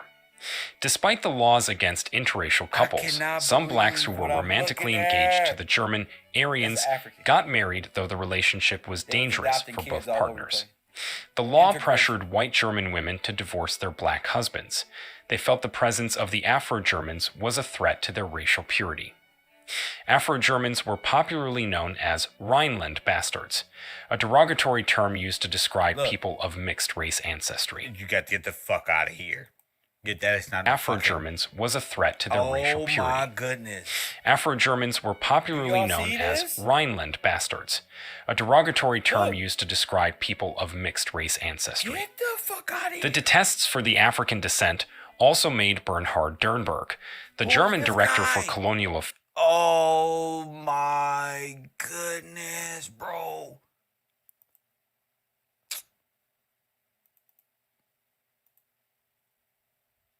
I'm fucked up. I apologize, y'all. I'm fucked up. Because I know him.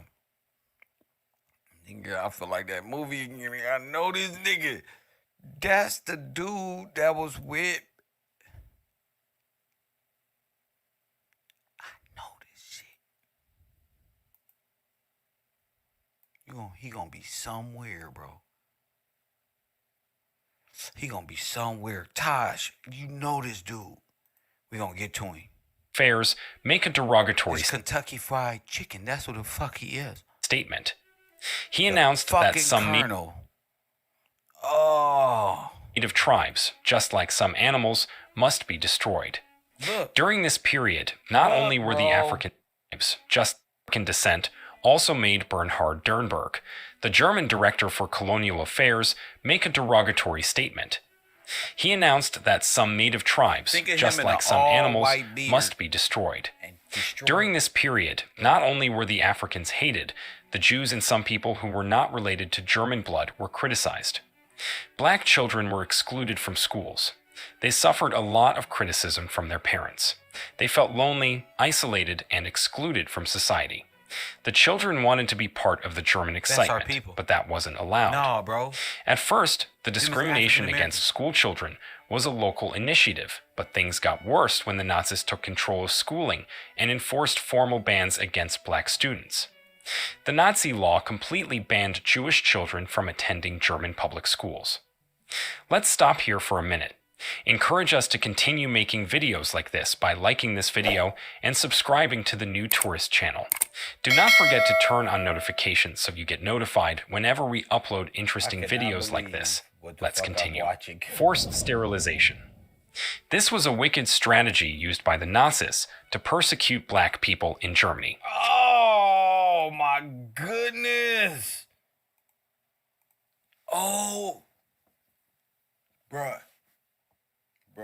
All I need is 5 people to work on the show, do my history. That's it. Get ready. That's it. I'm going to know if you serious. Jeez Louise. Let's continue. Forced sterilization. Look. This was red-handed. Was a wicked strategy used by the Nazis to persecute black people in Margaret Sanger. In Germany. They forcefully sterilized the multiracial children in Rhineland. The Nazis wanted to prevent race mixing, so they forcibly sterilized the black men while seeing them as a threat to the strength and purity of the Aryan race. Boom. You see that? As long as it was Hitler that did it, you would never question if it happened here. If this was going on right here, if Hitler was right here in the fucking White House. This sterilization was to make them unable to have children. They announced the law for the prevention of offspring with hereditary diseases in a bid. You see where castration come from. To prevent race mixing in 1933. During this period, about 400,000 people were sterilized. Wow. For instance, Ferdinand Allen, who was from a black British father and a white German mother, suffered from epilepsy and was forcibly sterilized by court order on May 15, 1941. Allen was later murdered at Bernburg by the Nazis following their T4 program. We are going to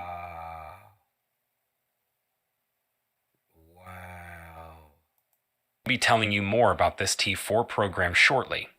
A secret Gestapo coordinated the forced sterilization of multiracial children in 1930, and a total of 385 children and teenagers were forcibly sterilized.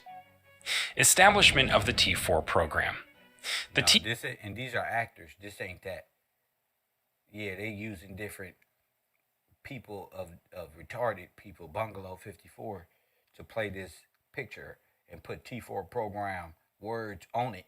Nah, the T4 program, family. Oh my goodness. I feel like I'm in that old video game. Stealth. What was the name? Metal Gear. T4 program, huh? The extermination. T4 program, also known. See it if you can't see.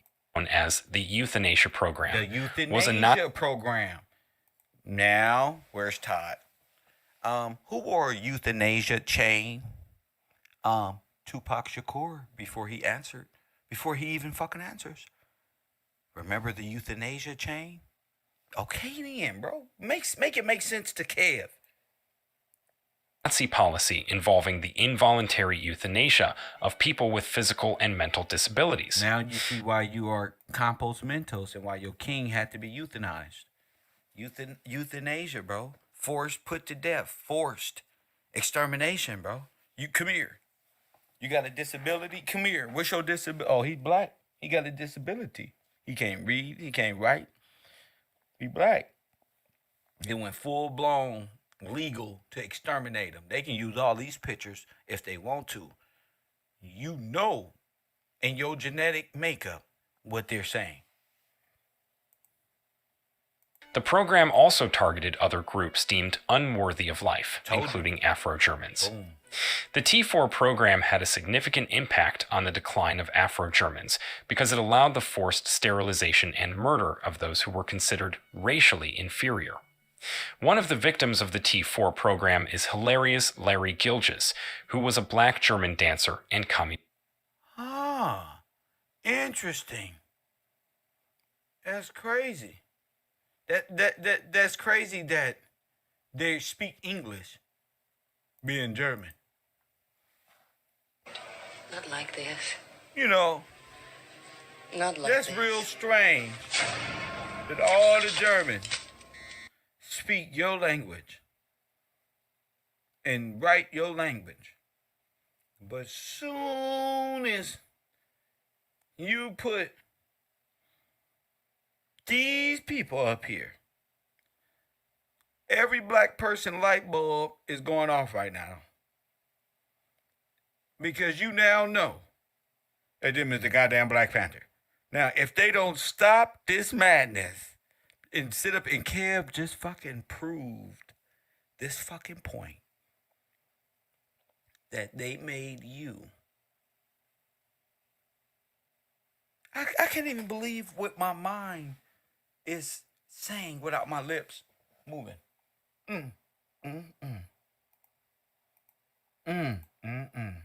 Activist.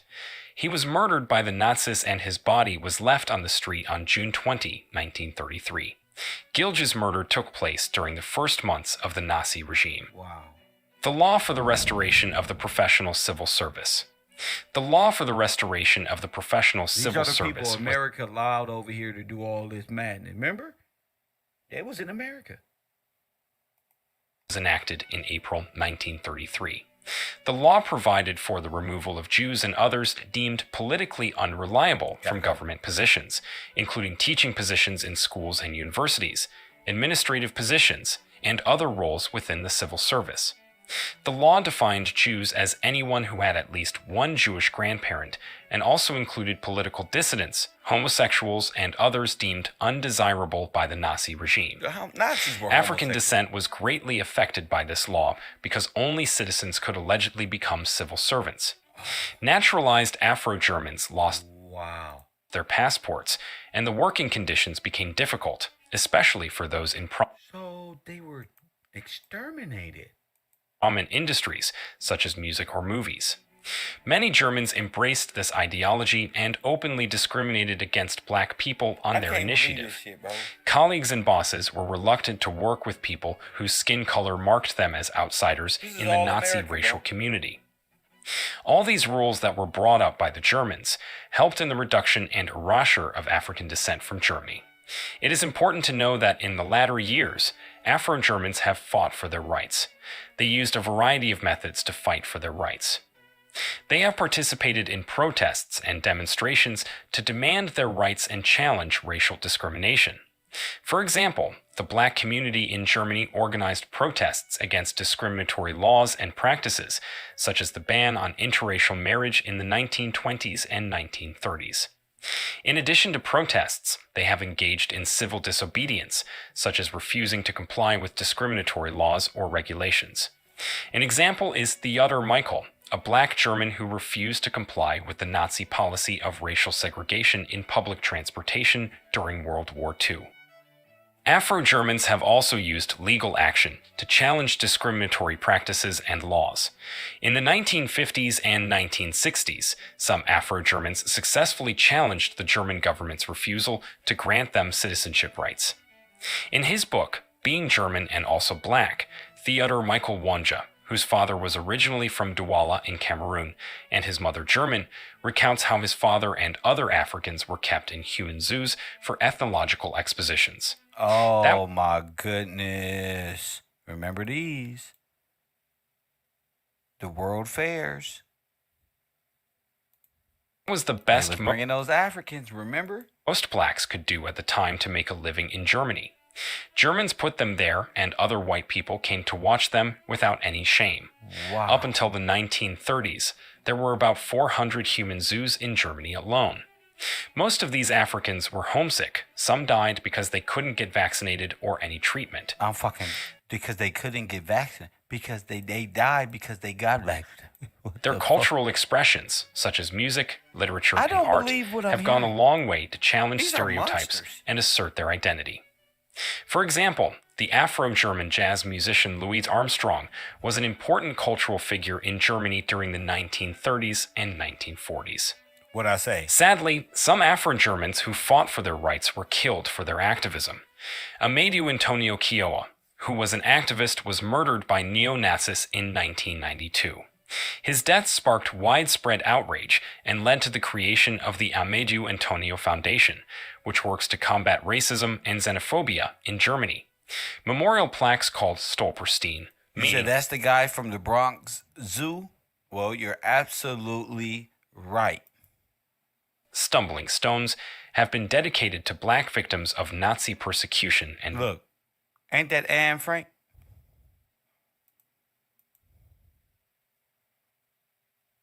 Let me stop. murder. Now that you know about the erasure of the Let me Afro-Germans, it will be interesting to know there were also Afro-Argentines. We have added a video on our channel which talks about how Argentina got rid of its black population. Make sure you watch it too. My goodness. So they're just exterminating us this whole time. And you know what? It seems we've been right this whole time. It seems like America is nothing more than Nazi Germany on fucking steroids. And they actually have the same laws continuing from the Adolf Hitler era. I mean, the same exact exterminations was going on over there is going on here.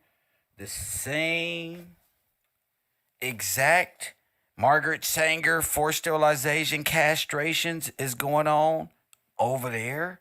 The same exact cover stories is being used over there. Like, damn. And remember I told you, dolls. Now let's put it in perspective. I told y'all this is gonna be a good year. This is gonna be a good year because we starting to make sense of the dolls. Now you can type in Charles Dolls and these people, but the dolls program was in Germany as well. America got its extermination program and dolls program from Charles Dolls and Adolf Hitler, not the other way around. The extermination of African Americans and German Afro-Germans and Afro-Americans, which is damn near one and the same because we were blended in. You had to become a fucking citizen, just like in America. You became a 14th Amendment citizen. It's the same fucking pillage after the robbery. Can we agree? All of the extermination happens after the gold. Can we at least agree on that, classroom? All of this conquering of America, let's say it happened in Germany, right? And our brothers over there and sisters over there can vouch this same exact thing happened. And they are property of the king. And this is what happened. Because that's who they really belong to. If they are our people, they are property of the king. And they are part of the genocide and extermination that happened on that side of the globe. All through Europe, Morocco, North Africa, Iberia, all of it. All of it.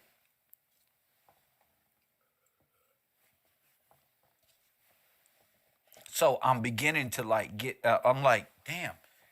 So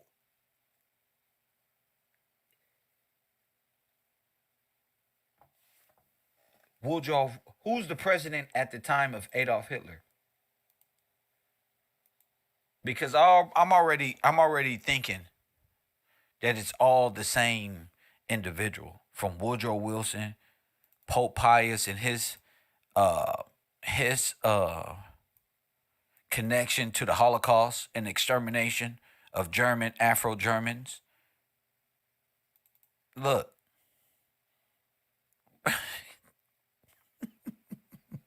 this is deep, man. And his connection to it, my man Woodrow Wilson, right? Which is insanely identical to this nigga head over here. Let's put his head on his body here. Let's see if it works. Yep, that look like him. Press one. 37, 64. And they both look like Bob Saget. Press one. Hit the like button and subscribe. So we got to figure out, like, where were the concentration camps in America?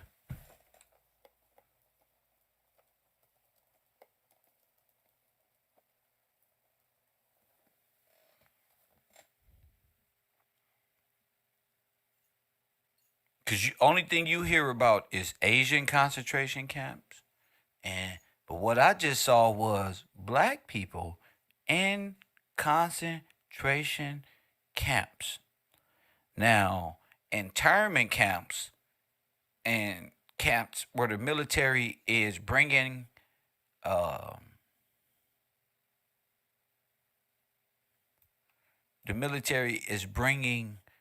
foreigners inside the government. They're going to stay on military bases. So I don't consider those concentration camps. What I consider concentration camps is genocide. You feel me? Like, what this whole Japanese and white folk was mad when everybody's white is not even making sense to an individual who's looking at where all of you guys come from. Like, I'm just a person not trying to fall for the propaganda. I know that there's different nations on earth, and I know y'all, you ain't gonna just and all Asian people was in, now the Asians was in the concentration camp working on the railroad. All right. Are we ever gonna get to us and what we think? You know? So the ghettos right here in America, the same thing happened in internment camps. Y'all just seen all of those black men get on those ships. When we was studying the Hellfighters and them getting on ships, matter of fact, let me see if I can find it right now.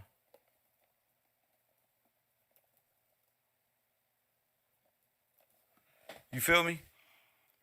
It was the same brothers. Let's go to that. Let's go to that right there. You see that video? Boop. Kev Gills, don't miss nothing. The Harlem Hellfighters was a regiment of New York National Guardsmen. Boom. Somebody say, Kev Gills, you the man.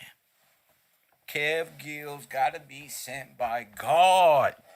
Go ahead, look at your neighbor. I ain't gonna get boastful. You feel me? This boy got. Cause I say it to myself, God, why did you make me feel like I've been sent by you to do, bro? This is too deep. This is what it is. Look at them hats. Okay? Now look. Harlem Hellfighters. Look at these hats. Look at those jackets. Them the same hats. Them the same jackets. Them the same rifles. They was doing the same salutes. I'm trying to tell you, bro. Thank me later, y'all. In the First World War. They were set up to fail by their own government. They was what? Say it again, my friend. Say it again. Guardsmen in the First World War. They were set up to fail by their own government. This is World War One. They were set up to fail by their own government. The whole theater of is to cover what they did to us. Do you understand? The whole theater is to cover up these people. Now I can see and hear it correctly. They deserted these men, bro, and left them in the hands of the most cruel, genocidal individuals the world has ever known. Then placed that in time immemorial so we'll never think about it and remember what happened. because they placed this action on this person in 16 AD. They placed this other action in 1742. And when you lost in time, you ain't knowing that all of this. If the illustrations are all white people, you just at school like, oh, this was sad what they did to these little innocent people. These are the people who assumed your name and your forefathers went through that process. So while you feeling bad for them little eyeballs, make sure you you understand what I'm saying. Come to class. Why that is why they did that to you, and you fucked up. They were humiliated, degraded, eventually given to the French army as given to the what? Let me stop. How you going? They gave them to the French government. They were humiliated, degraded, eventually given to the French army as a throwaway, and those are Nazis. They threw away our boys to the Nazis, bro. As rejects, as what? Throwaways, as what? Trash. Everything the Nazis said that'll get you thrown in the incinerator. Everything that the Nazis said will get you thrown in the incinerator. In war. And this whole regime. Damn. America sacrificed her firstborn. Did you hear what I said? These are your firstborn, bro. That gave life to the world, bro. You don't even want to know what Christ is, bro. You don't even know how they erased you and at the flash. You don't know what the flashpoint is. My man said that's treason. Oh, that's more than treason, sir. This act alone is against God. The universal God of the damn creator of everything you can think is possible in your fucking brain, bro. While you riding around in a fucking car and in your house chilling with an AC and shit, this is against him and his people. Okay? So while you sitting up there with your nice ponytail supporting Serapis and the genocidal coup d'etat of the kingdom, you just realized, Candace Owens, that the Lloyds of London put an insurance hit on God's people. You wretched woman, you. Press one. Coming home as one of the most decorated units in the entire U.S. Army. They came home and did what? As what? One of the most decorated. They was thrown away and came home as the what? Yeah, right. Decorated units in the entire U.S. Army. Harlem Hellfighters are one of the most important regiments in American history. In World War I, they helped to establish to the entire world the power of black soldiers in the military. Oh, me. And before that, and before that, and before that, and before that, and before that. It was very difficult at that time for African ain't this the same video? Americans to get into the United States military because there was this perception. That was the same one that... Come on, family. African Americans would not do well in battle. They had to overcome the prejudice of their own countrymen and yet also perform ably on the battlefield. I can't believe. Like so many units of African American descent, when they go overseas, they're not sure what they're going to do. Are they going to fight as infantry? Or are they going to be stevedores and load ships? Or are they going to be labor units and cut wood? Told y'all. There they go. There they go. And so they're committed to... Who own these ships? There they go.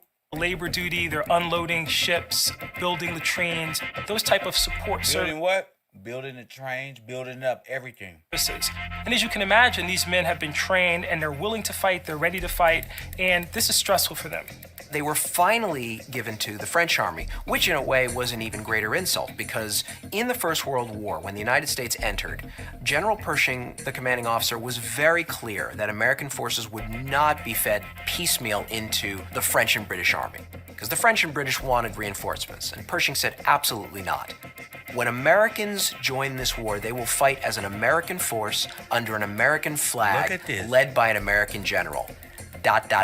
except for the black guys. You can have them. Told you.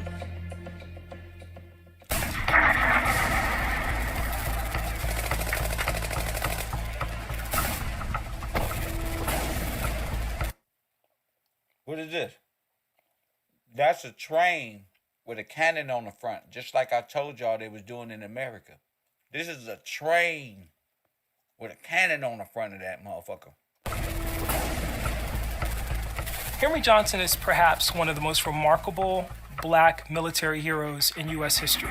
And he found himself in no man's land with Private Needham Roberts manning a listening post.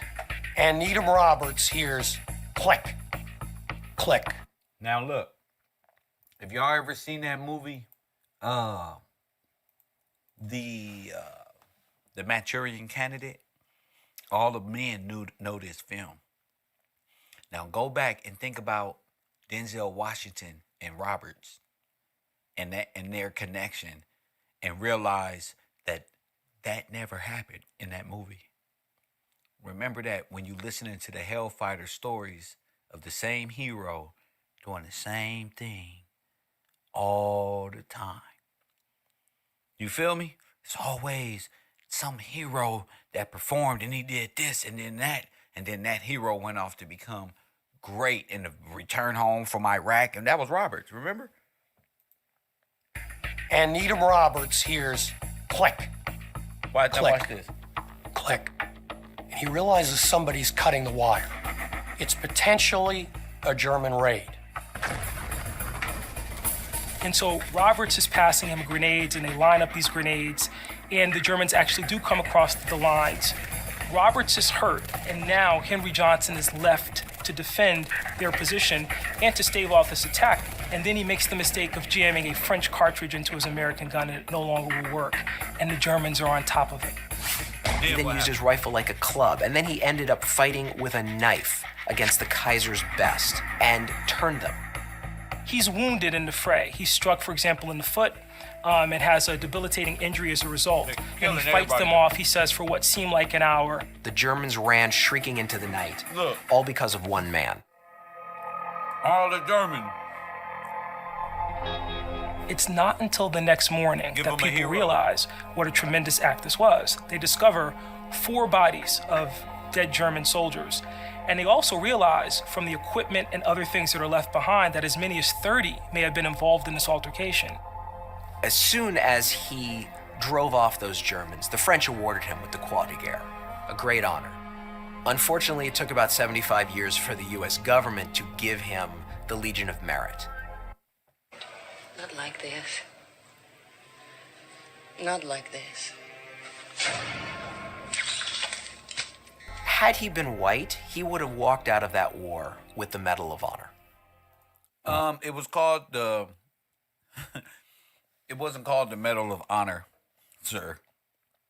Press 1, the highest honor in America, on this land. What medal is that? Can anybody in the chat room name the medal, the highest medal honor in the world? Look at the chat room. People think y'all mind control. They're like, y'all under mind control?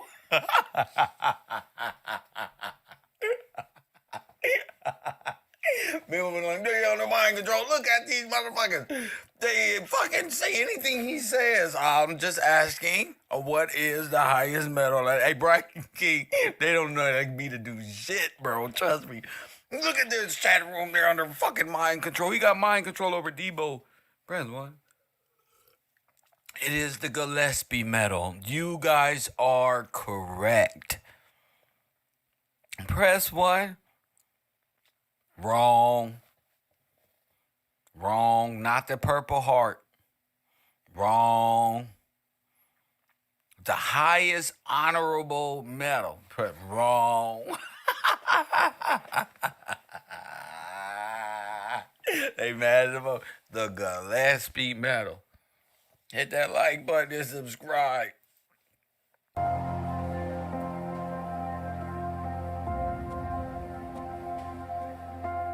What was so shocking to me when I began to research the story of the Hellfighters was that after they had performed so magnificently in combat, the United States government actually sent a memorandum to the French government, essentially implementing Jim Crow. Essentially saying, don't give them some notion that they are equals, because we don't want them taking that notion back to the United States. and demanding equality. It is the George Louis Gillespie Medal of Honor is what y'all call it. When he come back to the United States, he's not awarded the Purple Heart. There's no notation in his military record of his injury. And so he winds up not being able to work because of this injury. He doesn't get any kind of assistance from the army or from the government as a result. And he ends up dying in 1929 penniless. Why? Because he don't have a pension. They stole his name. From the army or from the government as a result. And he ends up dying in 1929 penniless. So it again shows the paradox. Here's this great story of valor and of courage on the part of this soldier. And ultimately, he comes back to a nation that doesn't honor that sacrifice. We tend to think we all know American history so well, but the story of the Harlem Hellfighters should be one of the first stories told. Told you. Should be one of the, if not the first. It wasn't about killing other people. It was about being Americans and serving their country well. That was the inclination of the Harlem Hellfighters. When you are African American in 1917, democracy is armor. Democracy is a weapon. And to fight for a war to make the world safe for democracy was something more than just some ethereal crusade for the Hellfighters. It had concrete results. They were fighting for the rights to be a citizen of the country that they were born in.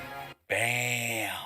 And if you understand the slick tongue of Satan is split, then you understand exactly what he just said, bro. Then you gonna be a citizen. And if you be a citizen, you are giving up your freedom and your freedom and your sovereignty. And you're replacing the old king, your old, for you can be a citizen. If not, get the fuck out of here and find your own way home or whatever the fuck you gonna do. So y'all gotta understand this was forced citizenship, forced black, forced dead in law, this was a forced action during a time when the world, the whole kingdom itself was in a state of peril. They seen that, came in with an artificial, algorithmic SSA or Social Security, branded everybody. Bankers put you in a bonded you, and put you in a trust and start trading your names to the world, to everybody. And they're just, it's time to start talking about these things, fellas.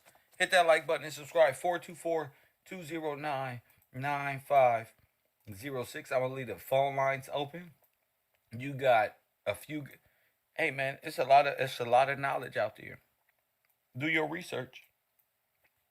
Do your motherfucking research, because in my opinion, if you look at all the players at the time of this, everybody started looking the same, first of all. And then America starts to look like the hidden Nazi regime. And if you look at the Nazi regime and that way of thinking, the Japanese and Asiatic communities was with the extermination of us as well. For they was with the axis of evil. Press 1.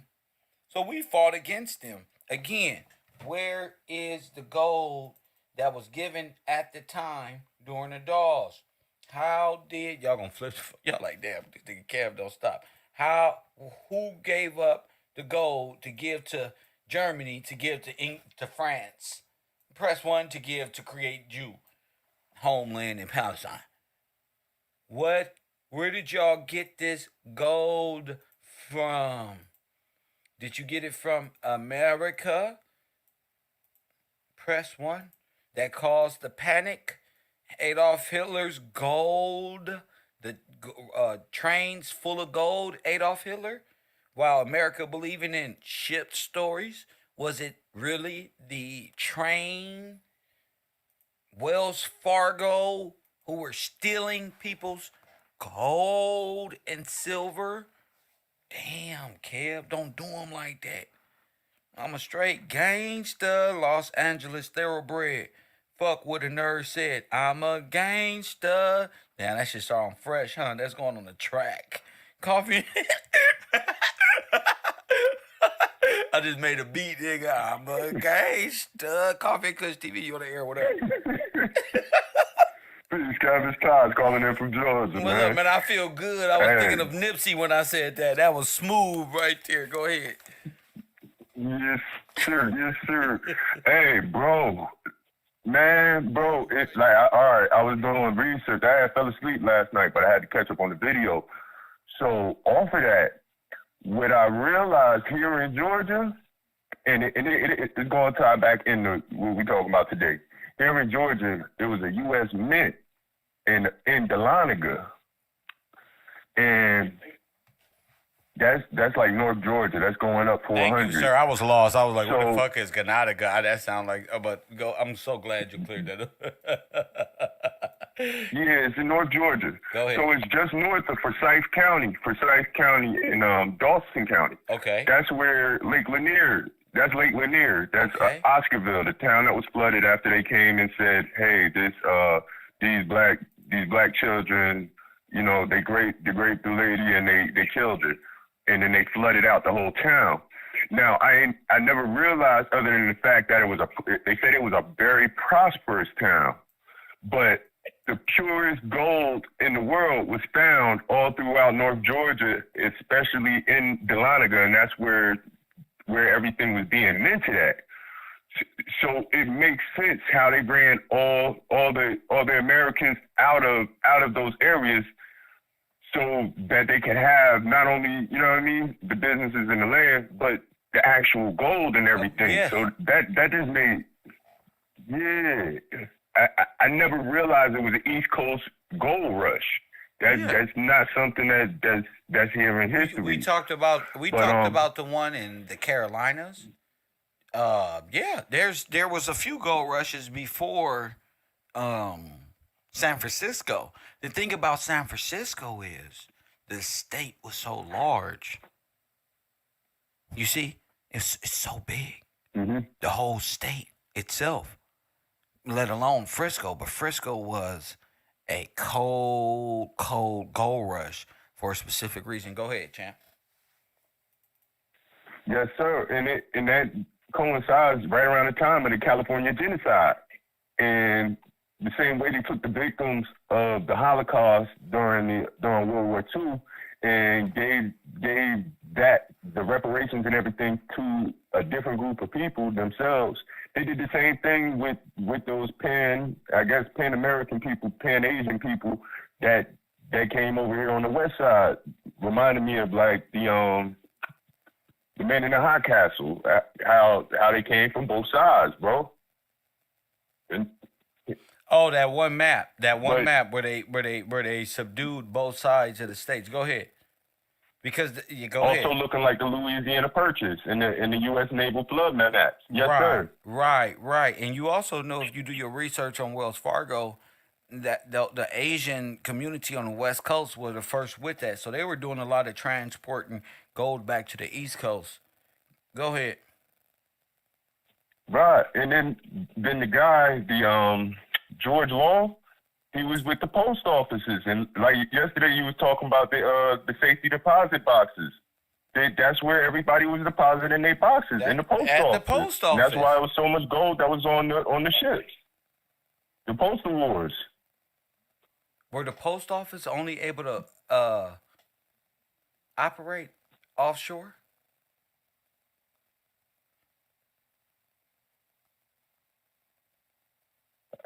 That's a good question. I know something to do with like the zip codes and stuff like that. But I would assume so. Those would be like lighthouses. But like my brain is going crazy, but it would be like a ship, like a ship. Like how can I say it?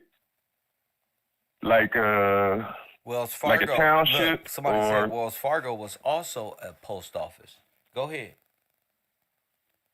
Well, that's why it's a bank. Yeah. That's why it's a bank. Because the post office is a bank. And they take the deposits, and that's also how they like offer the. Yeah. That's how they got your they name and your address and who you are. Yeah, bro. Yeah, and that's the fractionalized, and that leads into like the fractionalized banking, where they able They to turned it into private banking. They turned. Oh, the U.S. Marshal. Oh my fucking God. the fractionalized banking, and they borrow off of the deposits, and they able to give out loans based off. Okay, that makes perfect sense. They borrowed off of the deposit. I was saying last night, you know what kept me up, Taj? I was like, they held that money. They held that money underwater. They held that money underwater. They held that, and I was just like, I don't know what that means. Either the ship sunk, the gold hit the bottom of the water, but that'd be too obvious. I'm thinking water like submerged, like we are, submerged underwater. So our gold would be submerged. And I was thinking that they took a loan out on us, or how did they get us and our property to be submerged in order for them to retrieve it legally? I'm thinking of it like that type of aspect, but forgive me, Chad. Like a salvage. Like a salvage type of deal. Yeah, like they salvage, and I'm thinking of it as individuals as well. So my brain was just going off of this shit, bro.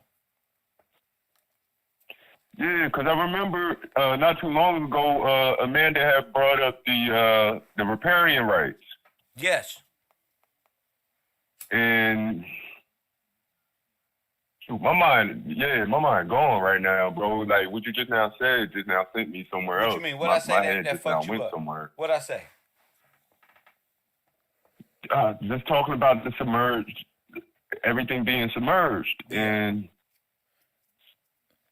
like I'm thinking about the flood. What flood was that? I was just looking into it. It was the flood of 1927, I want to say, and that would be around the time when, like, Hitler was definitely around during that time. That's like Hoover time, and that's right after the Dawes. That's right after the Dawes plan, and that would lead to like a displacement of a lot of people. And the ship, how would they be able to get all that? What would survive a flood? A safe? Yep. Safety lock boxes. Just like got you. See, like that thing you showed us the other yesterday with the Wells that had the Wells Fargo inscription on it. Safety deposit boxes. They said it was more gold in the ship at the bottom, maybe this, and they had it on 8 persons. So they robbed the bank and genocided all the people because the people had more gold on them than that was at the bank. They made it legal to own gold and all that. They got rid of everybody. It's all theoretical. All of the ship stories is to hide the ship. The vessel is the human being. So if the vessel sunk,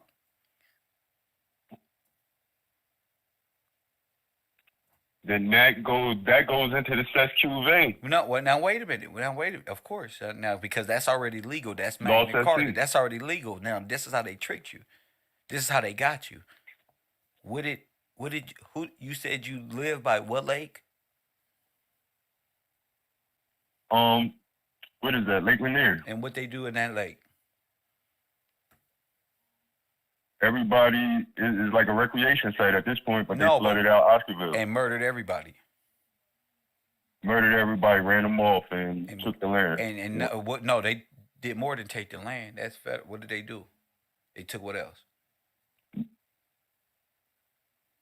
They took the names. They took everything, bro. But they took the safety deposit boxes from the post office, from the bank. Yeah, and they had a mint right there. Now check this out.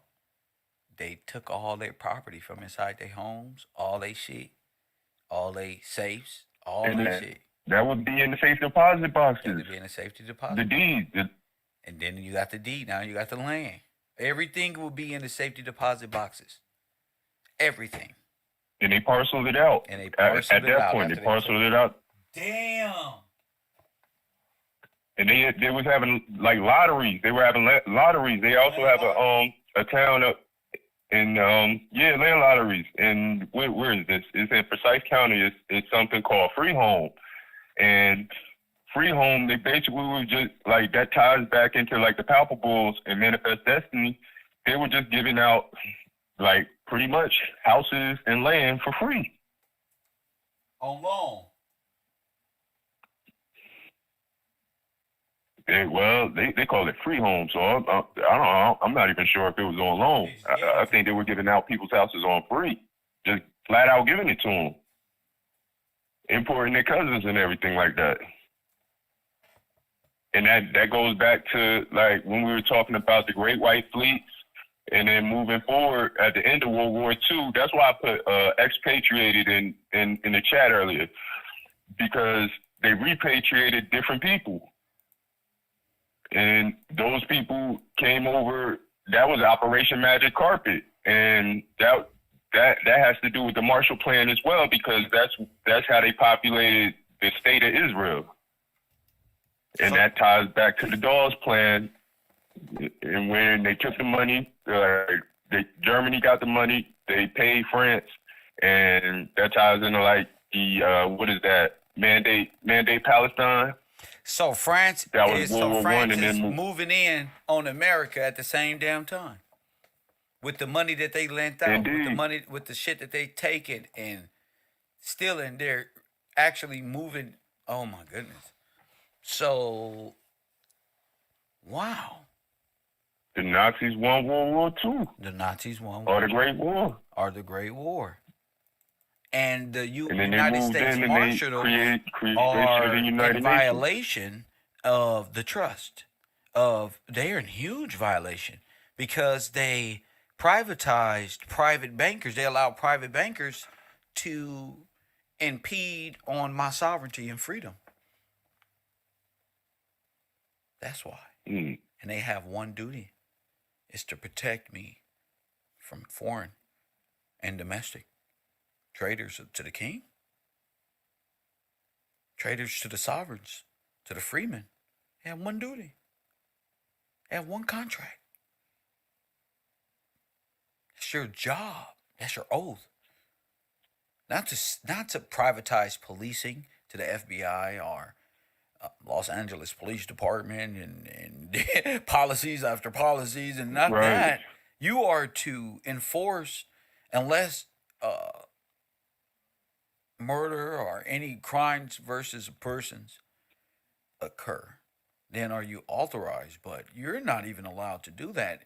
And then the people who you subcontract, you're the only one allowed to be on this land to even police, and then you subcontract, and they believe they're allowed to go around and asking me why I threw bubble gum on the ground, when that's in total violation. He can't even speak to me.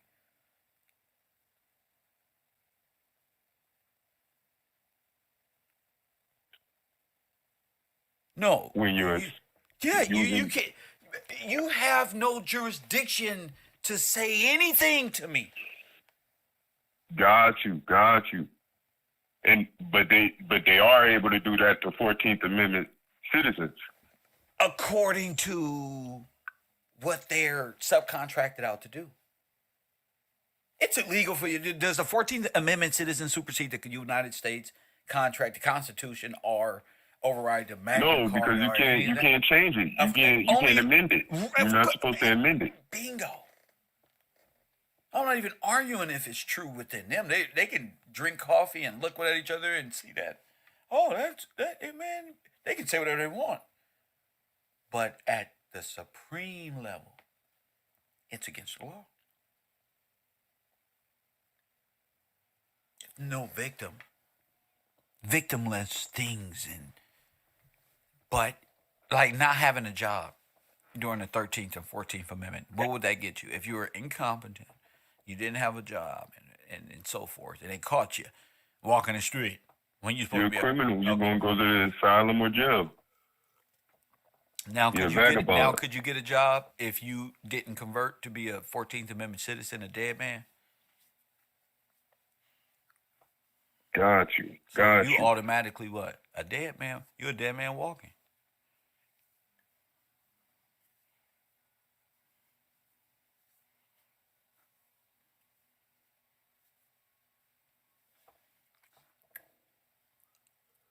And that ties into like the Social Security Act and having to get into the system in order to work. What year is that? In order not to be a criminal. What year is that? I want to say 1933, 1934 maybe. Sounds about right. Long as right there in the early 1900s with their goofy asses. Cool. These are all Germanic, IBM algorithmic, flush you out and flush them in type of thing. Indeed, and they put it on paper. It's on paper. And that's why they're going back to burning the Bible. Because that was the way that everybody that was the record. And they destroyed, like, the Chronicles buildings and stuff like that. And I want to say you had a video not too long ago. They was doing more than that. Georgia. This is how they just stole the people and they're held ransom in a lockbox in a sunken ship right now. Frozen in time.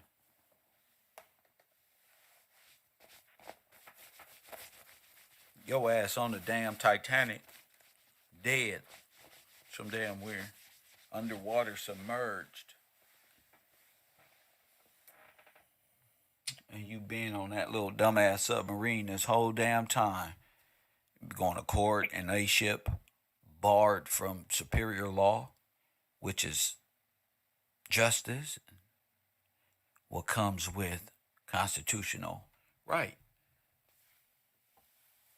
They had me thinking that we were going somewhere. No, hell no. You ain't going nowhere. You're under this authority. Serapis, a genocidal regime. Oh, yeah, it ain't been right. You ain't owned nothing since. In fact, you went into debt. Now, how do they got your gold and you in debt to the banks? How is that possible? How isn't Deloitte of London as a corporation sued for every penny they gonna get in the future? How? When they are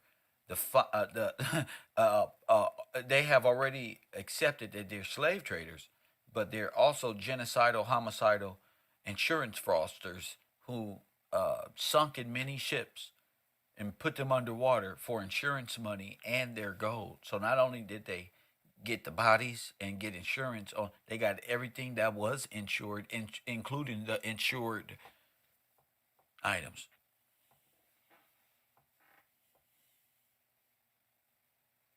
Including the insured items. You ever get something insured, like your car, and then get the insurance money for it?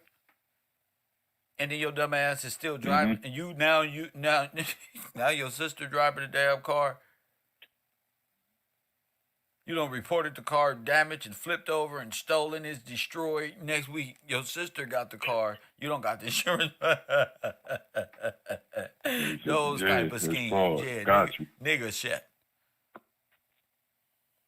On a large scale, they flooded out the land and stole the lockboxes. It's not only the Lloyds, it's Disney and all of these corporations that built off of that. All of them are Say it again. All these corporations, because they was all the corporations, because they're a product of that fraud. Of course. They was buying up the flooded land, placing amusement parks over them, which is illegal by way of international. But they were placing international corporations on top of the land as if they were different companies, but it was all Disney. That in itself was illegal. Now that makes sense. All right, now I get it. Now I get why they had Disney in 1923 and then the new Disney in 1973, and we just came out of the 50th year anniversary of Disney resorts in Florida. That makes sense now to me. Like, Why? Why as does it far make sense? as the timeline and jubilees and the returns, it's like when they pretty much, it seems like they got an influx of capital. They became more liquid at those periods, and they were able to, you know what I mean, pretty much put it into a shell company and continue to expand their corporation.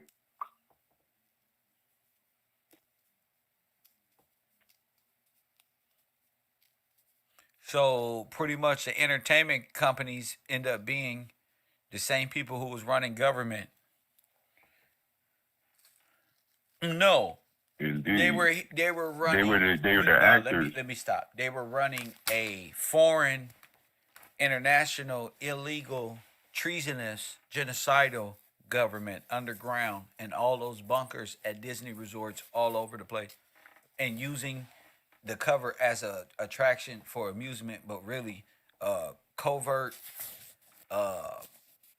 Nazi human trafficking type from stuff. Germany, huh? Human trafficking, All genocidal, that. Yeah, like because you gotta be a drug human pushing. trafficker to bring people over here illegally and giving them new life. And that goes against Title 8 and Title 42. Why you say that, champion? Talk to the people in law, please. So Title 8, it says the immigration of the people cannot come from a communist regime. They can't be drug pushers or human traffickers, and these things that they are all guilty of. They're guilty of giving identities to people, to different people. So that again, we talking about fraud at that point. And like everything that they're doing as far as immigration goes is faulty. And it's fraud. Getting into the word. Yeah, getting into the word, that goes back not too long ago. You had mentioned, and I looked at it, and I was looking for an opportunity to bring it up. But that's the Ezekiel. I don't want to say the wrong thing. It's not Ezekiel. Take your time. Zechariah 12. Take your time and Zechariah 12. And what do you mean by that? Go ahead. All right, and it also ties into, I want to say it's Joel 2 and maybe Joel 3, when they talking about the gathering and like pretty much everybody gathering and pretty much everybody going home. Could you explain that, please, or read from that? I'd love to hear it. Yeah, give me a second. Let me pull it up. Yes, sir.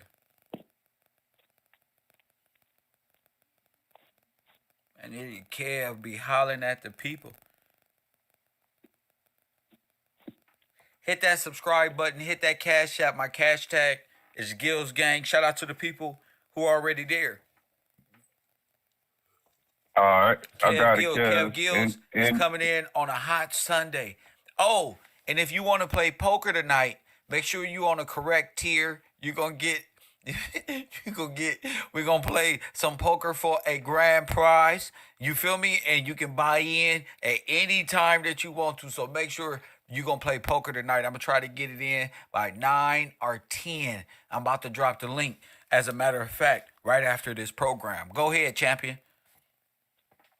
Yeah, and it is another thing that I've been looking into in the word. And that is, I'm about to read Zechariah 12, but it's the day of the Lord, bro. The coming of the day of the Lord. A time, another time, and a division of time. But this is Zechariah 12 right here. Go ahead. The burden of the burden of the word of the Lord for Israel, saith the Lord, which stretches forth the heavens and layeth the foundations of the earth, and formeth the spirit of man within him. Something you might Behold, I will make Jerusalem a cup of trembling unto all the people round about, when they shall be in the siege both against Judah and against Jerusalem. And in that day will I make Jerusalem a burdensome stone for all people. All that burden themselves with it shall be cut in pieces. Through all the people of the earth be gathered together against it. In that day, saith the Lord, I will smite every horse with astonishment, and his rider with madness. And I will open my eyes upon the house of Judah, and will smite every horse of the people with blindness. And the governors of Judah shall say in their heart, the inhabitants of Jerusalem shall be my strength, and the Lord of hosts, their God. In that day will I make the governors of Judah like a hearth of fire amongst the wood, and like a torch of fire in a sheep. And they shall devour all the people round about, on the right hand and on the left. And Jerusalem shall be inhabited again in her own place, even in Jerusalem. The Lord also shall save the tents of Judah first, that the glory of the house of David and the glory of the inhabitants of Jerusalem do not magnify themselves against Judah. And that day shall the Lord defend the inhabitants of Jerusalem, and he that is feeble among them at the day shall be as David. And the house of David shall be as God, as the angel of the Lord before them. And it shall come to pass in that day that I will seek to destroy all the nations that come against Jerusalem. And I will pour upon the house of David and upon the inhabitants of Jerusalem the spirit of grace and supplication. And they shall look upon me whom they have pierced, and they shall mourn for him, as one mourneth for his only son, and shall be in bitterness for him, as one that is in bitterness for his firstborn. And that day shall there be a great mourning in Jerusalem, and as the mourning of Hadadarim in the valley of Megiddon. And the land shall mourn, every family apart, and the family of the house of David apart, and their wives apart, the family of the house of Nathan apart, and their wives apart, the family of the house of Levi apart, and their wives apart, the family of Shimei apart, and their wives apart, all the families that remain, every family apart, and their wives apart. And that's Zechariah 12. So what did you get from that? It's a lot. I got a lot from that. It kind of, at the beginning, it kind of reminds me of what we were talking about, what you were talking about with Pandora's box. The opening of Pandora's box basically was like a release of like a horseman. And that go back to like when we were talking about Teddy Roosevelt during the time of the Liberty Bonds, when you had the rider of the four horsemen of the apocalypse. And it was saying that the horsemen were going to be struck with madness, and the horses would be blinded.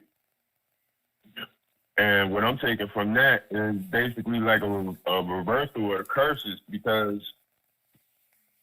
it said that the people of Judah and Jerusalem, Kid, this is Sodom and Gomorrah. Will pretty much eat off of that. And that goes back to the Leviathan. I want to say it was in Psalms. I don't have it right in front of me. They said that what this all means, like pretty much, and how the Moors the people and that the are in French the wilderness and the African held all in conglomerate unison to come against you and put you on this external hamster wheel, making them all rich. They're telling you to go to Africa, but they come in here. They want my name so bad. I said, I swear when them Nigerians want Kevin Gillespie so bad. Press 1, they wish they was right here on this homeland talking that shit. They wish they could walk like Kev, walk to the mailbox and put keys in the other shit. Press 1 and wear sandals because we want to, not because we have to. You know, so I'm talking big shit for the next quarter. Facts. Not one man that ain't got nothing to say lawfully is going to interrupt my classroom. This is true. You're not doing it. I got Kevin G show. I got Coffee and Kush, entertainment media. Go over there and have a ball. Go over there. In my class, as a man, you gotta speak. You gotta speak. This is true. I'm not doing it. I did it and I held out for as long as I could. I'm not seeing no progress from no men. You hear that? None. I'm like, damn, is this even... I hope they don't think this dollar is enough to secure my life or nothing.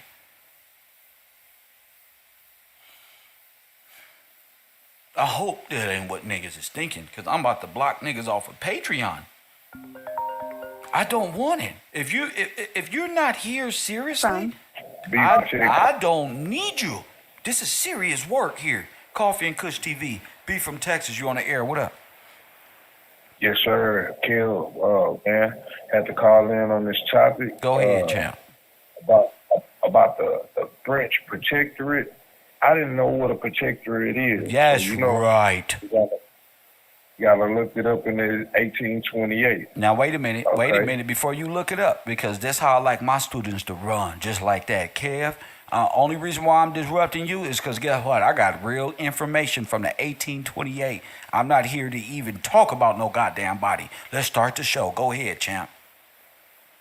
Yes, sir. Go ahead. Okay, 1828. The definition of protectorate. Government by a protector. Government by who? They kept it real simple. By a protector. By a government by a protector. Willing monkeys. Go ahead. So, all right, the French protectorate, their government is protected by the French. Their government is protected by who? By the French. The Morocco. Okay, so what are you saying about the Moroccan French? What are you saying about that? Give it to them. Okay, that means the Moroccans, when they come over here with this war talk, you have a boss. The French are your boss. They're your daddy. They tell you they're your protector. So you have to do what they say. Yes, sir. So you're controlled by the French. Is Morocco controlled by the French? Yes, sir. Most definitely. Wow. And also, yes, sir. I thought Haiti was free from Morocco. Hold up. Let me stop, bro. Let me stop before we get. I thought they paid the bond back. You did by your life, nigga. Your life, nigga. You have a life expectancy, you clown. Go ahead. I still digress. Go ahead. I look at that like these record deals and the 360 deal with France. They want it all. Even if you get free, you're not free. That type of shit. Yeah. Go ahead. Yes, sir. Yeah. All right. I want to read. I pulled it up to get more information on it. That's right. All right. It says the French protectorate in Morocco, also known as French Morocco, was the period of, yes, sir. They're known as French Morocco. Hey, Kel, I just thought about something. Go ahead. Spill the beans, sir. They hip-hop stars. That's right. French Montana. Yes. And I'm like, he from Morocco. Yes. Why they call him French? Now you get why they call him French Montana. French. Yes, He's sir. from Morocco, right? He's yes. French. Yes, sir. Yes. He's from Morocco. Go ahead. So now we got it. Okay. It said the French protectorate in Morocco, also known as French Morocco, was the period of French colonial rule in Morocco between 1912 and 1956. The protectorate was officially established on the 30th of March, 1912. It says when Sultan al-Hafid signed the Treaty of Fez. Though the French military occupation of Morocco Wait, what you say about the Fez? What you say? They signed the Treaty of the Fez. That's the name of their treaty. I told you, people. Come on. Yes, sir. Yes, sir. Come on. Okay. It says through the French military occupation of Morocco had begun with the invasion of Ojdad. It says the bombardment of Casablanca in 1907. Okay. So then was French clothes. And then, what's the name? Really had on Marcus Garvey. So he's a French insurgent. Go ahead. Yes, sir. That's right. A genocidal maniac. Go ahead. Okay. The French protectorate lasted until the dissolution of the Treaty of Fez on the 2nd of March, 1956, with the Franco-Moroccan Joint Declaration. Okay, so they still join together. They have a joint declaration. That's why the Moore is right there with the French looking George Washington talking about is right there. It's a lie. The French and the Morocco are the Nazis. Go ahead. Those are the Caucasian. Go ahead. That's your white supremacy. Go ahead. I'm pissed off. Go ahead. Morocco's independent movement described in Moroccan historiography as the revolution of the king and the people. That's their revolutionary war. Go ahead. Against the king and the people. Against the king and the people. Let me tell you something. Let me say this. This all has something to do with Ethiopia and us aligning ourselves with the French Ethiopia to go against the French and then lose, and we lost everything when it was all a ploy. Go ahead. Okay. With Selassie, the fake Somalian Ethiopian fake tribe of Judah, Lion of Judah, Antichrist. Go ahead. Okay. It says restored with the exile of Muhammad V, but it did not end French presence in Morocco. France preserved its influence in the country, including a right to station French troops to have a say in Morocco's foreign policy.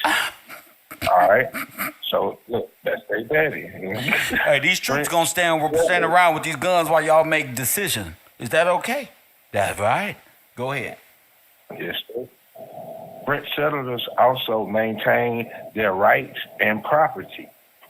Okay. Go ahead. The French protectorate shared territory with the Spanish protectorate, established and dissolved the same year. Now, ain't the Moors Spaniard? Ain't that they was talking about the Spanish Morocco? Come on, G. Go ahead. This is made up. Go ahead, Keith. It says established and dissolved in the same year. Its borders consisted of areas of Morocco between the corridor of Taza and the Draw River, including the what? The what? What's the name of that place? The Draw River. No, before that. The corridor of Taza is Taza, and then it says the Draw River, which is Draa. Okay. Draw River. Okay, including spars of tribal lands. The official capital was Rabat, R-A-B-A-T, Rabat. Okay, so they gave me an idea of what's going on with that. This right here, what I got, I have it's the French, the government of the French Republic, and what the deal that they signed. Go ahead. Okay, I'm gonna read it real quick. It says the government of the French Republic and the government of His Majesty the Sultan, desirous of inaugurating a regular regime in Morocco based upon internal order and general security, make it possible to introduce reforms to ensure the economic development of the country. Wow, that sounds like America. That sounds like the illegal corporate state of America that they've legalized here in America. Go ahead. In this nation. Yes, sir. Yes. Sounds Yep, just it sounds sound exactly the identical. same. Go ahead. All right, that was the what I had on that excerpt because they had it written in a different language. Yes, sir. And looked like in French. And they had it written in I think this is Arabic. Go ahead. So they are all together. They are all together by paperwork, by contract. Paperwork, by So contract. They work together. This is a business for them. Yes, sir. Yes, they're together. Okay, go ahead. Okay. You think you living in the country, your ass live in Burger King. Go ahead. You thought you was free. Go ahead. All right. That's what I had on that. And it's all true, bro. Like the Treaty of the Feds and all of that is no way for them to get around it. I found out something about when I was looking up the revolutions in France.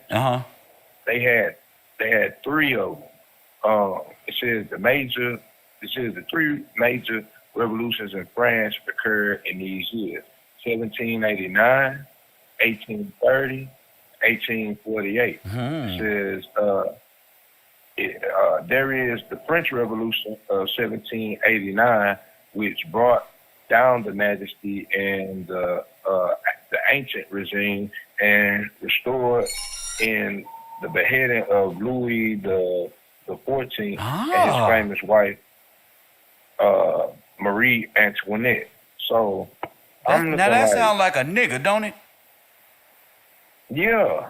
Let's and they stop want it, to try bro. to say that. There ain't no white person Yes, from sir. Karzar named no damn Antoinette. Go ahead, King. Exactly. Yes, sir. And that's exactly what I was thinking when I was reading that. Another thing that popped out to me was something they call a term in France in like the 20s. They had something called negrophilia. Negrophilia? And yes, sir. Negrophilia. NECR. Oh, negrophilia. Go ahead. Yeah, like Negro. Yeah, like Let me say negrophilia. that. Go ahead. Because you know there's It says, necromancy, Negro- and that's black deadness Right. and worship. But go ahead. Okay, negrophilia, it says, was a metropolitan movement that also elicited opposition from the parts of the French society. The combination of African primitive music and American popular culture through the presence of such as La Rue Negro was a threat to the refined French taste. And what I found, like, sort of like in Harlem, they had like this thing. Wait a minute. They had The like Pope in them is French. a movie. Rome is French. Yes, Italy and sir. all. Oh, it's 'Cause over, that's bro. the order. Come on, go. You Yes, good? sir. Go, my That's bad. the order. It just hit me. Whoa, catacombs, bones, diamonds, everything. Go ahead. Yes, sir. And then what they was holding, like, I think about Marcus Garvey. We was talking about Harlem and how they had the Renaissance in Harlem. Yes. They also had it in France around the same time. And That's why remember- Usher said the one thing French have in with us is the alcohol. Go ahead. Yes, sir. Now you got you had them having them galas, get it, galas, Galas? balls in Harlem. Yes, sir. The Galen The Balls. masquerade. Oh, that's where all that shit was going on with the Odd Fellows, with Marcus Garvey. Yes, sir. Once again. And Marcus Garvey. They was doing that in Harlem. They was also doing it in France. They had something called Bal Negre, and they spell it like B-A-L. And first thing I think about is Baal. Wait a minute. You know? They dropped the ball. B-A-L. Baal. Remember we correlated? Go ahead. Baal. Yes, sir. All right, I'm gonna read what it was about. It says, due to World War I, France saw an influx of African colonial immigrants into Paris. This sudden rise in diversity led to white Parisians to become fascinated by the introduction an immersion of black culture in the city. During the late 20s, several Parisian nightclubs began hosting balls. It says, but they spell it B-A-L. Yeah, it's right, but yes. And authentic African-inspired dances, which were very popular among both the black and the white French crowd. These balls became one of the leading interracial social spaces in France, while African immigrants were to a ball colonial. Oh, hold on, let me say it again. It says, while African immigrants went to a ball colonial or a ball negre for recreation and fun, French surrealists often came for the scientific observation of black culture. Damn, these are your gatekeepers.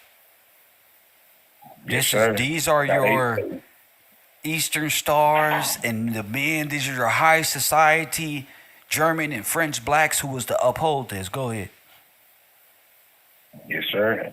And they observing the culture, okay? Observing. They're looking and seeing what needs to be adjusted, and they're creating the culture with people like Charleston White, a French Ethiopian Somalian looking bastard. What's the other one? Santana, the one who was just about to beat up DJ Academics. He's another one.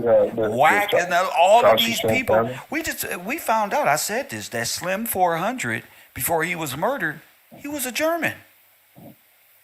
Right. He looked like me. We got the same color, but if you was to put us together, you will see the elongated nose. You will see the German attributes on him.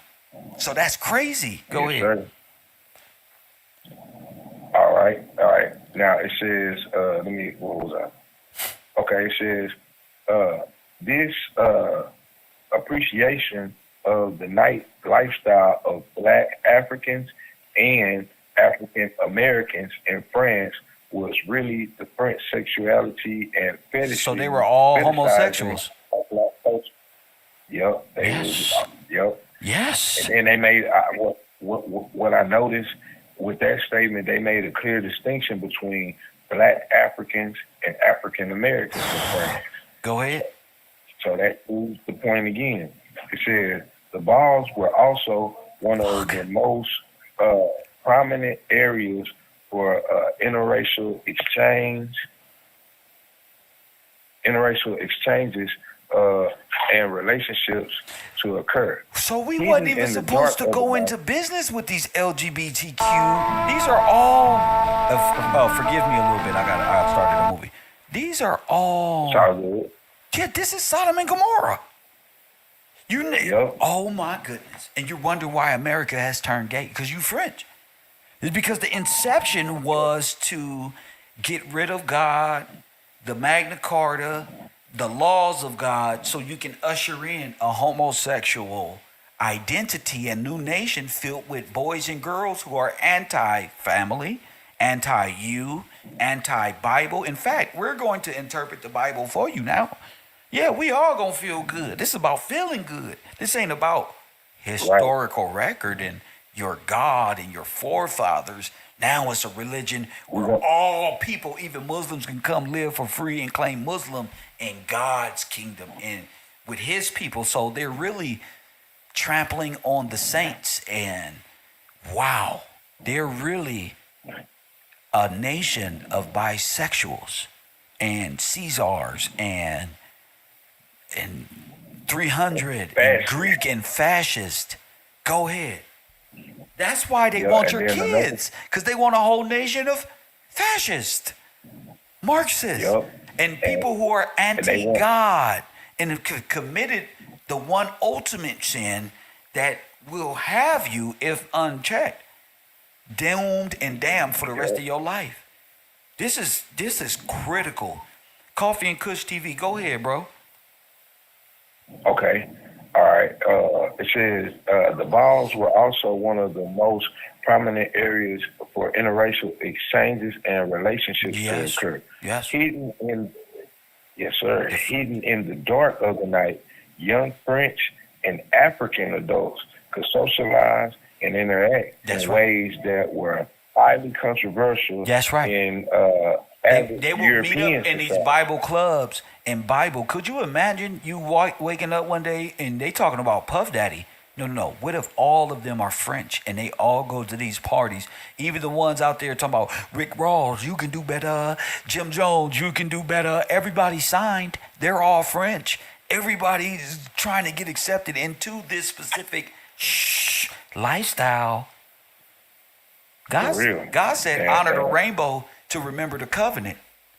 They saying the rainbow is for homosexuals. Yeah, exactly.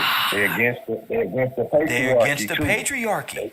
The false matriarchy. That's why the black women are okay with homosexuals.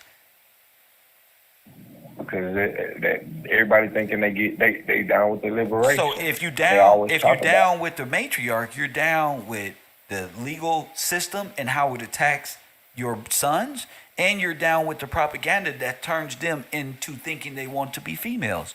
You're a part of that. I kept telling them, turn it off. They don't want to because they're French. They have a natural, they don't have a foundation to say, man, this don't feel right. I shouldn't be watching this or being a part of this. See, I got a moral compass. It's like, bruh, get your ass about this vicinity. This ain't for you. Oh, you right, God. I shouldn't be hanging out with the gangbangers at 10, 11 o'clock when they got enemies scoping them out. You right. You know, my friend is one thing. You being my friend and we can smoke and play the game together is different from God letting me know, all right, Kev, it's time to leave the club. Kev, don't be over there. No, I got that internal, it's time to go. God directs me, bro. It's time to go. I listens to my inner thoughts, and God, is that cue? Send me a cue if it's time to go. Oh, that looked like a good cue to me. Gotta go. He got a gun. We gotta go. Y'all hungry? Let's go to eat. Go on. We go eat. Yeah, it's time to go eat. When people get that feeling and they don't act on it, that's when you, or when you do act on it, you go home and go about your business, have a great night. Then the next thing you know, you hear about what happened last night. Soon as you left. This happened. That's right. Yes, sir. You know, they came through Kev last night and shot at us right after you left. Yep, that was my time to make an exit. God told me, hey, time to rack it up. Yeah. And you know who got shot? That nigga you always with. That nigga who look like you. That nigga.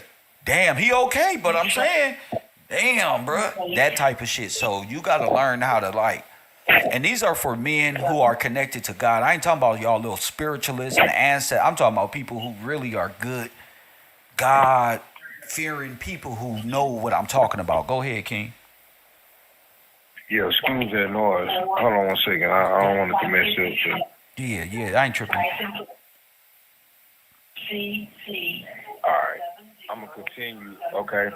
It says the average Frenchman, it says the ball and gray was considered an opportunity for exotic experiences and sexual freedom. Now we know what that is. It says black party goers were no longer thought to be in these bars for their own enjoyment, but for the interest of white guests. So they are male prostitutes. Damn, and they try to make it seem like the women was getting raped by master. No, nigga, you was in there having fun, sucking penises with your mustache on. No, it wasn't her. It was you having fun. Don't try to put no slave narrative on us. No, that was you. Making love to men. Them was your forefathers. And fail, G. And our forefathers right there with them, denying the law. Yeah, this look fascinating. They having a ball over there. Look at, and then Hollywood took over. They having a ball. They having a ball over there. Look, New Year's Eve, you dropped the ball. Damn. Yes. And that explains a lot about these people and their ideologies and how they look at women and constantly going at Facts. They're mad. They mad at me because Kevin is attracted naturally to women. Exactly. Yes. And they're mad at you. They're mad at, of course. I mean, they want you. They're gay. Hell no. Yes, no, nigga, hold on, let me hit the button. No, I'm not afraid of them. They are gay. Not like this. No, they're Exactly. gay. Yes. They go to jail a lot. How many times you been locked up? A lot. They go to jail for fun. No, it's time to accept this. You gonna get this work. See, I thought y'all was just didn't know nothing. No, y'all full-blown homosexuals, and it's showing up when it's time to defend your black women who are dead in law and they need you. See, that Roman thought process is coming out you niggas and got you niggas shaking in y'all boots because you can't come against God. That's what you can't do. And the truth, you can't come against the truth, sir. So, yeah, y'all's a bunch of fascists. A bunch of French fascists here to corrupt our people. That's what you are. And turn a good, loving people who are lost and can't even find out who they are, and to lead them into a homosexual or gay paradise where all y'all children can wear and do what thou wilt. All these feminist groups is doing our kids this way. All these male-on-male groups. A lot of y'all men don't know why y'all women and y'all ex-girlfriends was acting like that. That's because they feminists. They only needed your seed, bro. And you don't even know it. They only needed your seed. That way, when they get rid of you, your whole inheritance goes to them. Like they tethered in. That's right. You and your name is more powerful with nothing and on food stamps than them and legitimate cash to buy tacos, nigga. They want your name. They need you to agree. Please. That's why all the foreign women is pushed on us. If I was you niggas, I'd go grab my black women. I don't care what y'all did. See? Real, because it's not real. It's an illusion. It's a trick. It's bait. And we don't need it. I'm good. Straight Anton up. Daniels and the Angry Man got black men thinking they dealing with women hate because the world of women and black women just want thugs and pookies and ray-rays. No, they telling you that because these are undercover fascists, Pan-Americans.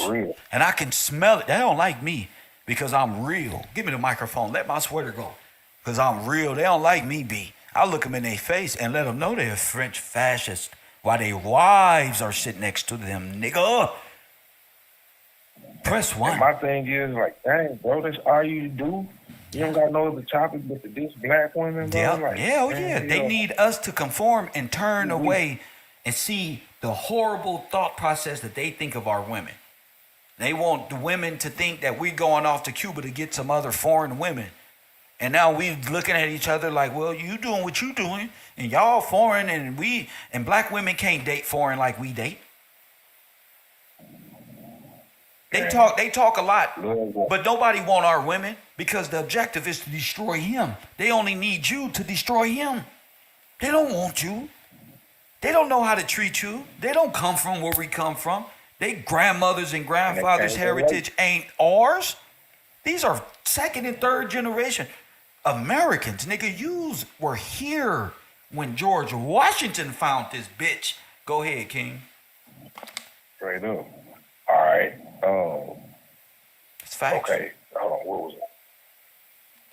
All right. It says black party goers were no longer thought to be in these bars for their own enjoyment, but for the interest of white kids. Oh, they just sucking penises just to get some damn attention. Dude, what you worried about Weinstein for? What you complaining? That's why Ice Cube can sit his goofy ass down here and do movies after movies after movies degrading you paid for by Harvey Weinstein. Then Harvey Weinstein goes to prison, and now y'all out here talking about let's play the pickup game of 3-on-3.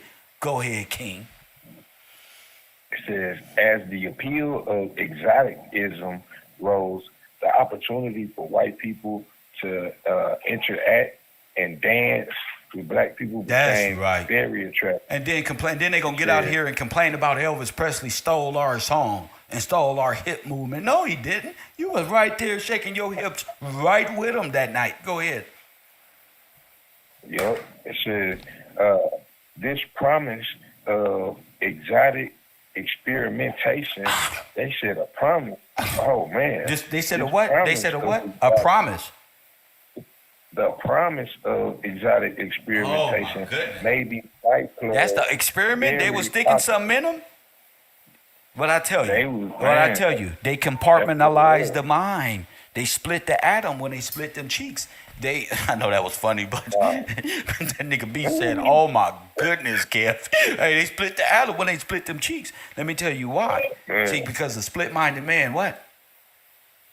A double-minded man is unstable in all his ways. So what you got to do is compartmentalize his mind by introducing him into a perverted, unnatural sexual activity, and now he's broken. He's buck broken, as they say.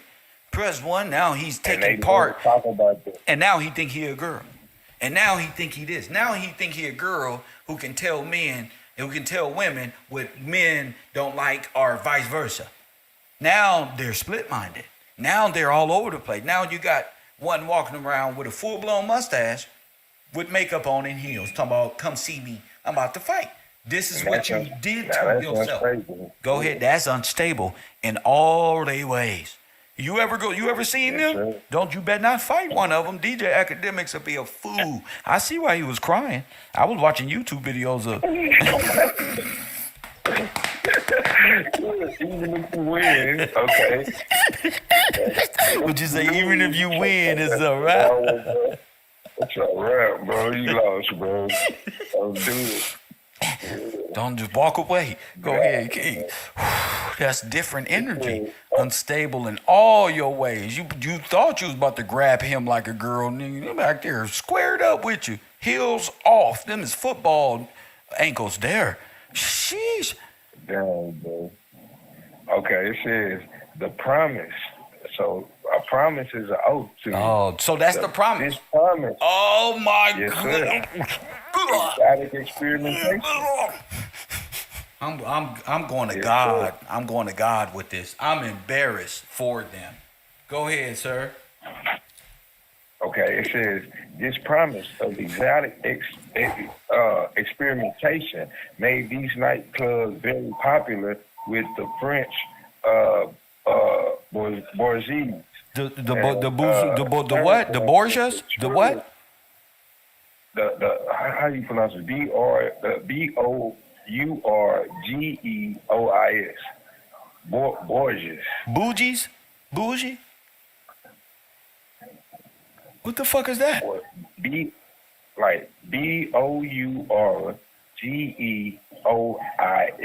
Oh, okay. I get it. Whatever. Go ahead. Yeah, I'll come back to it. It says, it says turn them into a tourist attraction. Interracial dancing gave the French a sense of liberation. Wait a minute. You telling me this was a tourist attraction? And these people got locked into the entertainment. Now they stuck there thinking that they Egyptian and Indians? Yes, sir. Oh, I feel like Donald Trump. Black people. Oh, black people. Oh, my goodness. What have they done to you? Go ahead. Okay. It says, interracial dancing gave the French a sense of liberation from the conventions of modern society, especially since the French deemed Africa and Africans primitive and passionate. Okay, primitive. Hold up. So sorry. I almost laughed because they called you a monkey. Yes, sir. And then they said you got a primitive mind. Primate. That's the first part I'm talking about. They just steady slapping them with the insults and degrading these people. They say, yeah, and you're going to be a monkey. Yes, we are. And you are pledging that you are beneath us. Yes, we are. And we're allowed to do parties there. Yes, we do. And if you guys have parties, make sure you service us up first. Yes, we're going to do that too. Jeez. Damn, huh? It hit different when it's true. Yes, sir.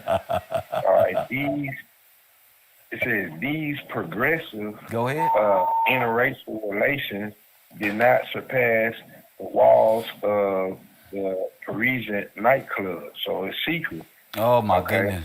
the racial and social structure remained the same for blacks and whites in France during the early 20th century. So it wasn't no racism like that. In the party, not in the party. outside, they played a hell of a role, huh? Yeah.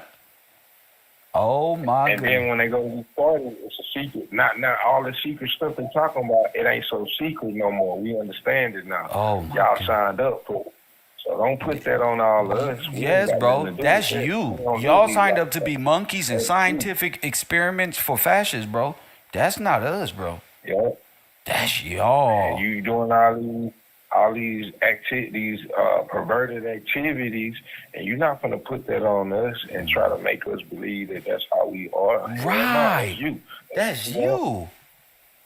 That's you. Just like the scripture we read. God said he was gonna leave them to it. There you go. That's what you wanted. Wait, say it again. He gonna do what?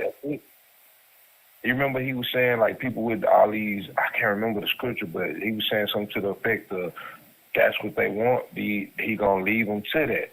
He gonna leave. He gonna hand them over to the ones that they worship and love the most. That's a curse in Deuteronomy. That's something like that. Like because you done ain't hearkening to what not to do, I'm gonna hand you over to them since that's what you're doing. I'm gonna let it ride. Go ahead.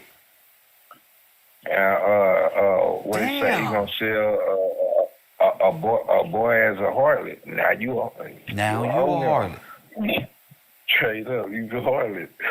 That's it, bro. So it explained a lot of the stuff, like how they try to put all the stuff on us, and that's y'all. We don't get down like that, bro. That ain't real. And this is clear. I never heard nothing about how they was getting down in France. They don't want us to know. So that's why Charleston White was sending dick pictures and videos to Batman KevRow. This is all a part of the sex play. The sex play is French. Sex playing you and shit. You ever been around men and they tug on each other penises? Not me, but I've heard about these things. I've never played football. I ain't been in no locker room where niggas doing and playing these little games. But a lot of y'all men have. Even when they play like basketball, I've seen boys like good play. I don't play that, bro. And smack them on the ass and shit. No, bro. Yeah, I don't play that. I ain't never played that. I don't even understand where that come from until now. We got you. Now it make fucking sense. Sheesh. Like, bro. Even with my sons, they play sports. They don't play that. My boy. That's what I'm saying, bro. Dr. Dude too thought I don't have to pay for some dental stuff, but I ain't mad at them. You did what you had to do, son. We don't play that, bro. For real. That's right. I ain't saying go out here and be out here just messing with people. Hey, you keep your hands to yourself, bro. There ain't nobody benefiting be. That's right. That's right. For real. It's go time. Yeah, bro. Yeah. So, where was we at? Oh, one thing I wanted you to do, because I'm getting a lot of information, right? I want you to look up. Okay. As we speak. This is dealing with, because I like being spontaneous with you. I think we work better when we flow. Yeah. But we ready to rock and roll. It is the Moroccan. What was this? Let me make sure it's straight so I can see. It's a. Hold up. Hold the fuck up. It's a Moors Sundry Act of 1790.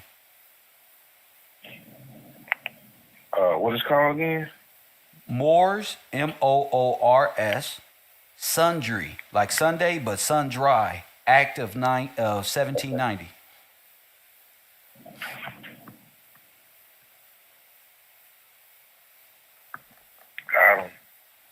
What is that? All right. Up real quick. Okay. It says the Moors Sundry Act of 1790. The Moors Sundry Act of 1790 was a 1790 advisory resolution passed by South Carolina House of Representatives. Wow. Wow. Clarifying, yes, sir. Okay, it says clarifying the status of free subjects of the Sultan of Morocco, Mohammed bin Abdullah. The resolution offered the option that free citizens of Morocco were not subject to laws governing blacks and slaves. So they wanted to make sure that the free citizens of Morocco wasn't being treated with the same laws that was being treated as slaves. Go ahead. Right. That's the end of it now. It says petition from Sundry for free Moors. I'm going to pull that for you. Go ahead. It says January 20th, 1790, a petition was presented to the South Carolina House of Representatives from a group of 4 individuals who were subjects of the Moroccan Empire and residents of the state that desired that if they happened to commit any fault amendable to be brought to justice, that as subjects to a prince allied with the United States through the Moroccan American Treaty of Friendship, they would be tried as citizens instead of under the Negro Act of 1790. What 1740. the fuck? So they're distancing. Now, let me tell you this. They've distanced themselves from us. From us. Yes, Sheba sir. just said that's the same year as the Naturalization Act. Huh? Check that out for me real quick. And before you do that, let me do this real quick. Shout out to Jason Harris for that $5 contribution and Cedric Jefferson for that $3 contribution to this program today. And I encourage everybody to get in that Cash App. If everybody got on Cash App right now and contribute a little sub, our shows would be so great. I shouldn't even have to say Cash App. But geez Louise. Shout out to Jason and Cedric Jefferson for y'all contributions to this program. Go ahead, champ. Okay, we're going to the Naturalization Act? Yes. All right, Naturalization Act 1790. Go ahead. 1790? Okay. Yes, sir. Okay, go ahead.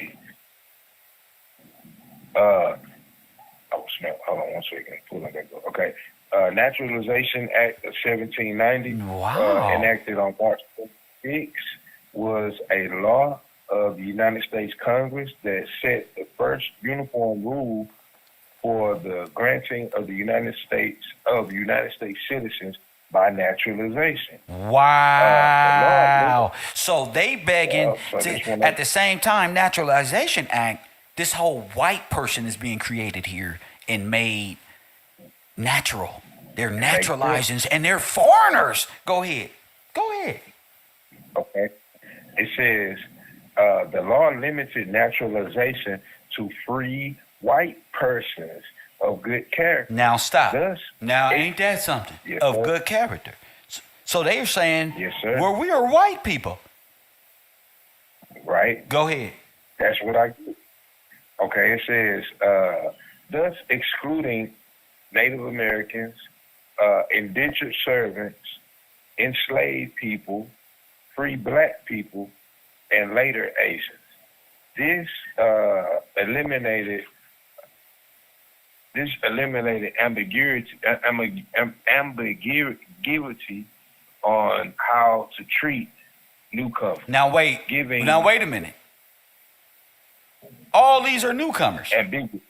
Now check this out. Yes, sir. All of these Native Americans, these are all newcomers.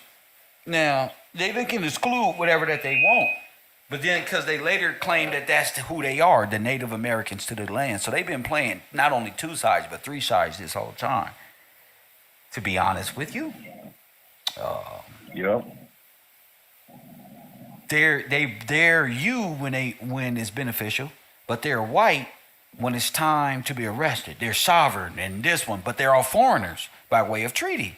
Right. So they're only citizens. They pledge to be a citizen and be treated not like you. Now, you're none of that. You're not an Asian. You're not that.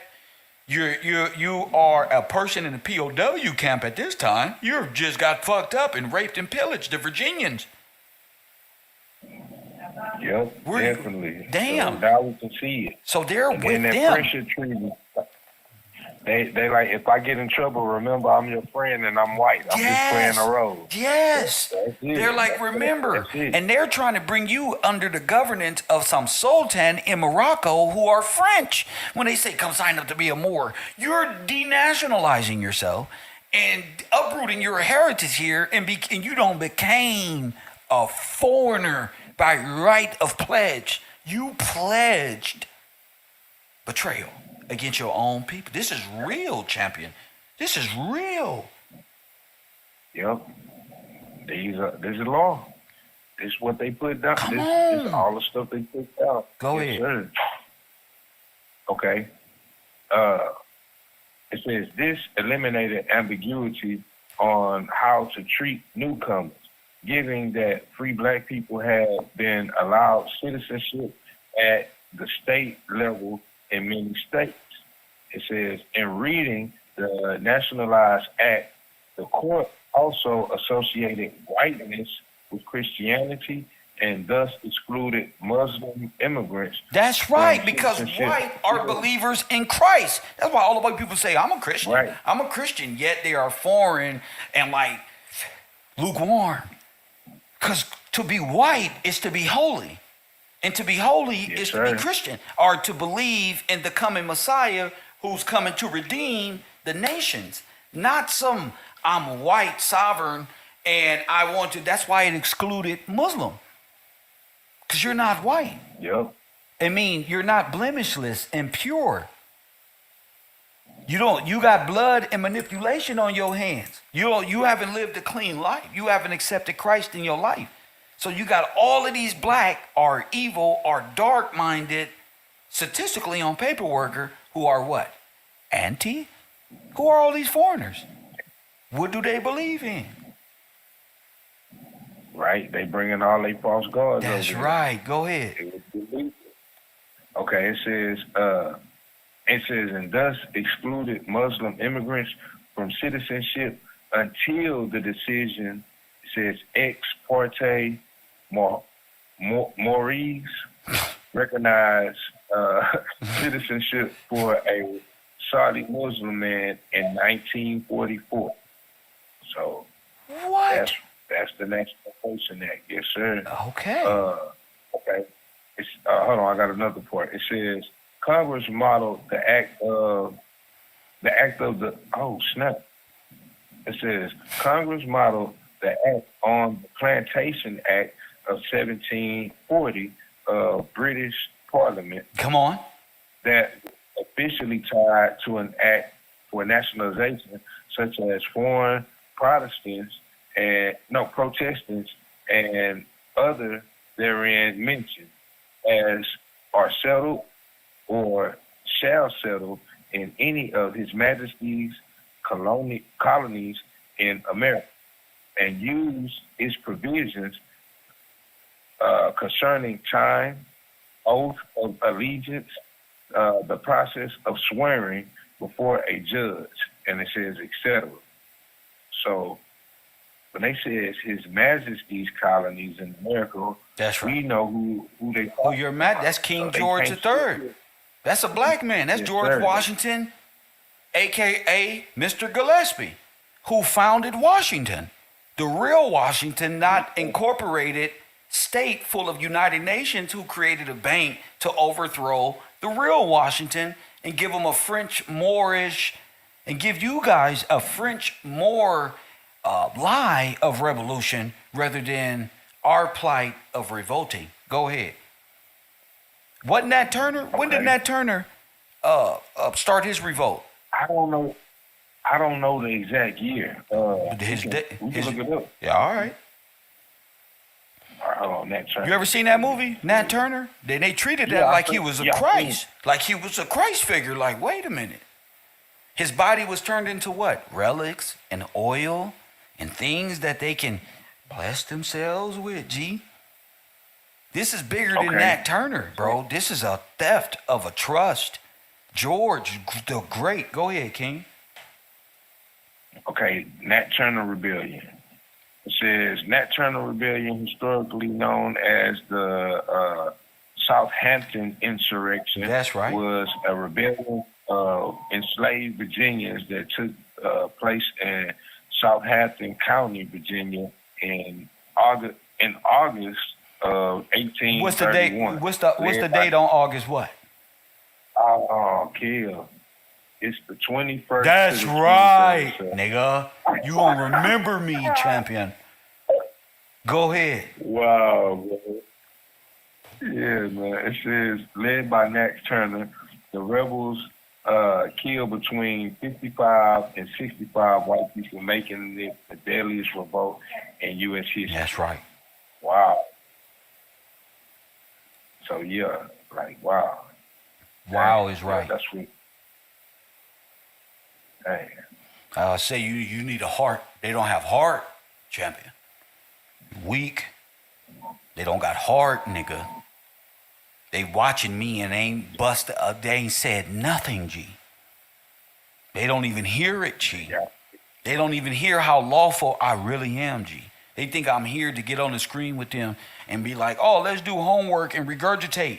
Nigga, you don't really understand what this is. See, when you find yourself in history, it'll give you something to fight for. When you find your people in Scripture and find you in Scripture, that's all the reason I needed to fight for what's mine.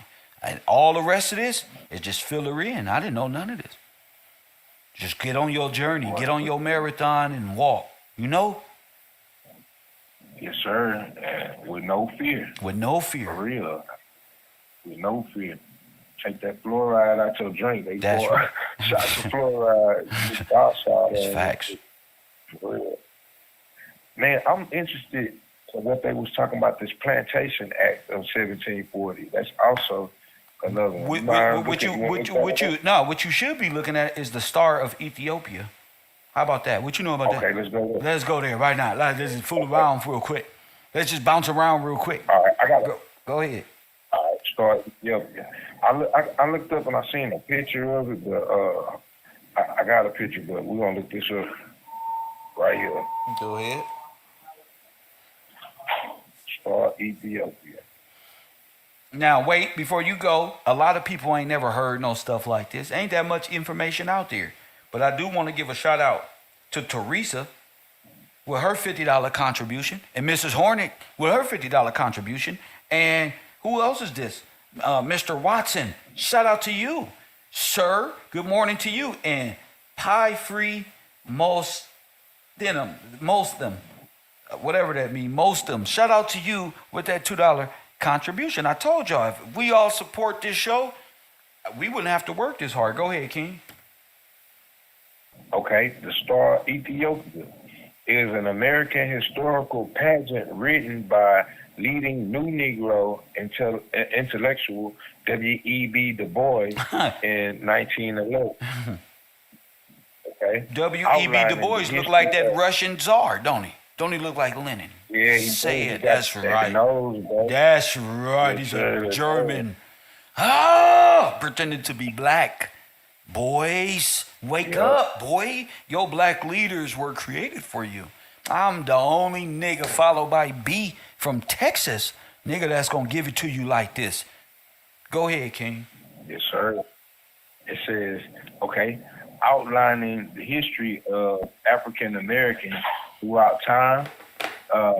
Pageants were held in high regards by Du Bois, who felt that pageants could be utilized best as a form of educational theater. As a form of what?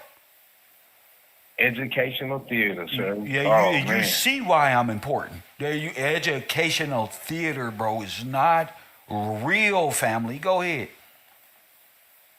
Or as an instructional tool, not only teach African Americans the meaning of their history, but also enlighten whites as to reveal the Negro as human.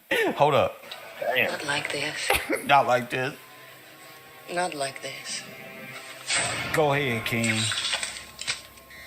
Oh, man. It says, despite his minimal experience in playwriting, pageant movement, intellectual Du Bois composed and constructed for the stage the star of Ethiopia to be presented as an American historical pageant.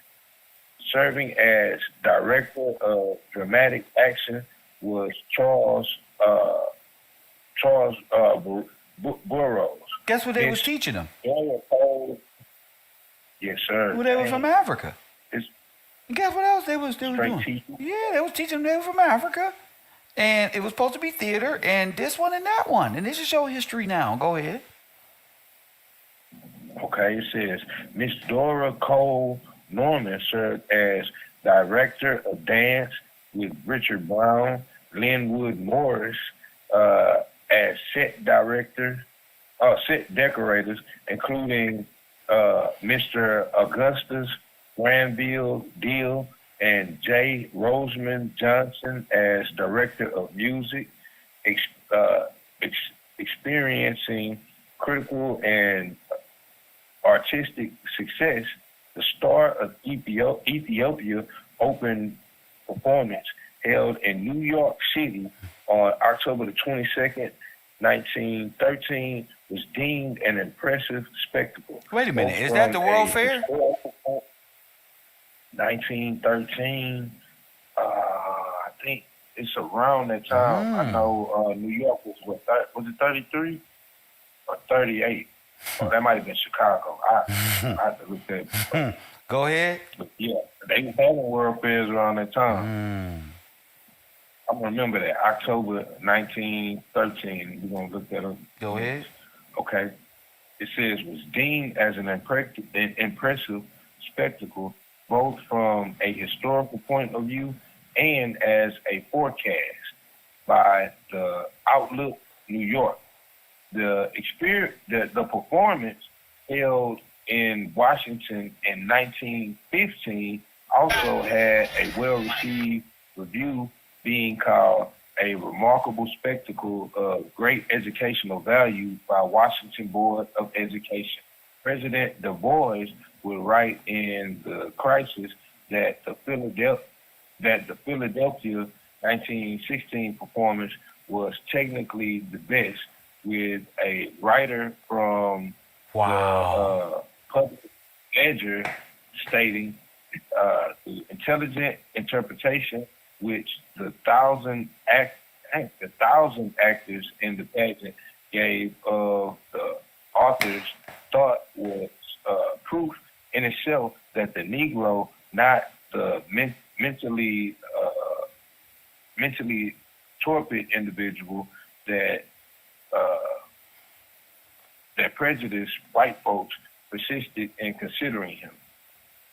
Damn. Altogether, three. So this is a person who is in the society of creating new niggas.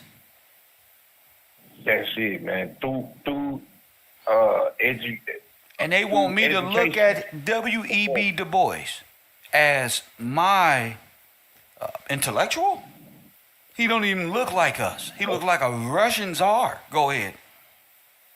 And they never say nothing about him being a director. So you a movie, a show director. You not, you know what I mean? Yes, they said nothing about how he was an educated and this one and that one. These are musical theater, carnival people, entertainers. Yeah, that's all that it is. Yes, sir. Wow. Okay. It says altogether the three productions of the Star of Ethiopia would amass nearly 35,000 audience members in total. The Star of Ethiopia was designed to appeal to mass audiences and was a large-scale presentation structured as a prologue and 5 scenes. Okay, the 5 scenes. The gift of iron begins with the prehistoric black man who gave to the world the gift of his own invention of welding iron. The dream of Egypt. Wow, bro.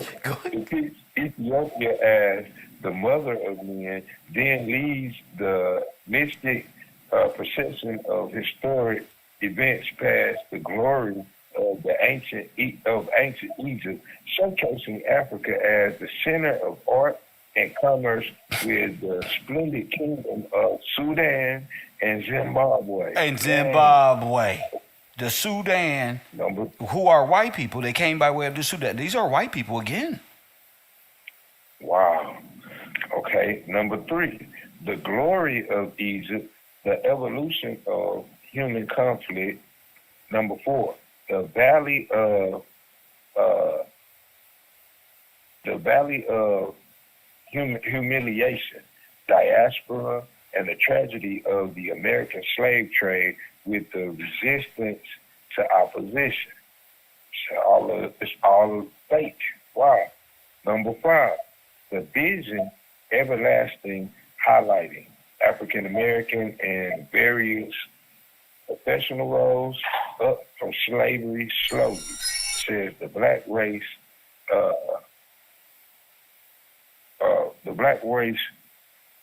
rise back to life and hope, on which the star of Ethiopia gleams forever. Oh my goodness. So they pretty much gave them an altered state of mind. Right, through a movie skit. And they've been doing this forever. You've been locked there forever. forever. Yes, You really think you from Africa? Well, we just found the inception of you came from Egypt and all of this. We got you. You thought you was woke. No, buddy. They created this thought process for you. You're not from Africa. You're not Ethiopian. All that is theater. You're not Egyptian or none of that. Dang, so they know you got your mind is gone. That's right. That we got you. They don't know nothing. Yeah, because it all comes from entertainment. Yo. Yes. Wow. Yes, their whole thought process. So when they saw Noble Drew Ali dressed like what? Dressed like that in New York? Dressed with all of these people? What you think that is? That's straight. That's the star of Ethiopia, bro. Yeah, and a live performance. Yes, what other performance is better than a live pretend one? You can think that, oh shit, this shit real. But you dealing with a whole community of Romans. I got the picture up right now. Y'all thought y'all was Indians and all this? No, this is a photo op. That's some American flags back there. Y'all are caught gypsies and Egyptians and people with no homes and made up. That's why they control us by way of entertainment. Because all the entertainers are French and Haitian looking. Oh, that's their witchcraft. That's their witchcraft, sir. There it is. So all the women want to be starred. This is the witchcraft. This is the 5 pentagram right here. This is the star that's Antichrist right here. This is the one Baphomet uses that they scare y'all with. That's the star. That's why Legion is who? We. French. Wow. You get it? Wow. It's all biblical. Yes, these are your demons that's putting spells on the children, sacrificing to Baal, insurance claims on innocent people. This is not a Disney script, nigga. What I'm uncovering is your life and what people would try to do to get you up out of here. This ain't no movie. This is the real one, Get Out. This is the real one, Wake Up. When all nations have conspired against thee, all of them, against God's holy people, his righteous, pure people. Wow, dude. Yes. This is. All right, you see it, don't you? You see it, don't you, B? Yeah, I do. Now you know what the world fared. Manifest Destiny, the woman of Manifest Destiny. Who is that? That's the the woman of manifestation holding a shield. Yes.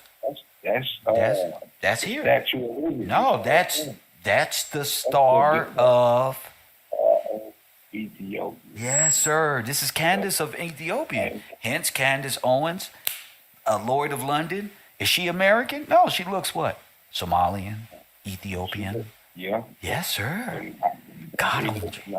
Yes, sir. That's why she's married to a Lloyd of London, a family of traffickers who took our lineage and slave traded us to foreign nations. She is, in fact, a slave trader, in my opinion. Go ahead. And she talks down on us so much. This is why she hate us. This is why they hate us. Bro, this is why old girl wanted me. Because they foreigners, bro.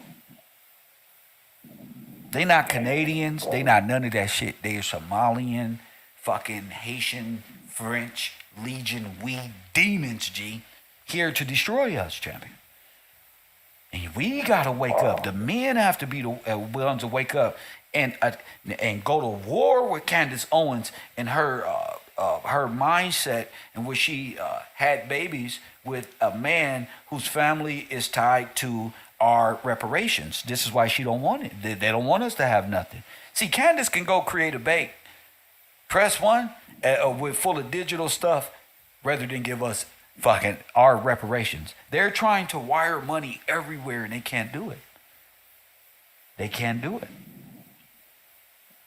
That's right, buddy. They're trying to wire money and crypto and get out and cause dissension and ideological subversion. Bitch, I said it, bitch. You's a foreigner. You married a Lloyd of London. He's not American. So your whole estate, you're European. You're not even from here. Subverter. You're not even from here. All of the points you got was from somebody like me who lives in it and can identify our plight. Not condemn us and cut us off. No. Help us understand how we turned away from the Lord. Hugging on an American Serapis flag. A part of a marketing team that totally uses you as a slave, quoted by the people in media. You can't say anything. You're openly willing to be a monkey brain for them. I'm not.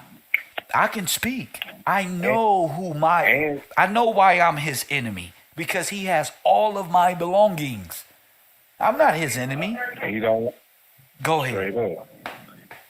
And she under contract. And she's under contract. Bed wench. Yes, sir. Yeah, just because you say something good that sound good to me, I'm not here to help you people. I'm for the Virginians. Yes, sir. I'm for the ones you overthrew. I'm for them. This is our land. This is our nation. This is our names are on this land. You guys are in violation of your own treaties. You committed genocide. And they thought they had us so entertained and so caught up on rap and drill music and negative and women and black women issues and blah, blah, blah. We will never come out of this. Never. Yeah, now I understand even more why you saying, hey man, it ain't about this entertainment, it's about knowledge and wisdom. Yes. Man, yeah, I got you. I'm gonna continue reading. I got a little bit more. Go ahead.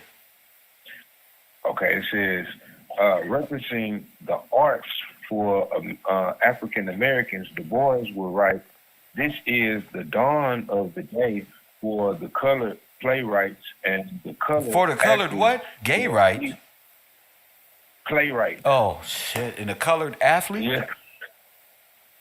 Yeah, like the playwriters, like the ones writing plays. Oh, it's like Ice Cube.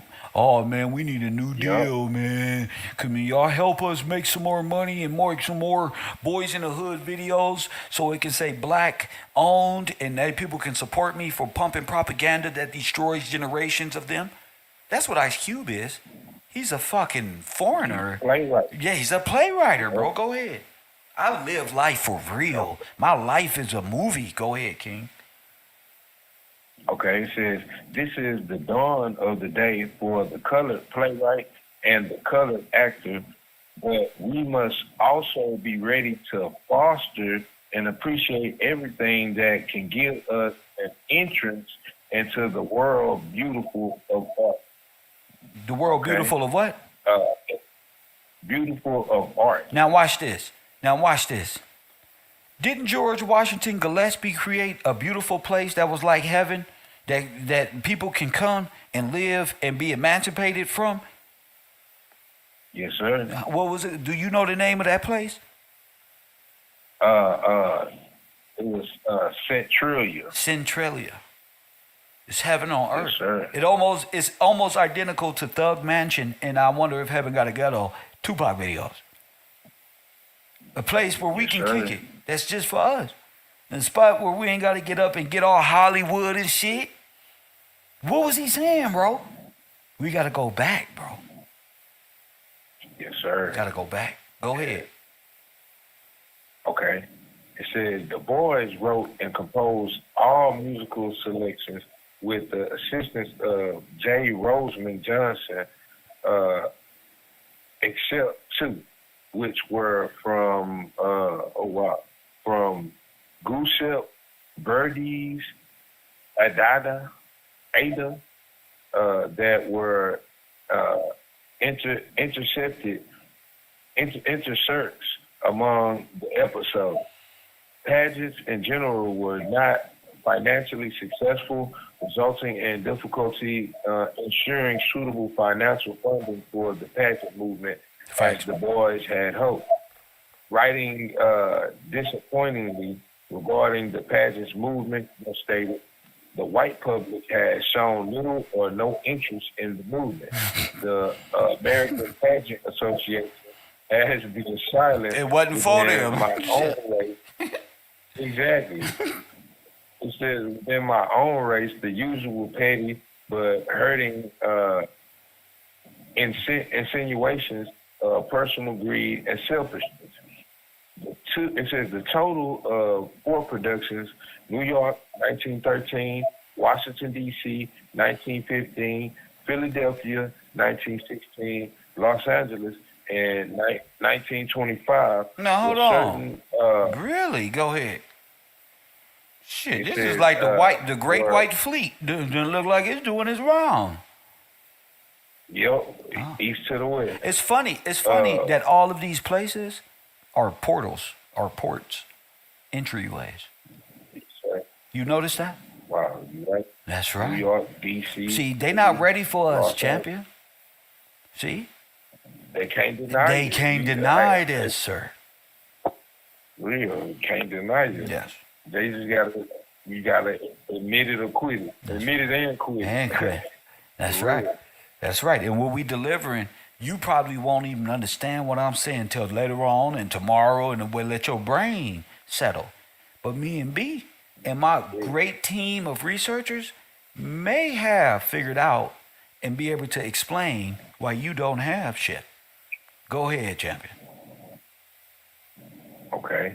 It says the total.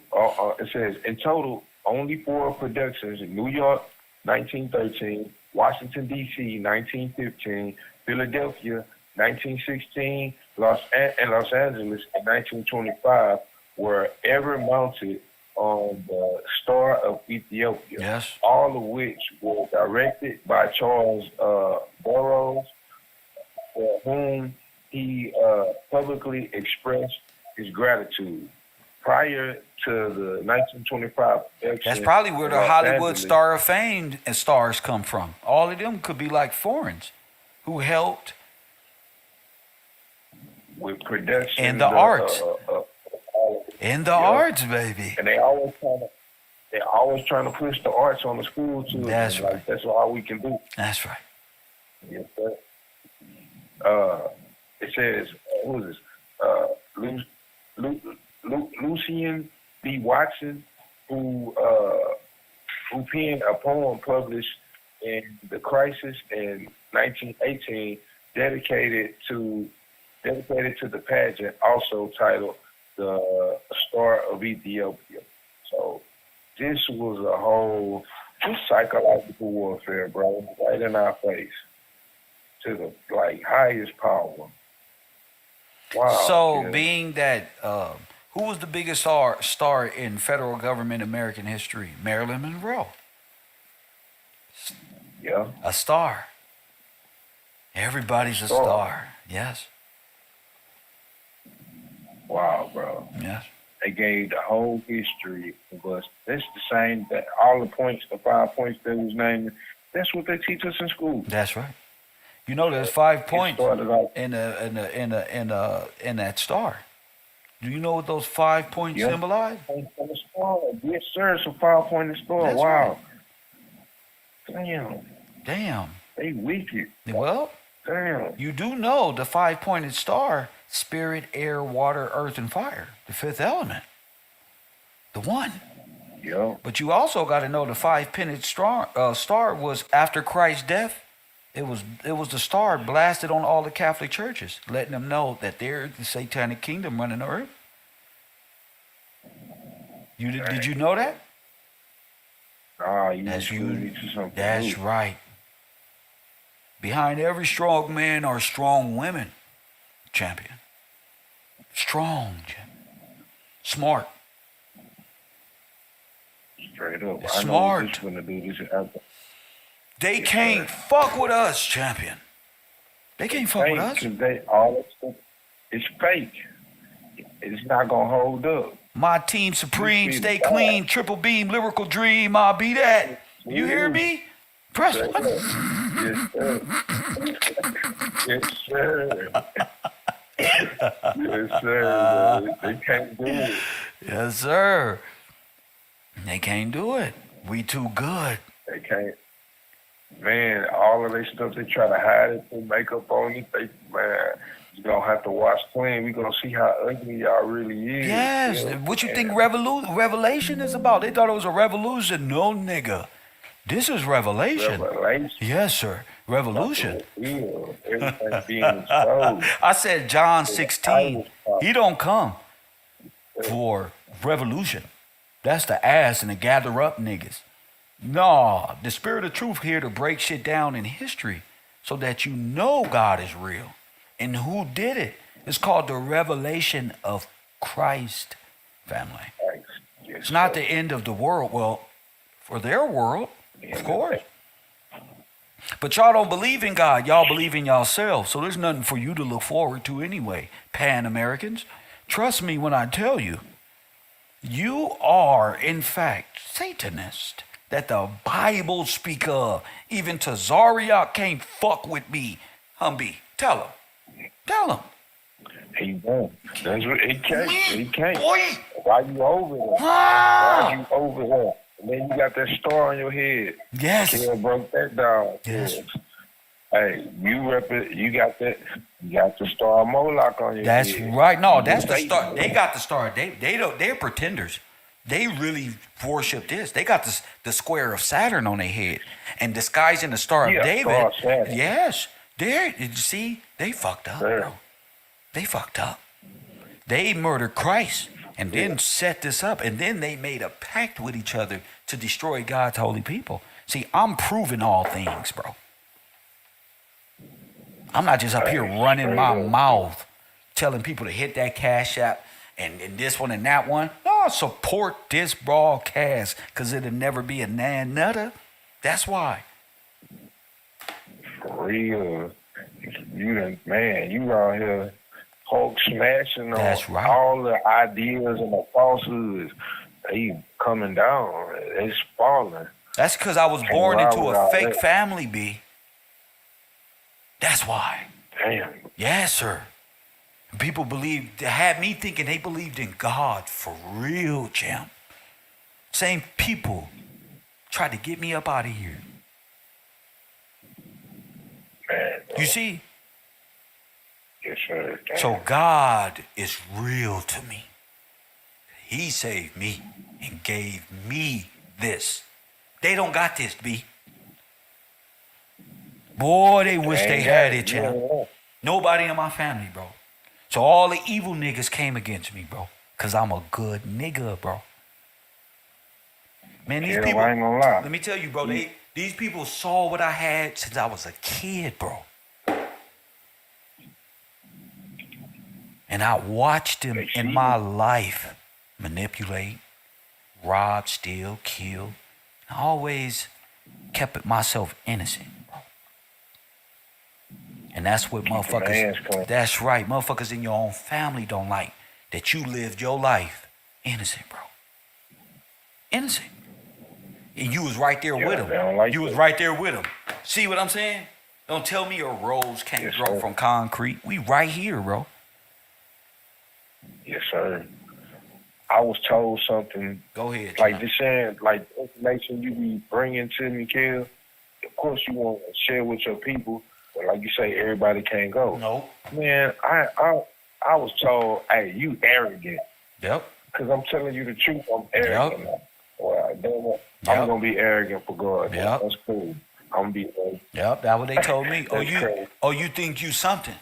You think you that's crazy. Yeah, bro. You don't realize what you are or what you're around until you take a step back. I encourage all African American men, black men, to take a step back from their families, from the women in their families, the men, and take a step back and approach life different. Find out who's really for you, who's really against you. Everything I'm doing on this computer, I ran by my family and the men in my family before I did this and said, let's start something new and fresh. Everybody just, fuck it. I didn't complain. I just kept working. I didn't go re-ask. Well, I kept re-asking. Y'all want to do something? No. That's because people got their own motives in their own lives. And doing something with me would halt that. You know? Yeah, for real. So, but man, they don't understand what they was doing, man. They didn't know what I had in me. They understood how evil they was, and now they must pay the price for that. You see? But they didn't know how much favor I had with God. They thought I was just playing. They thought I was just talking. They thought I was little Kev or little bro from way back when, the last time they saw a nigga. You feel me? So they really didn't know how my life and how God guides my footsteps. They was just on the outside plotting and scheming. But look at what we doing today, bro. This is information our folks ain't never heard before. See, that's the thing about these people. They want to do you some harm.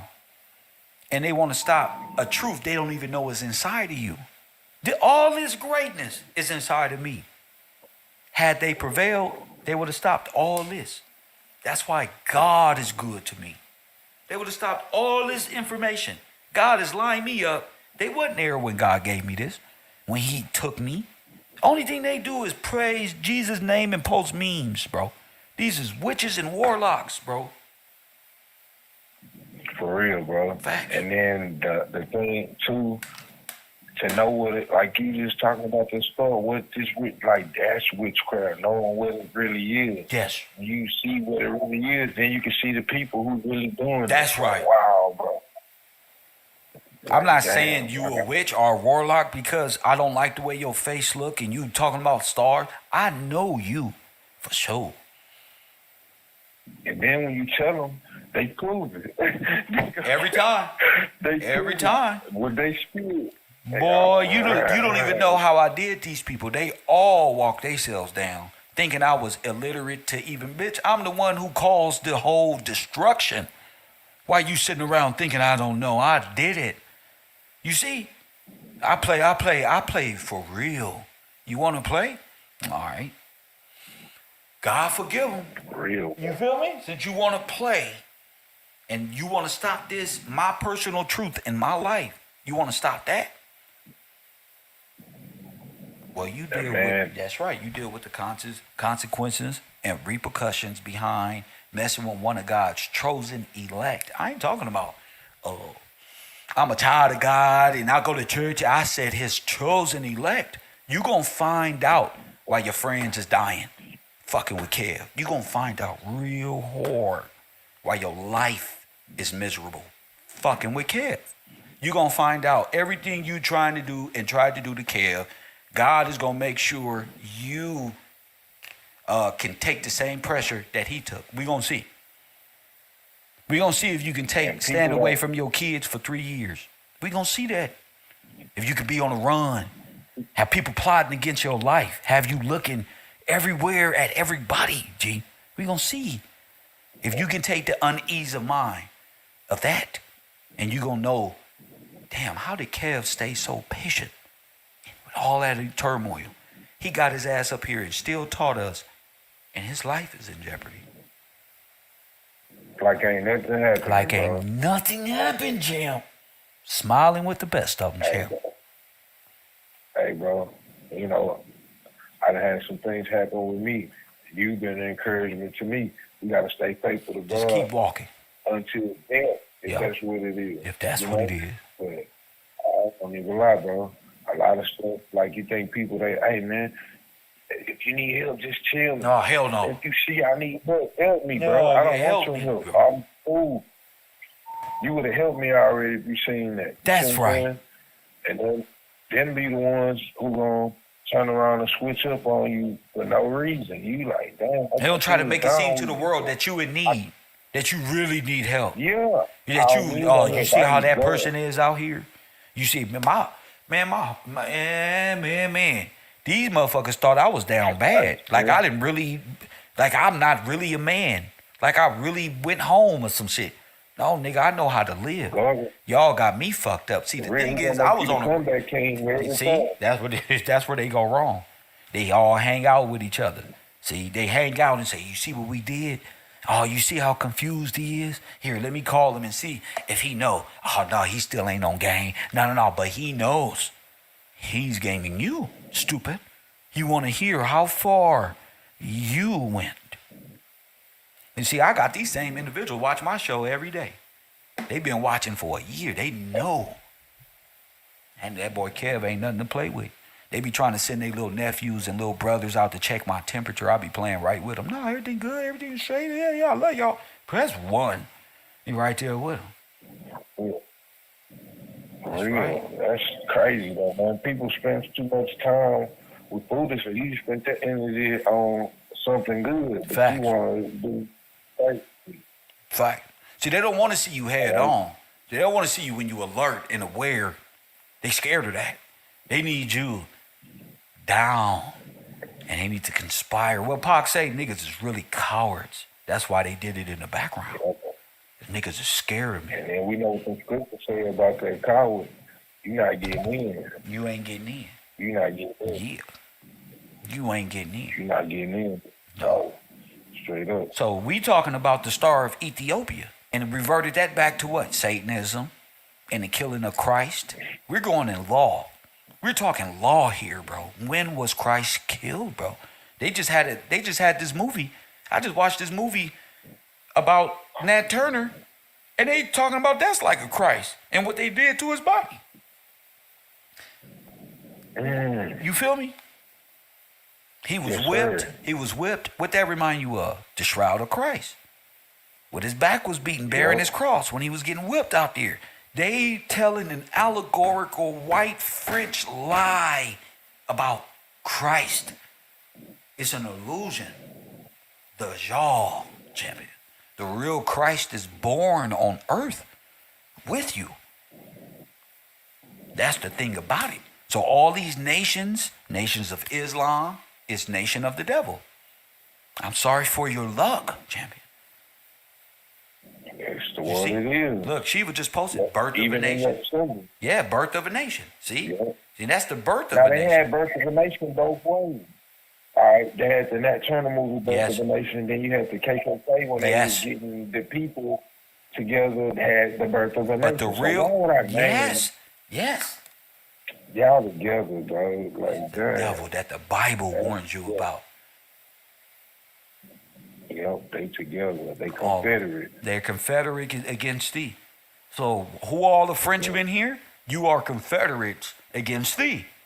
Don't pretend with me. No, you can't pretend no more. You can't. You didn't wake up today thinking, damn, Kev was cutting it off today. You're cut the fuck off.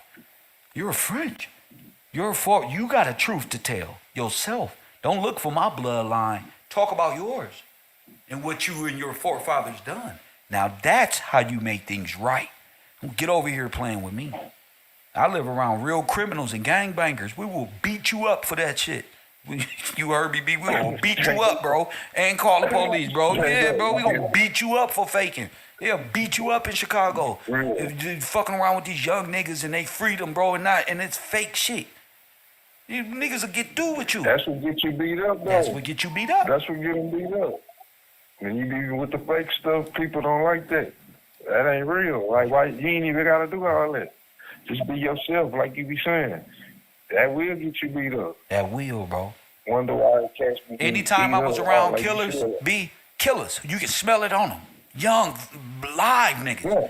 They say, man, Kev, man, thank you for being a friend, bro. Them killers, nigga. Because they can't trust people around. Yeah, trust me, I know. Killers, nigga.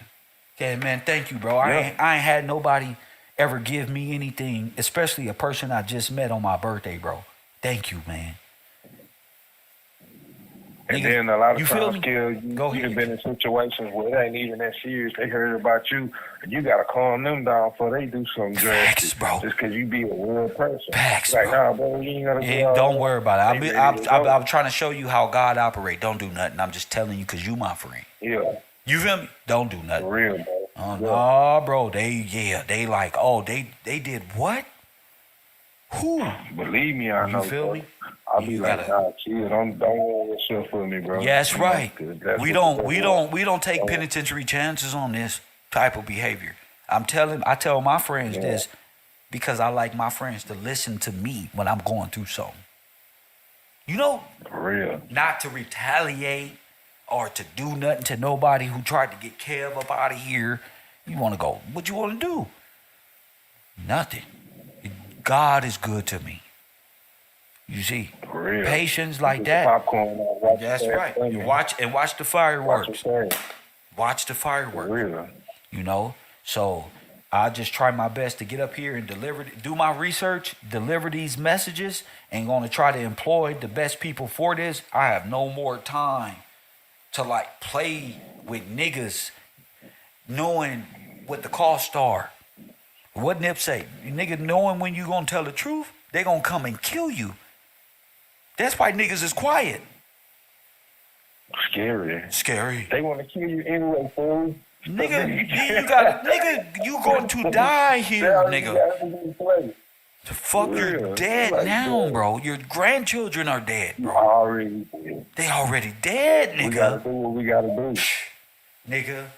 They're selfish, bro. Your babies, man. Your children, your seeds after you. What about them? Papa was scary, bro. They murdered over 200 million of you. They brought Planned Parenthood to genocide and stopped the Black Messiah, bro.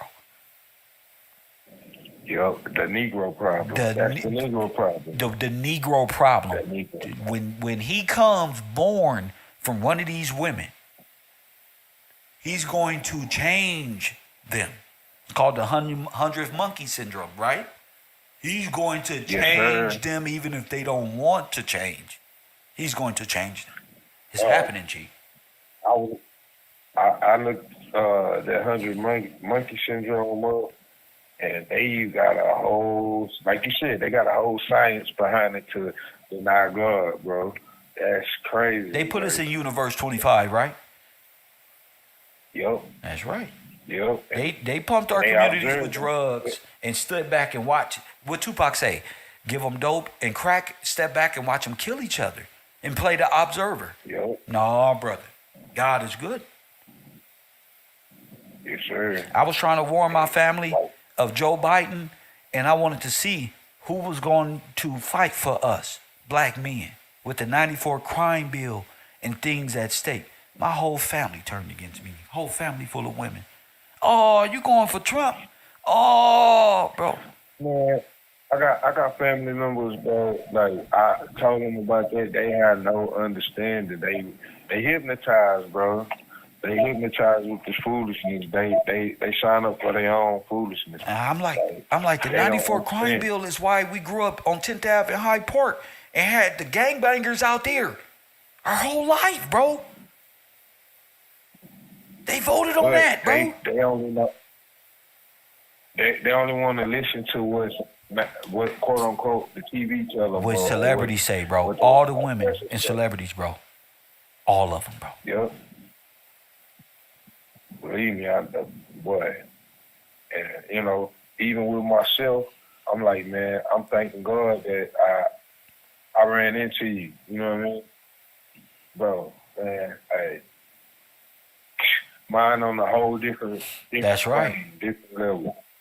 Yes, sir. So if I had listened to previous people who called me names when I was on the run and down, oh, that little shit he doing ain't shit.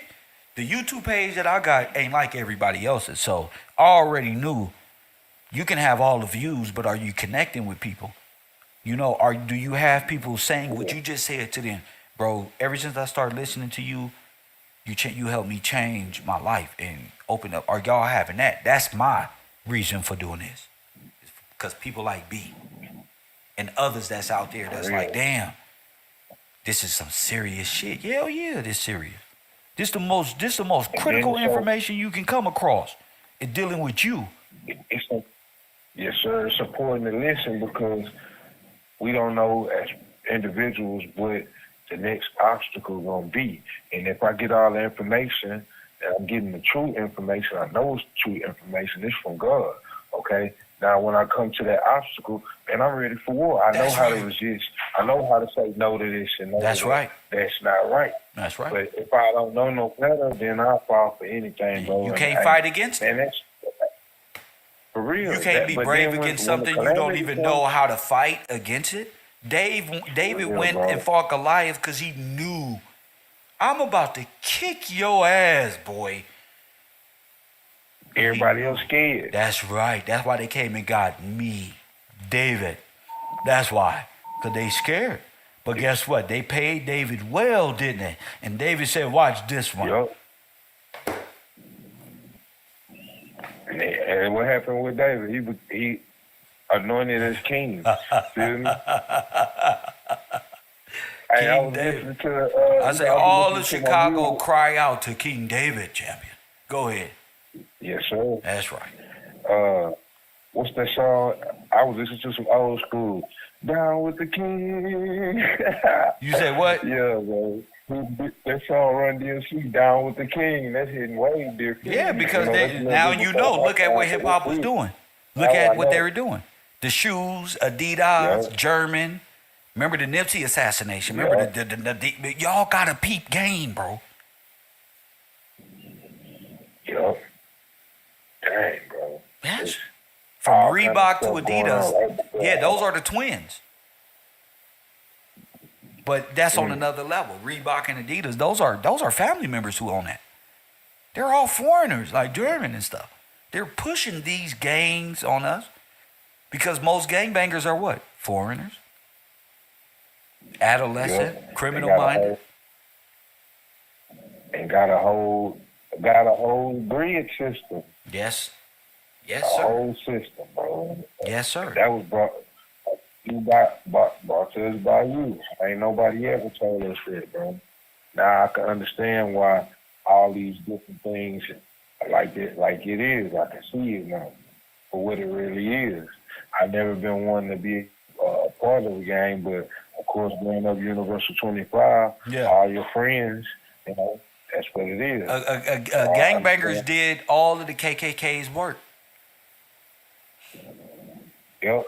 That's what Lawrence Fishburne was trying to tell us. Like, bro, y'all lowering the property value of my house, bro. Y'all just sitting out, not doing nothing. What's that shit you said? Why ye sit idle-minded all day? Why you be... Yes, sir. That was it right there. Yes, sir. Why you staying here all day being idle? Facts. I gotta say, that's it, bro. Yep. Hey, Kill. Yeah. Hey, man. I'm gonna jump off this phone because I gotta make the move. Hey, bro. Good. And thank you, bro. You know, bro. Man. Yeah, I'm always calling in. We're gonna keep studying. We're gonna keep going. That's right, brother. We got a great movie. Tell me what you think about this movie. It's called Ethiopia, Africa's Ancient Kingdom. Thank you for the call, B. Yes, sir. I'll you in a bit. My man, see? You ain't gonna get this. We finna show you. Ethiopia. We gonna show you the white and everybody white and all this. First of all, let me knock this out the park. Let me knock this out the park real quick. You know, let me do what Kevin does. Let's do what Kevin does. Press 1. Who are the free white persons? Let's go to 704. 704, you're on the air. What up? What up? Kev, this Thomas. Thomas, what up, champ? Not much. Enjoying the show. Thank you, champ. Thank you. So, you and B be turning it up. A couple weeks ago when you was doing the show on the Moors. Yes. It came on a Saturday, and I was in Pinehurst, North Carolina, like on one of the main man-made lakes, and listening to y'all, Yes. what y'all was saying. Oh, you was right there. You was on one of the man-made lakes listening to the show. Yes, sir. Oh, I my sent goodness. you a video of just like my surroundings. But today's show, I found something called the lawgiver.org. The lawgiver.org? The Great Seal Morris Common Law Institute. It says, for the Allah is our judge, Allah is our lawgiver, Allah is our queen/king. Oh, my He will God. It's a save us. transhuman. Isaiah 33:22. And it goes into securing your freedom, Moorish liberty from legal slavery.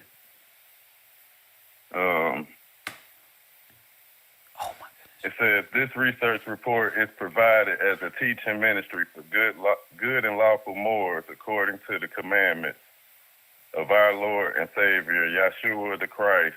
But God has chosen the foolish things of the world to confound the wise. Wait a minute. And God, That's them? yes, sir. Oh, my goodness. Go ahead.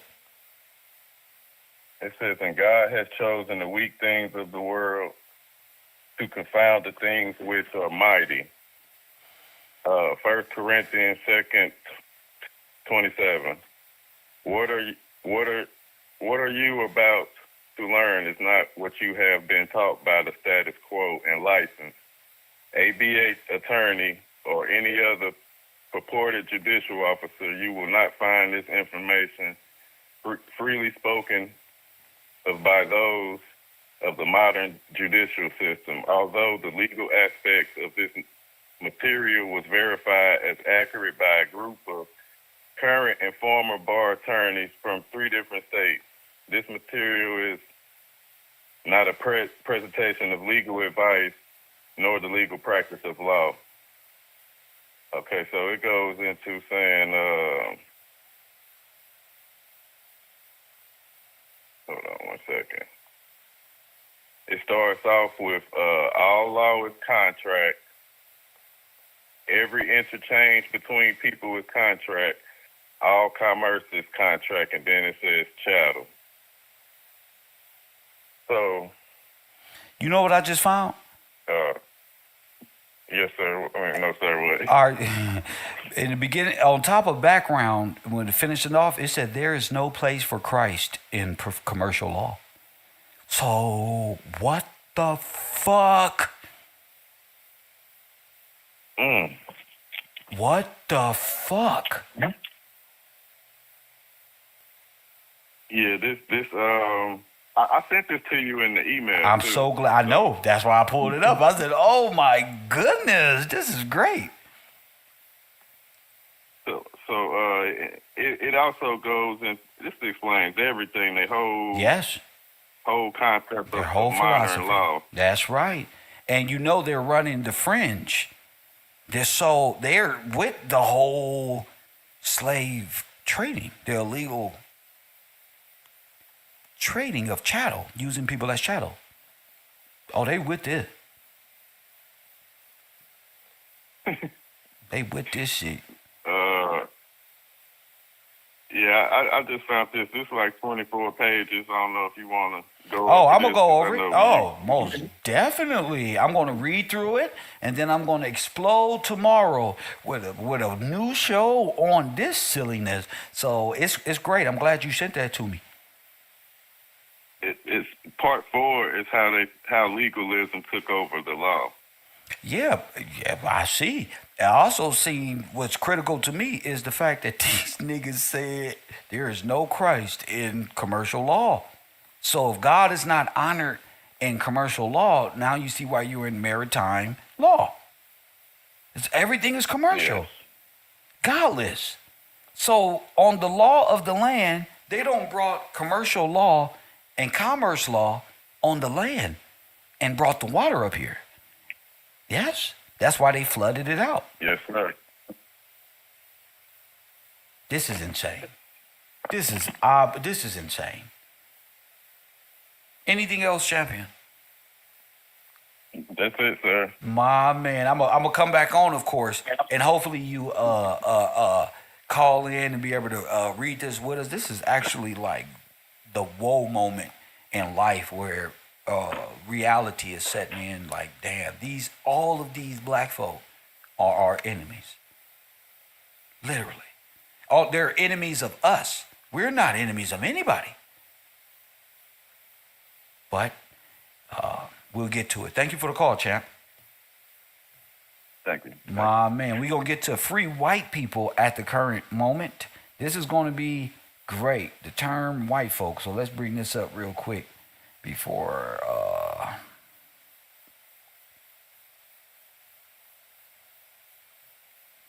before Kev figure this out. Go ahead. All right, I'm going to let this go.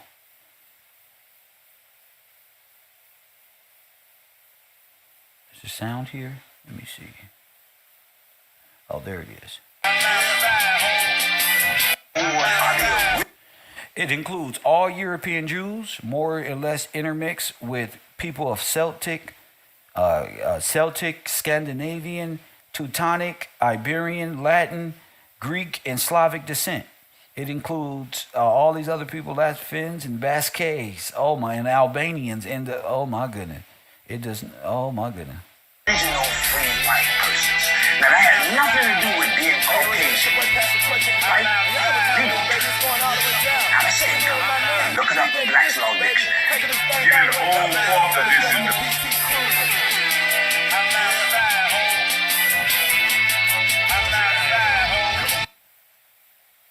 So when you get,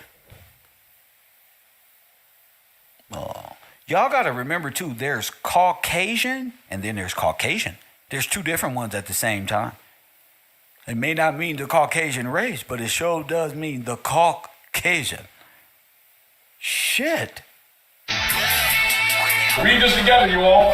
Free white persons, it does not mean Caucasian race. Now look, stop. Free white person will be a Moor.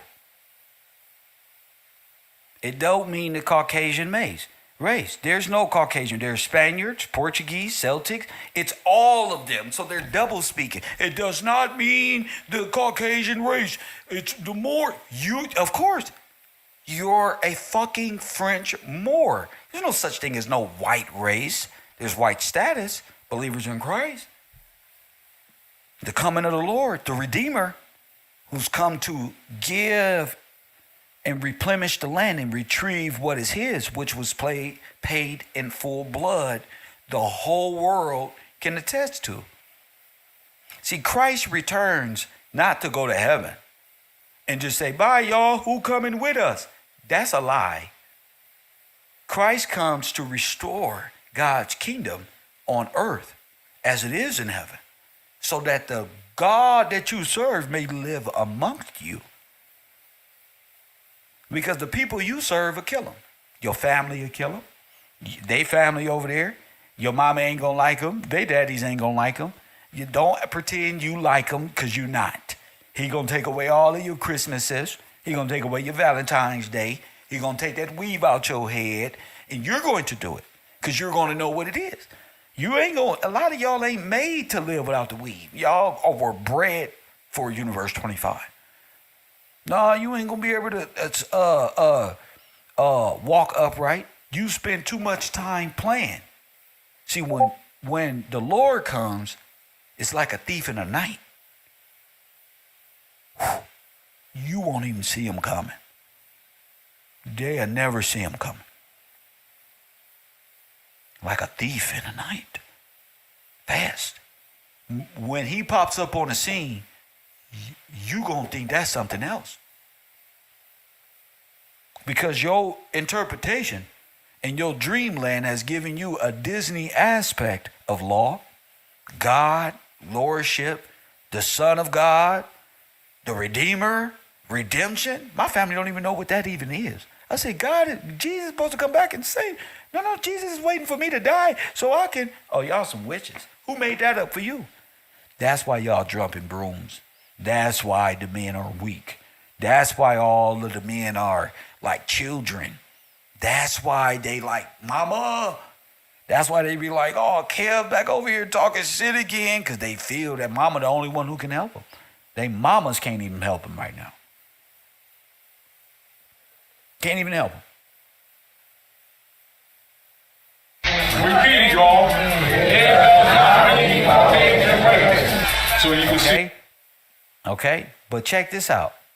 See that your leaders. But check this out. Look, it does not. It don't just say. So you can see that. Press 1. This is where the Moors try to lie. What did it say next to them? It doesn't conclude the Caucasian race, or the Aryan race, or the Mongols, nor those who mix. So you got to understand what you're reading here, because they are what? They are what? Aryan race. They're Somalians. Those are Aryans, bro. Yo, bro, who y'all call it incorporate Somalians and what are that other folks that call themselves white here? They come on the passage of being white. Somalians, Ethiopians, all of them. Because the Ethiopians of today are just mixed with everything else over there. Yes, it's true. They're Sudanese. God damn it. And Sudanese people are white here. Damn, and they Africans? They would be African Americans. White.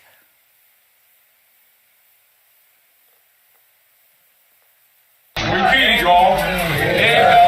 And Mongolian people who inhabited descent will not be naturalized citizen of the United States. You see? This is why y'all got to go home.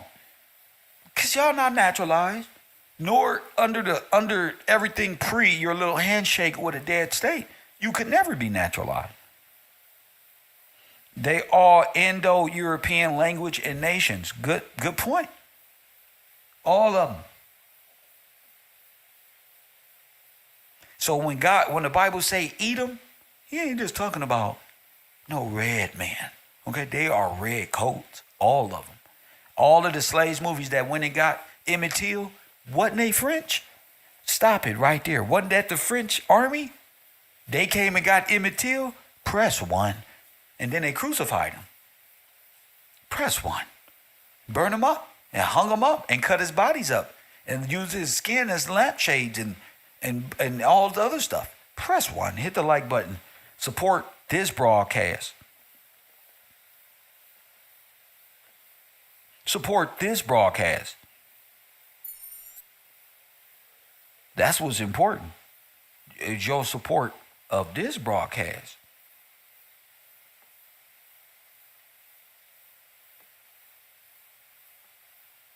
I'm excited because who knew it'd come to this?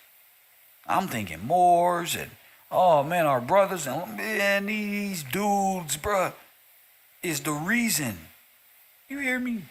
These niggas is the reason your ass is black and enslaved. And then they gonna delink themselves from you and say, don't treat us like that. We're citizens of Morocco. Oh, they're white. And remember, there's no Christ.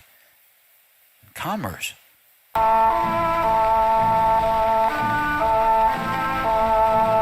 As a result, the peoples of Ethiopia, who are predominantly Aryan, are free and independent. Now stop. They are proud of having the longest continuous history. Are what?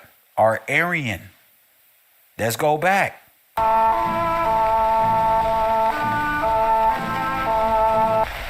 a result, the peoples of Ethiopia, who are predominantly Aryan, are free and independent. Press 1. Press 1. See? Remember when I put up the Aryan race? Why did these people have Nazi logos all around them? Why? Why did those Somalians and all those black dudes had them fezzes on and was walking around with the French and the Nazi logos and all that? They're Aryan. Aryan, listen, we in jail, we thinking Aryan is Nazi white boy. Aryans. The Nazi white supremacy is the Moors, the Sudanese, all of them are Nazi, are Aryans. All of them. And they're all French. Okay? So listening to words is very important. I'm going to do some shout outs to my class. I got to restart my phone now. God damn it. I'm going to do some shout outs in a second. So if you want to shout out and your name called live on the air, please hit that Cash App. The Cash link is right beneath us. Go ahead.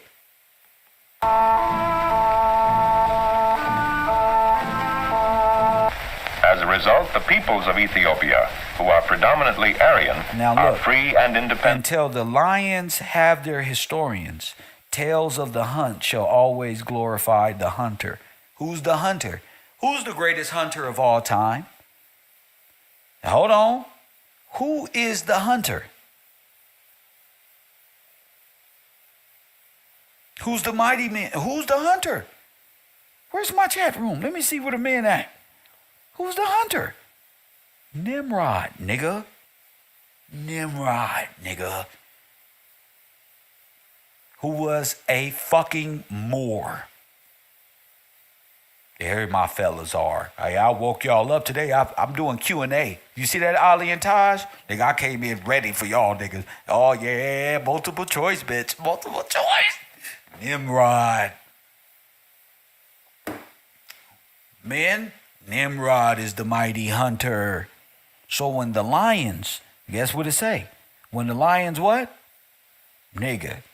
The lions have their until the lions have their historians, tales of the hunt shall always glorify the hunter. Really? Well, you got an historian, lion. Press 1. I said you lions got a historian. Until you wake up, they're going to glorify Nimrod and Satan, Serapis, the god of commerce. Damn, the rejected. Damn. They are proud of having the longest continuous history of any Christian nation in the world. The fact that Ethiopia is primarily populated by a people of Caucasian ancestry makes it unique among other African nations. There are... Not like this. Not like this. Not like this. Y'all don't understand anything, but that's okay. That's okay. Kev Gills is going to tell you, but you're going to pay Mr. Gillespie. Oh, yeah. You're going to pay him to give you everything. Yes, you are. Yes, you are. I told you. Currency is an electrical charge that Mr. Gillespie enjoys. Gives me the chills. Gives me the chills, actually. Perhaps when it makes me fight harder like David. You see? So the Moors are Caucasians. And the Moors are Ethiopian. And the Moors are this one. And the Moors are... And they're busted. Who got him? Say his name. Press one. What Black Lives Matter say? Matter. Black Lives Matter say? Say his name, damn it. Who gave you this? Over 100 different tribes and races within the country. Although dark in complexion, most of the people are Caucasian. Not like this.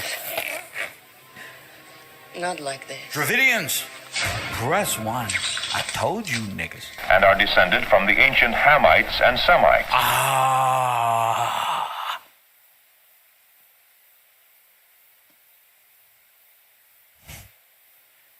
Honestly, can't none of y'all leaders out there fuck with me. I'm going to be real with you. Shout out to my classroom. No, press 1. Can't none of y'all leaders fuck with Mr. Kevin Gillespie. Oh, no, you don't got nobody in the cut. Ain't nobody around the corner. You're not about to run and get nobody. Ain't nobody walking around here as bright as I am. Let's go. Most of the Ethiopians of today are not pure descendants of any one race. But mixed.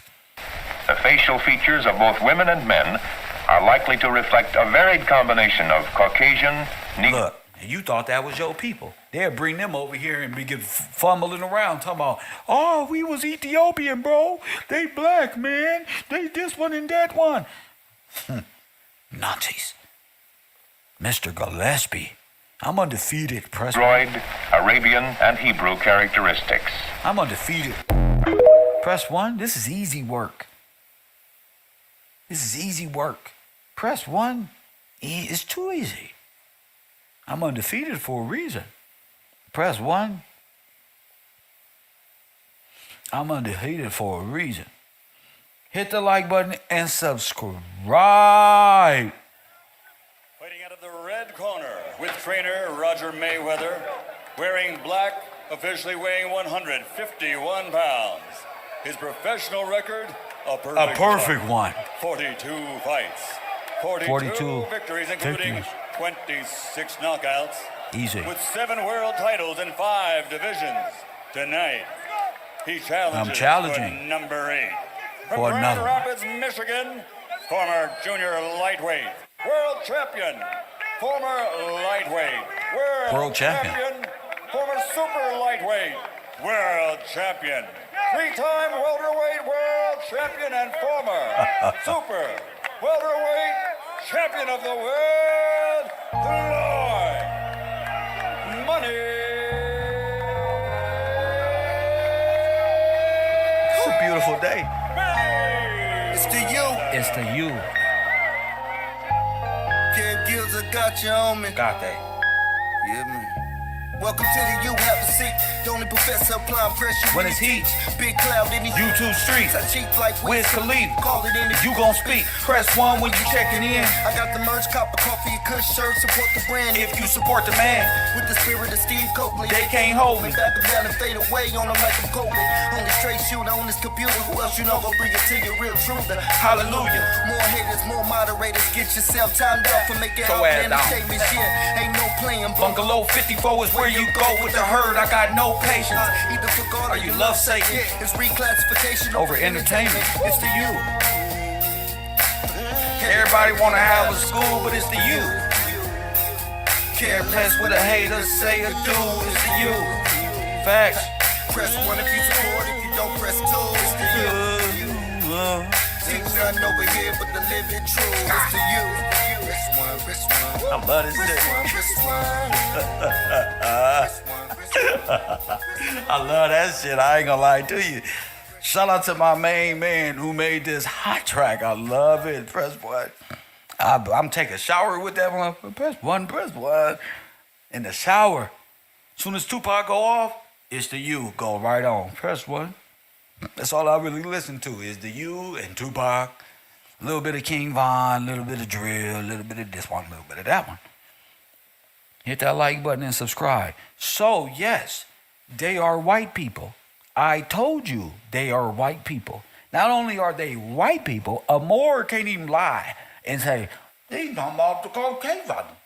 They don't, not this button, not that button. They dogging at you. Those are the stipulations by the contract called the Constitution. All these little friendship treaties, listen, without God, without the landlord, you're nothing.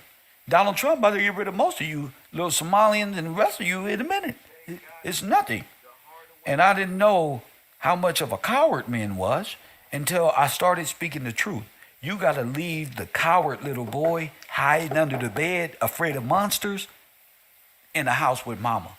When you come out here, you got to speak bold like a lion, not like a shriveled up, cowardly child floating around on James and the Giant Peach. Press 1. This ain't that. This is real. French Protectorate of Morocco. We're proving everything we're saying. We're proving it. We're proving it. So all of these Moors and people taking pledges like Sarnetta and these people, that's why they preach Africa. They don't have no choice. They pledged. That's their job. COINTELPRO, nigga. Teach you from somewhere else so that the French overlords, you'll never get to the Supreme Court. Because Sarnetta and them, all of these black leaders, Nation of Islam, Pan-Africans, Pan-American movements, Indian groups, Caucasian, Egyptian, what's the other one? Ukrainian, Israel, Palestine. All of y'all are raping us and pillaging out of our money. Y'all first, second, and third generation, these are y'all people. Y'all need to be sending y'all money back home. Press 1, and we don't need no dual citizenship. King George would have never, you had to denounce your former life and come work off your debt. Come to work like you do now. You know how y'all bought up all of these things and you pay these companies to pay back what you got credit for? You got to work that debt off. I don't know where the fuck you thought you were the indentured worker. Your card note is past due. You owe on that. You don't even know the principal. You owe on rent. You behind on that. You got that. You got a house. You behind on that one too. You got that fresh car outside. You got them TVs in there. Ain't none of that shit paid for. You got this. You doing a good job at being a great slave. And the one thing about black people is y'all don't create a whole fantasy down there in Atlanta on how to be a good fucking foreign Moorish slave. Press what? None of them down here believe in God, the Father, and the Scripture. They just playing with allegorical concepts. This is true, my friend. This is true. Press what? Don't nobody on this internet speak more facts than us over here. Damn, who's snitching? They need to tell. Tell on somebody else. I want Muwap to tell on everybody. Press one. I want FBG Duck murder solved. I want justice. I need that.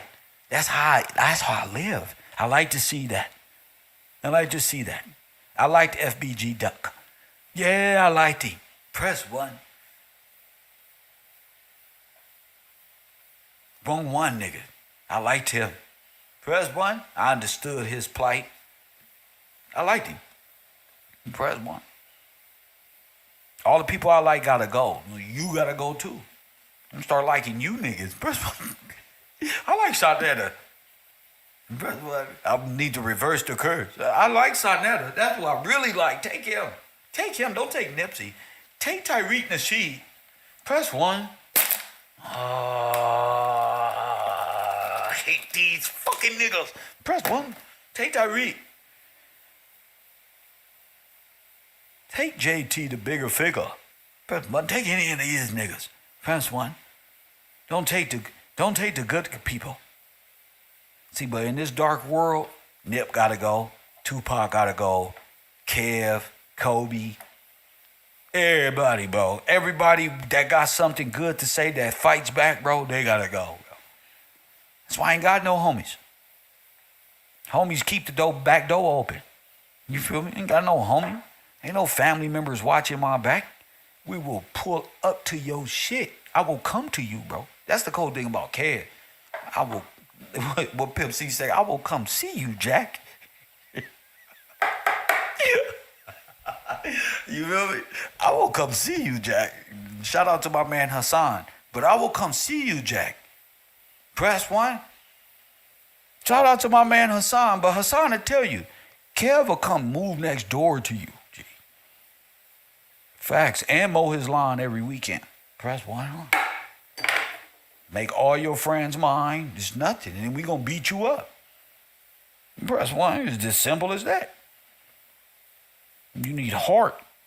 You don't need no motherfucking gun. You need God and a new heart of courage. You like Pinocchio. Give me a Disney character with no courage. Wizard of Oz. You a 10 man. TIN. Tax identification number. Oiled up. Nothing, nigga. You a cowardly lion champion. Or maybe you Toto. Press 1. Or maybe you the next nigga. Press 1, man. Who knows what you... Or maybe you just a pledger and you just a Satanist. Who cares? Coffee and Kush TV, you on the air. What up? Hey, what's going on, Kev? This Wisdom, man. This who? It's been a little minute. Well, you boy Wisdom, man. Oh, what's up, champ? This cool. I just wanted to just add a little detail on top of what you were saying about the Moors being white or whatever. Go ahead. Right. So according to the Census Bureau, they'll tell you that. Let me put you on speaker quick so I can read. Yes, sir. Hold on.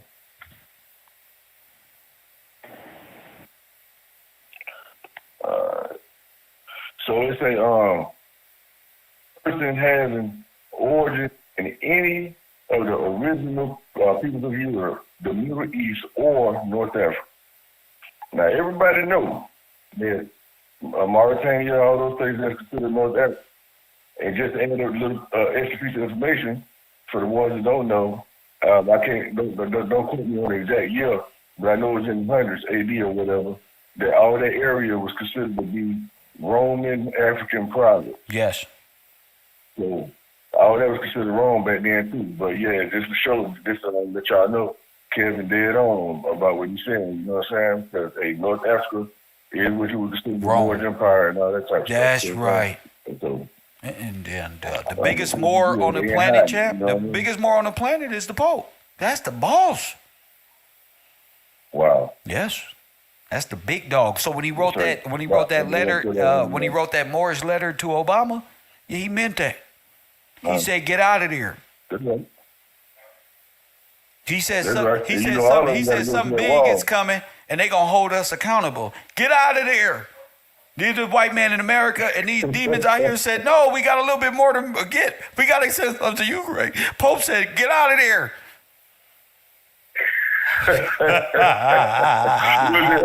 Abort mission. Abort mission, goddammit.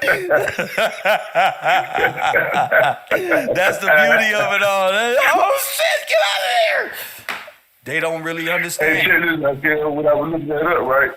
They mentioned something else too that I just recognized too when I just pulled it up, right? Yes. It said in 2020 census, over 235 million people reported they were white alone or in combination with another race group, such as Black or African American. Damn, so they all from over there.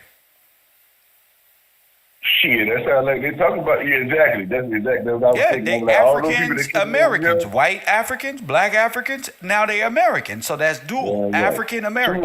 235 million. Yes, yes, they all came here. How many people is in America, bro? Do you know? Shit. About that? About that much, So when Donald Trump say Title 42 is real, and y'all better get your fucking lunch pails ready, that's not a joke. Why do you think Trump was going through all through what he going through? Because he sees it. He said, "Wait a minute. That's right. Those are not Indians. That, right? He's a businessman. It's a corporation." He said, "Wait a minute. Wait a minute." They might have taken over the market. You see, there's profit shares there taking. Okay, I mean, you mentioned immigration, right? Yes. You said that maybe almost got to mention this to you, right? Yes. Now, I think you mentioned something else about, you were saying about how the gangs affiliate, well, you said something about them using the gangs to help them politically or something. You said something about that. On that. Oh, yes. Okay.